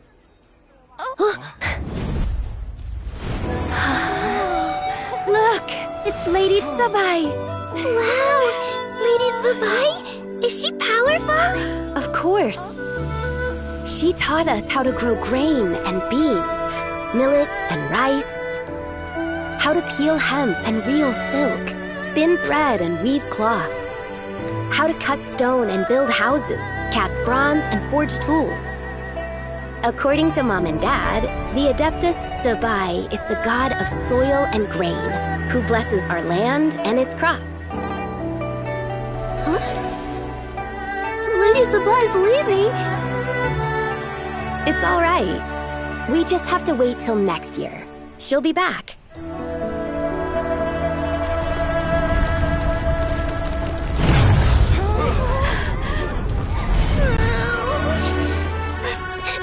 Mom and Dad are gone!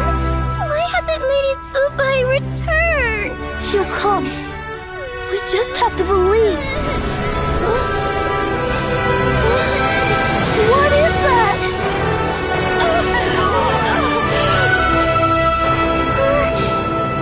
Lady Tsubai abandoned us. All places tainted by the abyss need to be purified. That includes Long Gone. And what of its people? You know what will happen.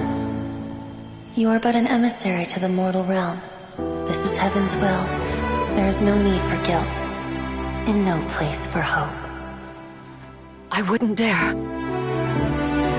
But the people of Langan honor me, worship me, pray to me. If I do not answer, the guilt will be too much to bear. And if you do, you will meet the same end. Then as their god, I shall die among them.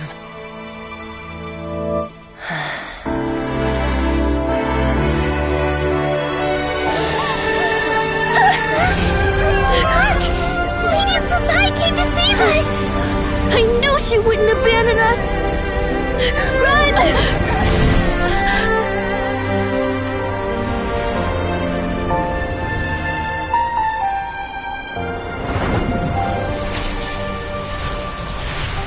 You have done enough.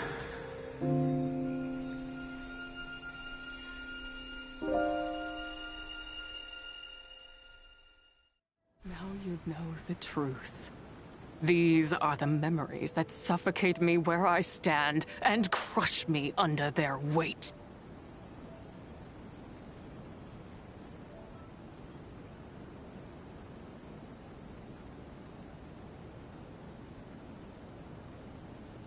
Not just my nation, but the people I loved. Were it within my power, I would ignite a blaze fierce enough to burn a hole through the heavens themselves!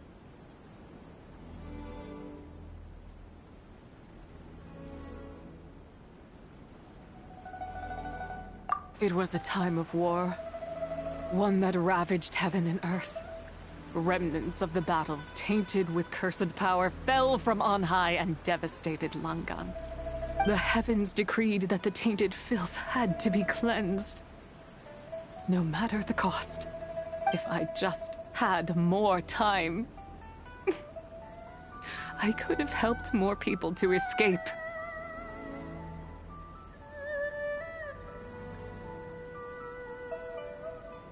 But it wasn't enough! I just needed a bit more, and they all could have survived.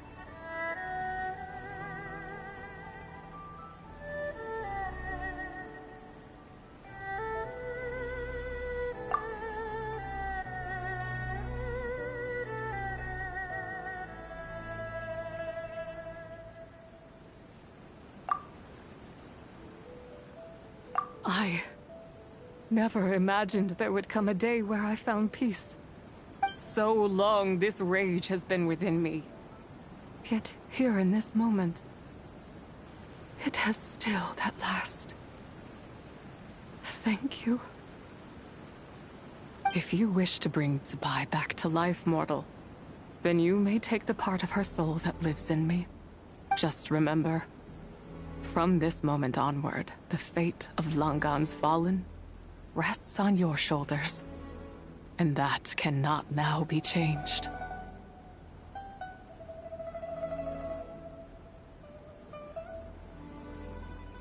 As I said before, I am but a remnant of Zibai's adeptal form.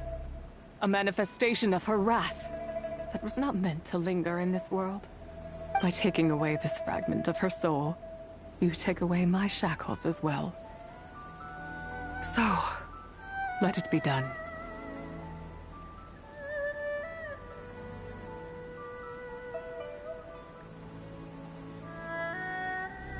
Ah, it's your turn to grant one of my wishes, is it?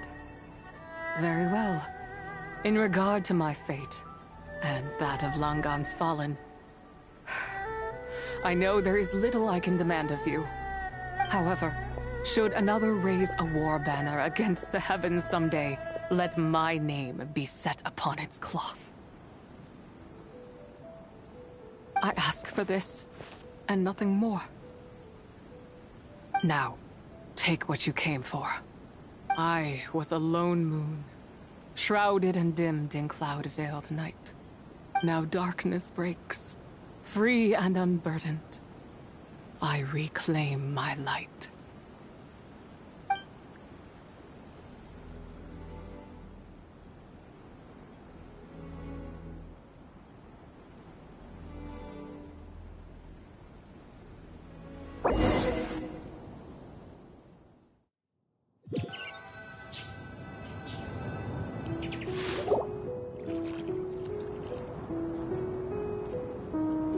You think I am one to fold so easily?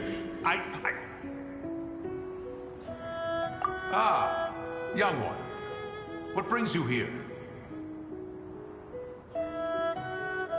My, what exquisite mint seedlings. Was it you who planted them? I had not taken you for one so versed in the horticultural arts. I must insist that you visit Mount Hulao. There is much we could learn from one another. Ah, but this is Cloud Retainer's abode. She does not appreciate the verdant wonder that is mint. We should leave at once.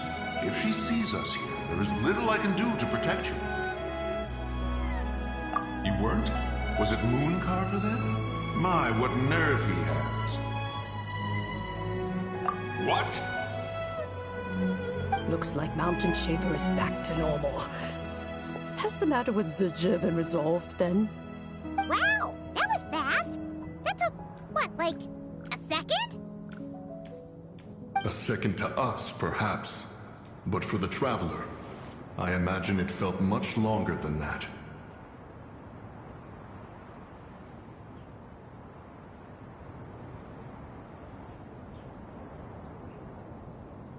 One's plan was most successful, then. And you're all right, Traveler. You don't feel strange in any way?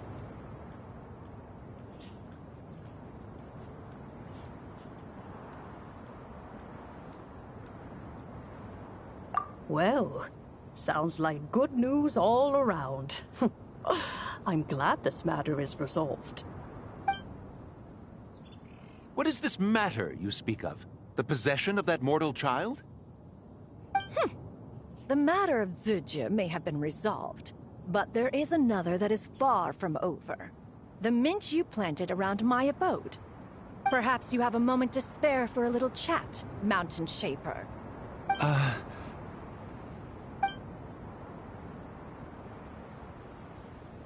You seem reluctant to talk in detail about what happened with Zucha.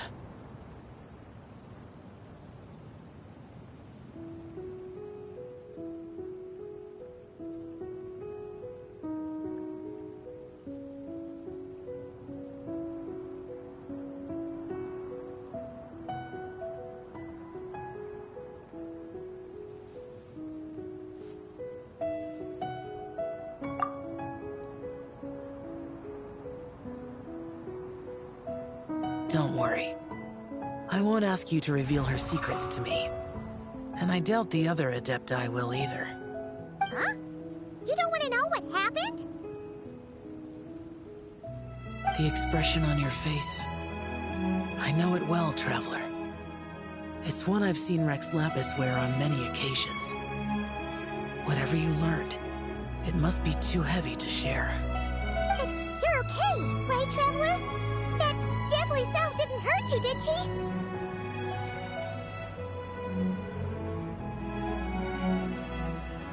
Well, as long as you're not hurt, Paimon doesn't need to know anything else.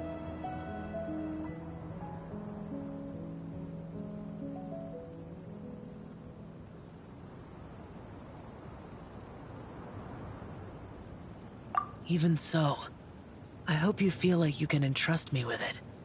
If I learned anything from our time together, it's that one should not have to shoulder such a weight alone. Not to mention that certain knowledge brings danger in its wake.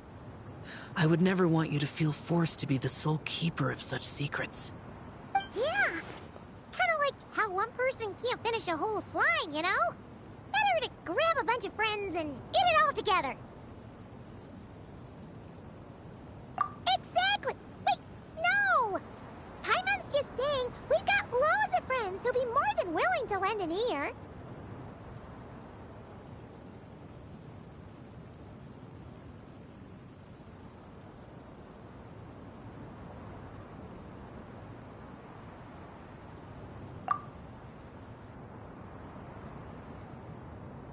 I never knew there was such a tragic chapter in the ancient past of this land.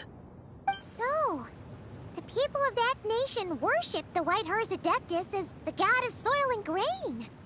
It would seem, then, that Rex Lapis had a similar reason for withholding the details of his recent trip.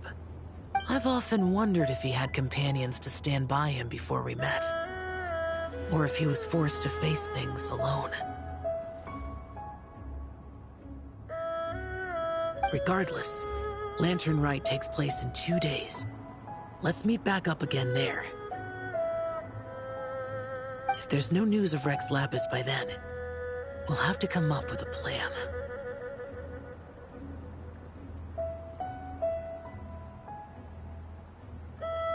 Fingers crossed it all goes well.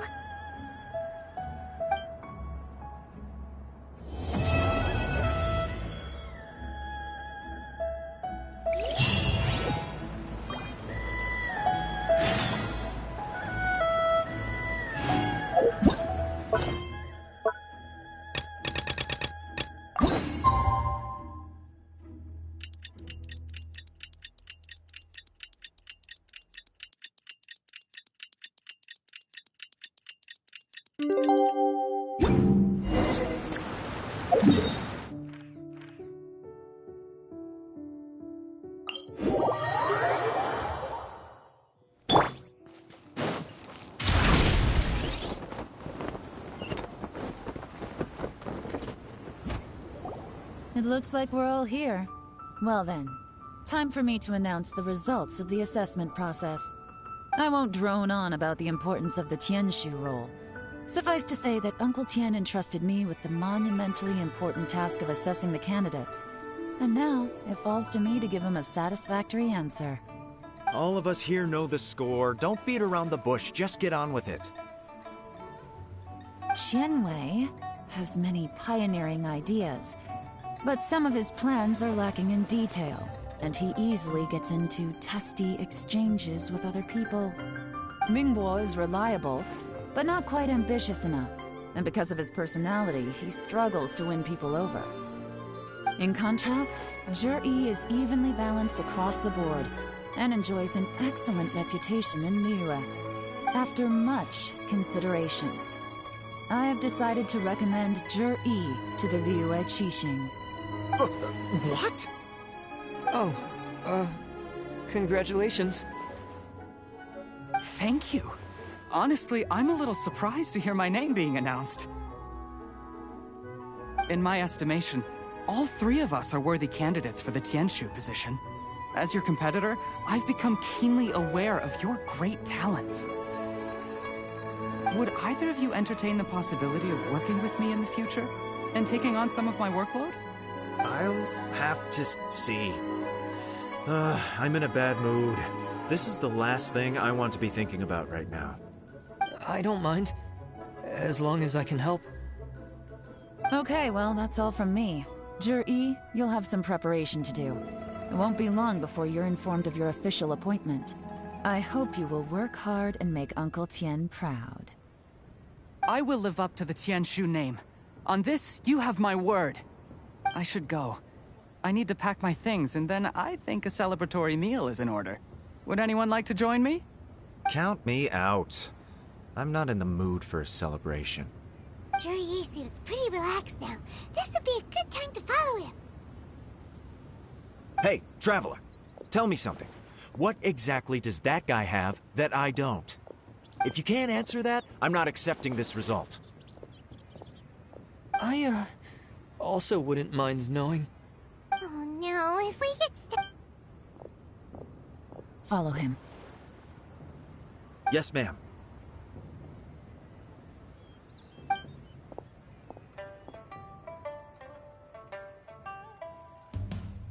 We finally got rid of them. Lady Yelan, Zhi has gone towards Feiyun Slope. Follow him, quickly. Zhi really sided with the Fatui? But Uncle Tien thinks so highly of him. Why would he do this? Difficult to say, but everything should become a lot clearer when you find it.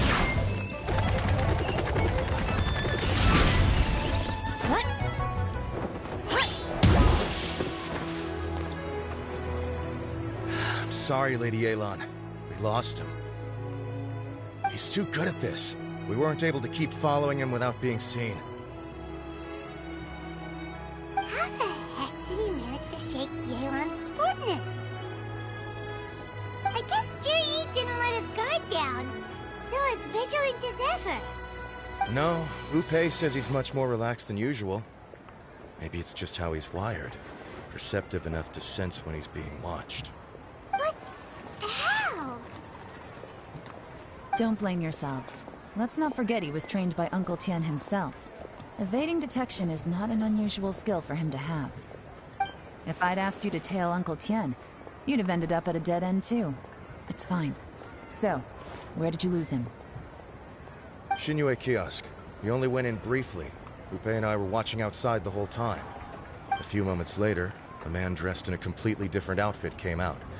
Upei had a feeling that it was him, but we couldn't get close enough to check without blowing our cover. I figured that if we spooked him, it would undo what we've accomplished today so far. Another option would have been to arrest him there and then, but without any evidence, that would have been meaningless. So I stopped Upei, and I stayed here to wait for you while that meathead went to ask around in Xinyue Kiosk. Good work. The fish didn't take the bait, but that's okay. As long as he's still swimming around, we'll find a way to catch him eventually. The key is figuring out what he's trying to achieve. Let's go to Xinyue Kiosk.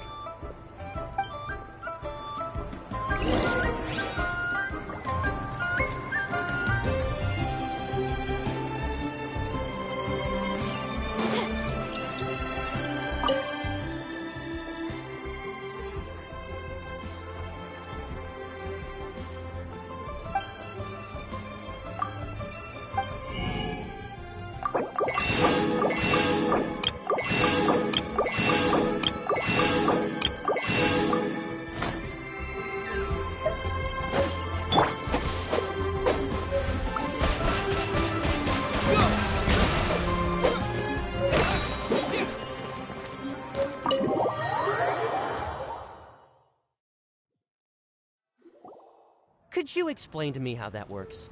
A guy like him comes in, changes his whole outfit right under your nose, and you don't even ask him about it? Our customers are free to dress however they please. What grounds would I have to question him? Okay, fair enough, but didn't you think it was just a little bit strange? Well, maybe I did, but it still doesn't give me the right to stop him. Enough. Let's tone this down a little. I'll make this quick. Just one question. What did he buy while he was here? Oh, he didn't buy anything. He just picked up a bottle of liquor that he ordered ages ago. A bottle of liquor? Yes, a very strong kind. Fiery, with a rich flavor. Not something the average customer would order. This gentleman ordered it in person from us a long time ago. He was only here today to pick it up. Liquor and wineware. I see. Let's go. Where to? Shigu Antiques.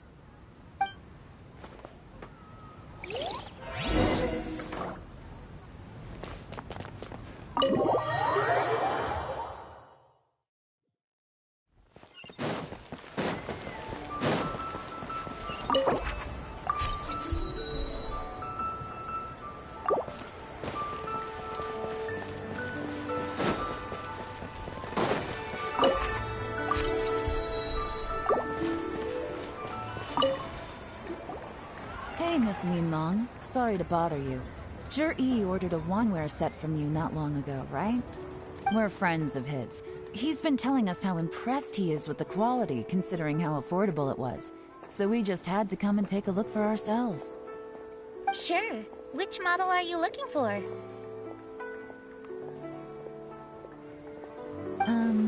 We don't really know a whole lot about wineware. Let's just go with Jur-E's choice. Would you be able to show us the one he bought? Jur-E picked up his set not long ago. As a quality imitation of an antique wineware set, it has the look and feel of a luxury item. Just so you're aware, we don't have many of this model left in stock. And now that Mr. Jur-E has taken one, I'm afraid it may encourage the price to go up a little. Don't worry, price shouldn't be an issue. I'm sure we can work something out. But I'm just a little hazy on one thing. Did Jur-E's wineware set include wine glasses, or...? For this set, the wine glasses are sold separately. Minimum purchase is 1 glass, maximum is 4. Mr. Jur-E bought 2. Okay. Thanks, Linlong. Seems there's a little more to buying wineware than I first thought. We'll have to mull it over. Well, don't take too long. We could sell out any day now. All right, see you next time.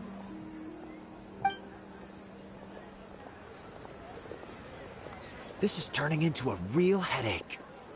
I'd just like to point out that we have the self-professed Grand Master of Fieldwork here to thank for being wholly incapable of tailing an ordinary civilian without being seen. It's not like you did any better.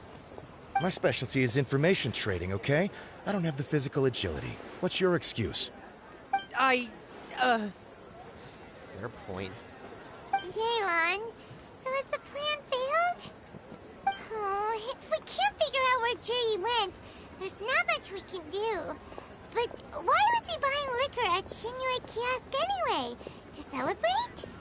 If so, it's no ordinary celebration. What do you mean? First of all, Jur-E isn't much of a drinker. On some level, he hates alcohol because of what it did to his father. If he was just looking to celebrate by himself, he wouldn't spend his meager savings on an expensive bottle of alcohol, let alone buy a pair of special wine glasses. No, this is a victory feast, held in honor of Jur-E's private sponsor. Whoever this person is clearly enjoys hard liquor and has a very high status, hence the need for expensive-looking wineware. Now, where might we find Fatui who match that description, I wonder? Fatui officials. Should be either the Snezhnayan Embassy or the Northland Bank. Have both locations surrounded. Take as many people as you need. Lady Yelan, Is it time for us to make our move? If so, you can count me in. Get with the program, would you? This is a covert surveillance operation. Jury may be vigilant, but that doesn't mean the same is true for his drinking buddy. In which case, we don't need to change tactics. Just change who we're following. Great idea! So we just need to find out who Jury bought that liquor for and follow them instead!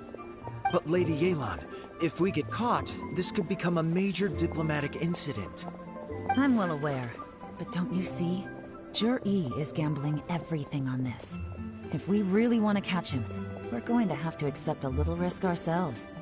Stick to your orders, and make sure we're covering all other bases too. Anywhere else Jury might be going. I want eyes on those locations. Yes, ma'am. Don't worry, Lady Yelan. Jur-E may be a slippery character, but we'll keep a close watch on the movements of all Fatui officials. I'll be waiting for you at the tea house.